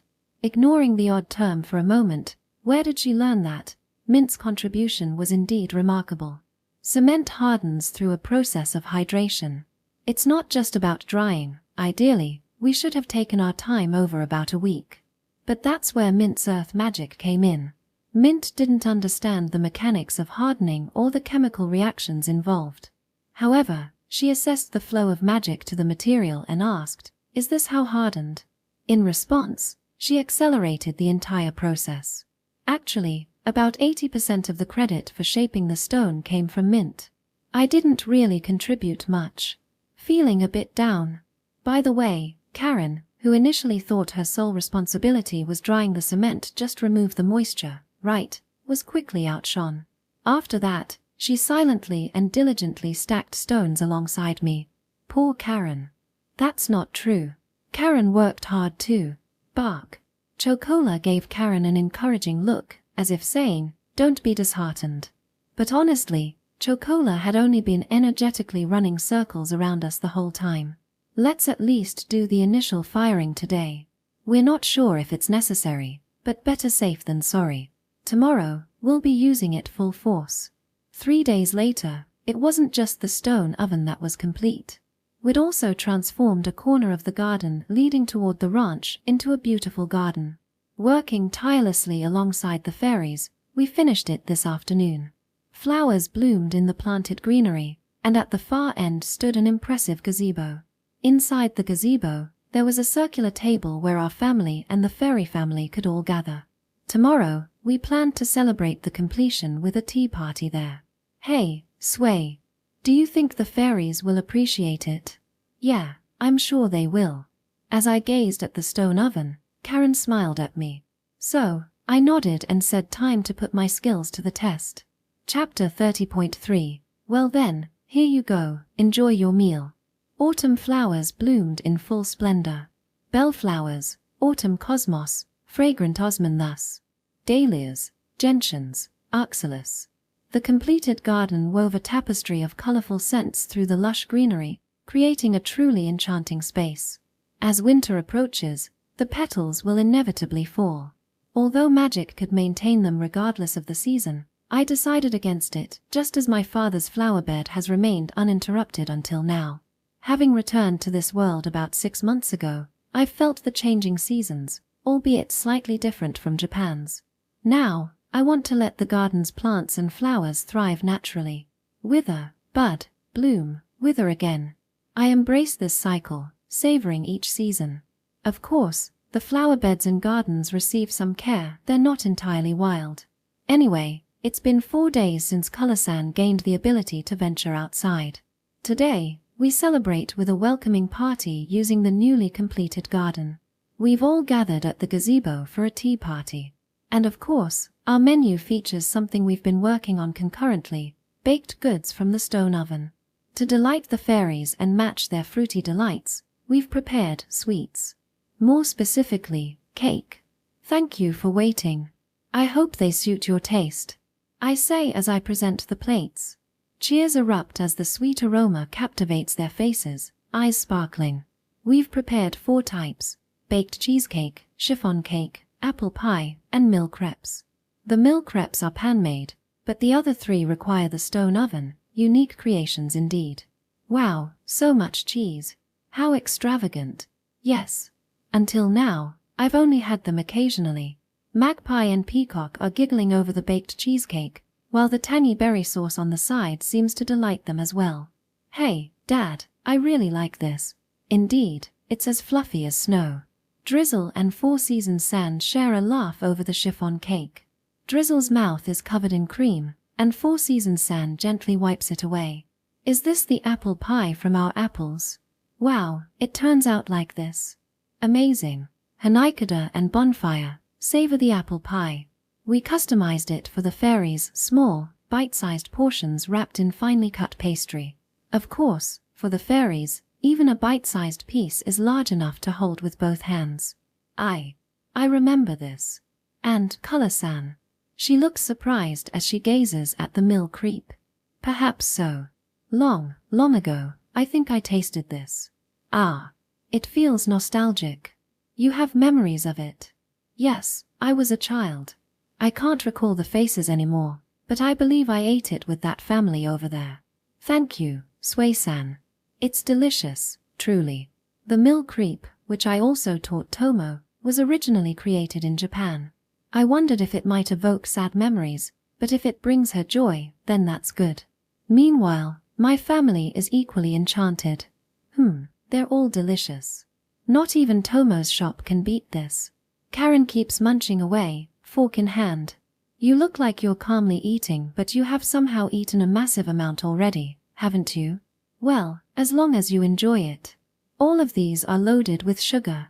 Foo. I might gain weight. Mother says this, but she shows no sign of stopping either. If calories are a concern, maybe she should take a walk with Chocola later. Delicious. Mint, favorite this one. Mint enthusiastically devours the chiffon cake. Cream smears across her face as she dives in.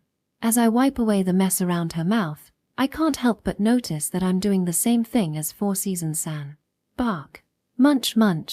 Kururu. Meanwhile, Chocola and Pochi are also indulging in cake today. Of course, not the same kind we're having. These are mock cakes, decorated to look like cakes but made from cut vegetables and fruits. Even if it's just for the mood, I want them to enjoy it too. Amidst our lively conversation, the tea party atmosphere remains serene. Here you go, Peacock. Say ah. Karen, it's a bit big for me. Sorry. How about this size? And what about the one you're eating? Is it made of vegetables? Looks delicious. Can I have a little? Kururu. Munch. Yes, this one's good too. Maybe next time, Sui can make some for us. Wanarikada, Mint discovered something. This white pairs well with apple pie. Wow, thanks. Cream works with this pie too. Chocola, you like milk, right? Well, I do too. I used to have it only occasionally, but from now on. Are you listening? Munch. Bark. I see. So it's an exchange, our homegrown fruits for this. Yes, that way you won't feel guilty, and you'll have access to milk and eggs. From now on, we can be your suppliers. Amidst all this, Four Seasons-san and Color-san share smiles with me. Truly, thank you, Sway. Yes, no amount of gratitude can suffice. As the children, our family, enjoy their drinks and treats with delight, I glance at them sideways. What are you saying? Today is just the beginning. So I nod with my family behind me, laughing and happy. From now on, feel free to use this garden whenever you like. And don't hesitate to visit our home. Let's also go to the Dragon Village someday. And once you're accustomed, perhaps even to the city of Sidera. It might seem presumptuous for someone like me, who has only explored a tiny part of this continent, to speak about the entire world. But here's what I believe. It's not the vastness of the world that matters most, it's having an open heart. You don't need to travel the entire world. If you can enjoy the simple scenery around you, the changing seasons, and the little moments with your family, that's enough. It's not about being bound to a place by external forces, it's about choosing to be here because you want to be. To me, that's true freedom. Not long ago, by the sea, I felt this way next to Karen. Someday, I hope Color-san feels the same next to Four Seasons-san. That's lovely. Truly lovely. Color-san smiles and breaks into tears. Inside the gazebo, the joyful voices of everyone resonate. The party continued until late evening that day. And then, on that night, I had a dream. Chapter 30.4, The Song Before the World Began. And then, on that night, I dreamed. It was fragmented, disjointed. The perspective was like that of a camera. Not through someone's eyes, but as if watching a movie, scenes flowing and shifting. I couldn't stop it, nor could I look away. A profoundly strange dream, yes. From the beginning, I knew it was a dream. What they call a lucid dream, perhaps. The first scene, two children walking together. A young boy and girl, holding hands, returning home from elementary school. In some provincial town, on a residential street, their backpacks swaying. Soon, an adult woman with a Siberian husky puppy approached from ahead.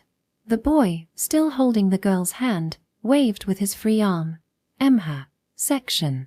The next scene unfolded inside a room. A boy and a girl sat on a bed, engrossed in a game. Their proximity was close. It resembled their childhood days yet was different. Innocent, endearing, gentle. A soft exclamation. From outside the room, a dog's bark echoed. Ara, what's wrong? The girl stood up, opened the door, and there stood a fully grown Siberian husky, wagging its tail. Section. A group of boys and girls appeared, bewildered. 10 of them in total, perhaps middle school students. All wore high-collared uniforms. Among those 10, the same pair who had been playing the game earlier stood there. Where are we? What is this place? It was a grassy plain.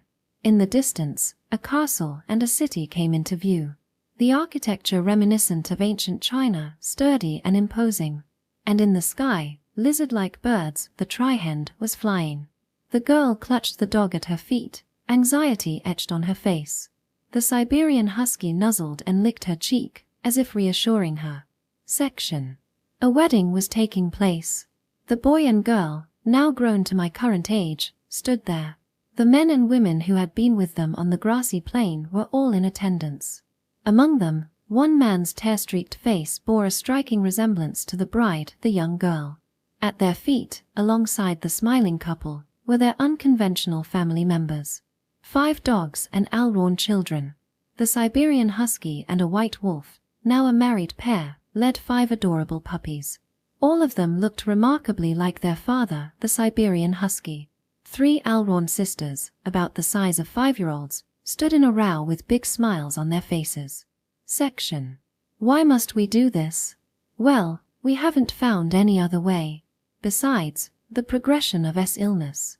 It's becoming unbearable. To be honest, I want to stop. Altering the world is too dangerous, and you all will likely cease to be. We're fully aware. We discussed it with. Fine. But we have a condition. Let us assist. But we can't burden you further. You need someone to support the ritual from the outside. It'll increase our chances of success. If we're going to do this, let's give it our all. After all, I consider and the others like my own children. Thank you, Oni-chan. We're about to become great sinners. Doesn't matter. We've been here for 15 years now. We're practically heroes, having saved countless times. If this is our last act, let's do it our way. Surely, we'll be forgiven. Section. And as the dream neared its end, one couple faced their 6 companions. Yes, 6. They had once been 10, but circumstances had reduced their number. What had transpired between the wedding and now remained unknown. Their expressions held a solemn resolve. Among the couple, the young man stepped forward. He addressed each person individually. Agata, Shirakawa, I'm grateful. Transmigrating to this was unsettling, but being with all of you has been truly comforting. The slender man known as Agata clicked his tongue and turned away. Meanwhile, the burly man named Shirakawa, despite his appearance, sobbed uncontrollably. Agata wordlessly kicked his leg, a feeble attempt to mask his grief. Wajima, Nakono, I apologize, but I entrust to you. It seems we can't take them with us. And, above all, already has a family. Beside Wajima and Nakono stood the Siberian Husky family and the Alrons.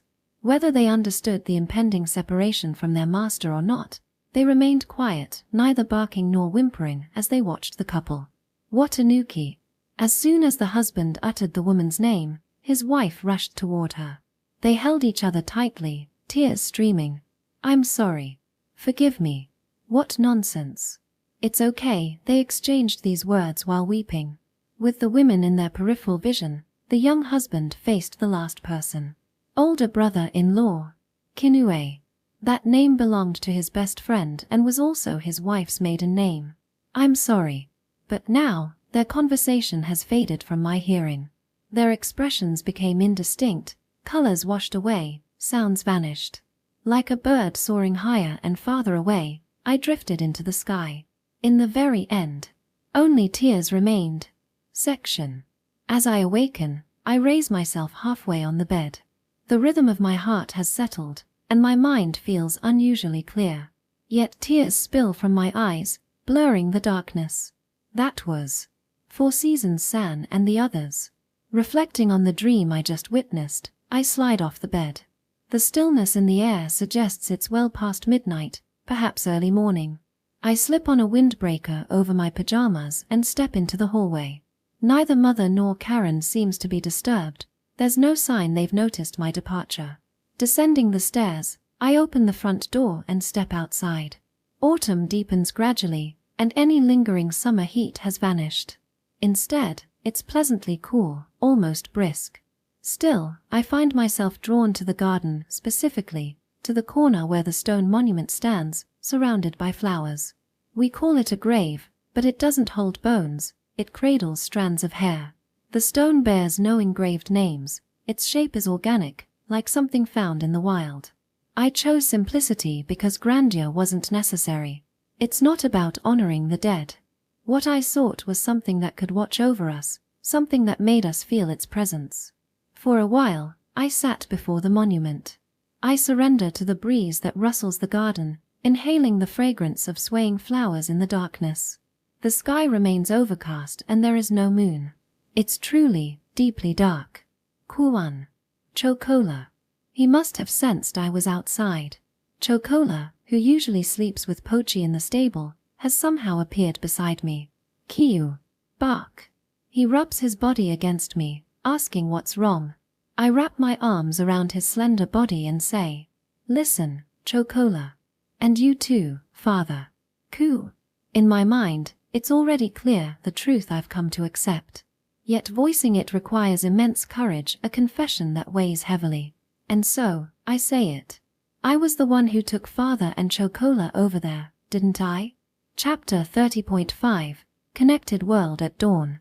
13 years ago, when I was on my deathbed due to God's favor, Father's unintended surge of magic triggered the boundary fusion phenomenon.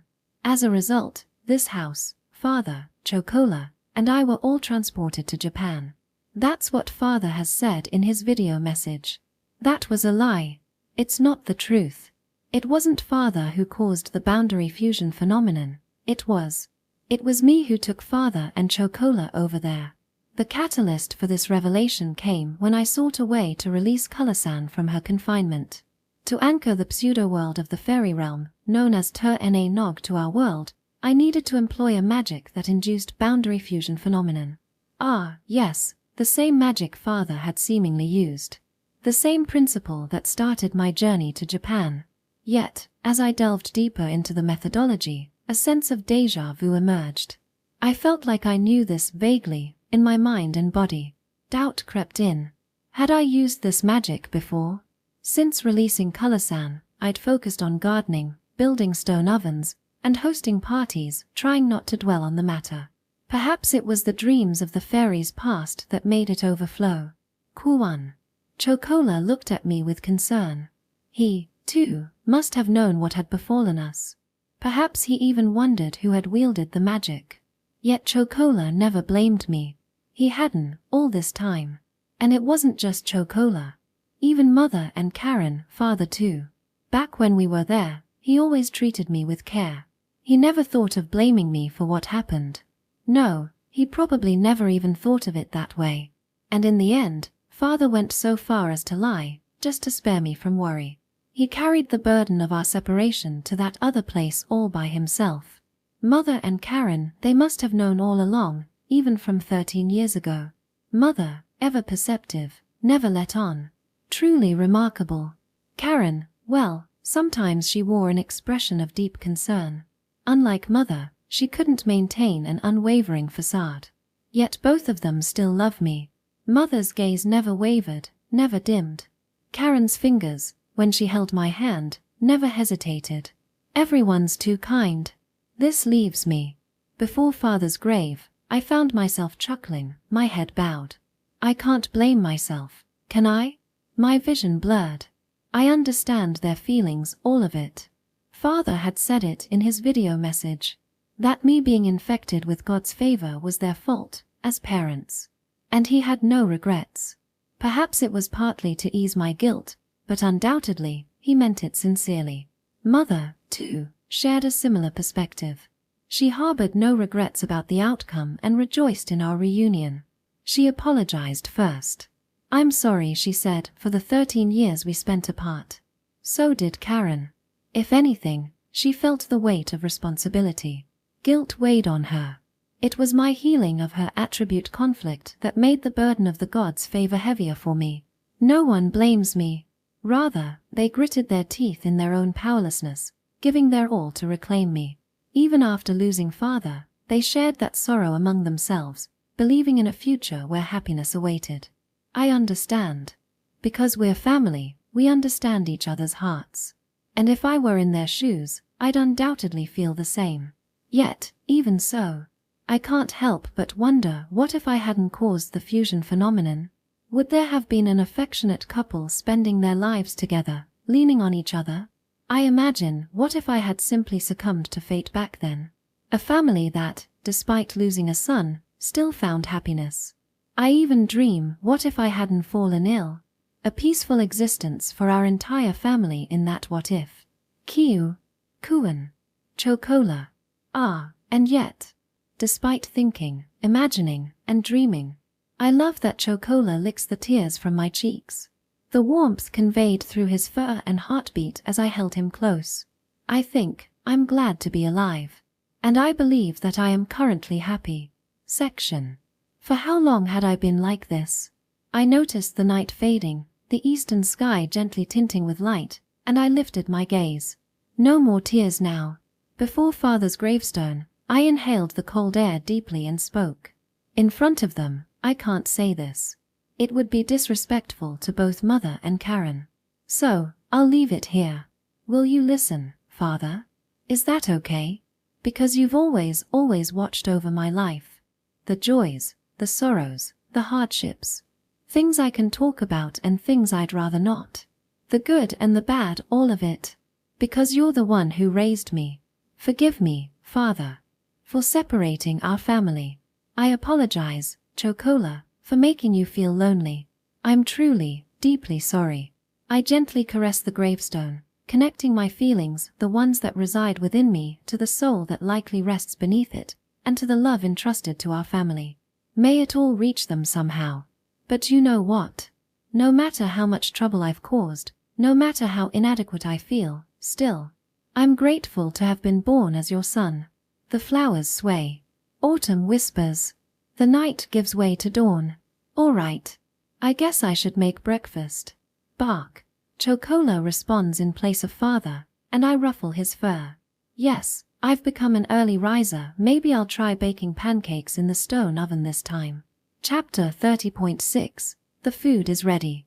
Under the still brightening night sky, I stoked the flames in the stone oven.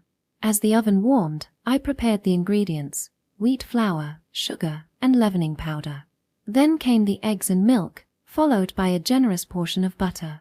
First, I mixed the wheat flour and leavening powder, sifting them until fine. In this world, leavening powder was made from baking soda and a processed horn of a demi-dragon called zume. It might seem odd to use monster horns as an ingredient, but they yielded a wonderfully fluffy texture. Next, I added sugar to the mixture and gently incorporated the eggs, gradually thinning it with milk. The milk came from the great horned sheep of the dragon's village. It has a rich, lingering aroma of mangoes. Once the batter was smooth and lump-free, I introduced the warmed butter. This particular butter came from the white-haired cows owned by the Lamia-sans. Despite its quirks, it complemented any dish and had become a recent favorite. With the batter ready, I poured it into a thick metal mold within the frying pan. Since I'd be using the stone oven, I wanted substantial pancakes. After brushing the surface with sugar water, all that remained was patient baking in the oven. Which do you prefer? Perhaps we should occasionally use milk from the great horned sheep. Bark. And let's add those bananas the fairies gave us yesterday. Ahoon. Coo. Understood, understood. But don't play with me right now, I'm handling a knife.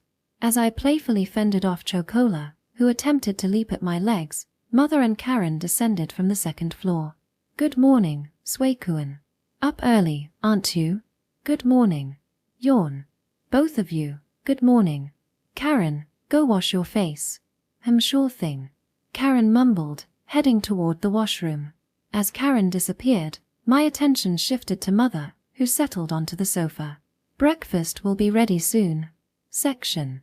The hotcakes exuded a rich aroma, their thick, fluffy texture coated with a crisp caramel surface. We decorated them with sliced fruits and a dollop of fresh cream, savoring the delightful treat together. Starting the day with something sweet boosts our spirits. Occasionally indulging in such delights is quite pleasant. Just like Viol Sama. But personally, I still love our usual rice. Ara, of course. Mother chimed in, tilting her teacup. Although she typically opted for barley tea or green tea in the mornings, today's occasion called for black tea to accompany the hotcakes. In this world, breakfast usually involves bread, right? Yes. And sometimes rice porridge. Such a lavish breakfast wouldn't even appear at the finest inns. Your praise warms my heart, but Karen always tends toward the dramatic. It's not an exaggeration. I mean it. Indeed. And today's hotcakes truly are splendid. Even Mother joined in the admiration. Speaking of which, I'd never seen rice here. Mother and Karen treated it as an everyday staple. But did rice exist somewhere in this world? Kuan. Sniff. What's wrong? Still hungry? Chocola, with mouth smeared with milk, looked up at me with pleading eyes. Well, today was a special occasion. Q. Munch, munch, munch. As Chocola eagerly devoured his second serving of banana-infused milk, careful not to spill any, Karen suddenly asked. By the way, Sway, what should we do about that? Ah, yes. And speaking of cream, Karen had a bit on the corner of her mouth too. I reached out, wiping it away with my finger, and replied, rather than leaving it as is, perhaps we should have it crafted into an accessory. Next week, I'll visit Novium-san and make the request. The term that referred to the 3 tear-shaped, transparent gemstones that the Shiki couple had gifted us at the end of yesterday's party. Each gem held the essence of Color-san's tears. Please accept these, they said. These shouldn't be something humans should possess. But we believe you won't misuse them. Indeed, when I received them, a strange and immense magic power seemed to course through my skin. Without needing the specific enchantment of indestructible, I sensed that these gems would never break even if dropped. They'd somehow find their way back to us. Chocola, Suekuan, Karen, each of you should take one. Consider turning them into necklaces or earrings. They should protect you. But what about you, mother? Fu. This is enough for me. She chuckled mischievously and raised her left ring finger. There, a silver ring adorned with purple, emerald green, and black gemstones sparkled, a gift from father. It absorbed mother's emotions, shining with pride. Understood. Perhaps we'll visit Novium-san tomorrow. Let's hope he doesn't faint. But he can't entrust this to anyone else. Of course. Speaking of which, I wondered if the fairies also harbored curiosity about Sidera. Perhaps it was time to take Mint to the city. As she grew, she needed to learn about human society. Good morning, Sway, Karen, Chocola, and Mother. Mint's cheerful voice interrupted my thoughts as she opened the window. Good morning, Mint. Juice. But first, check Pochi. With a wry smile, I watched her retreating figures as she hurried away. I stood from the sofa. By the way, would either of you like more tea? Thank you, I'll have some. I'll help too. Bark. But you've already eaten quite a bit. Kuan. Chocola is dejected. Her mother comfortingly stroked his head, while Karen made her way to the kitchen. From the distant backyard, Mint's faint morning greeting reached us. Good morning. The sleepy Pochi responded with a soft, Kyuru. Seated around the family table, I felt no regrets, no guilt, no hesitation. Those emotions had long vanished. Thanks for listening to my complaints, Father. Afterword. And that's Volume 5, Fairy Tale. In this volume, we delve into the existence of fairies. Through their interactions, the fabric of the world becomes clearer. The Hateno family gains new neighbors and reaffirms their own feelings.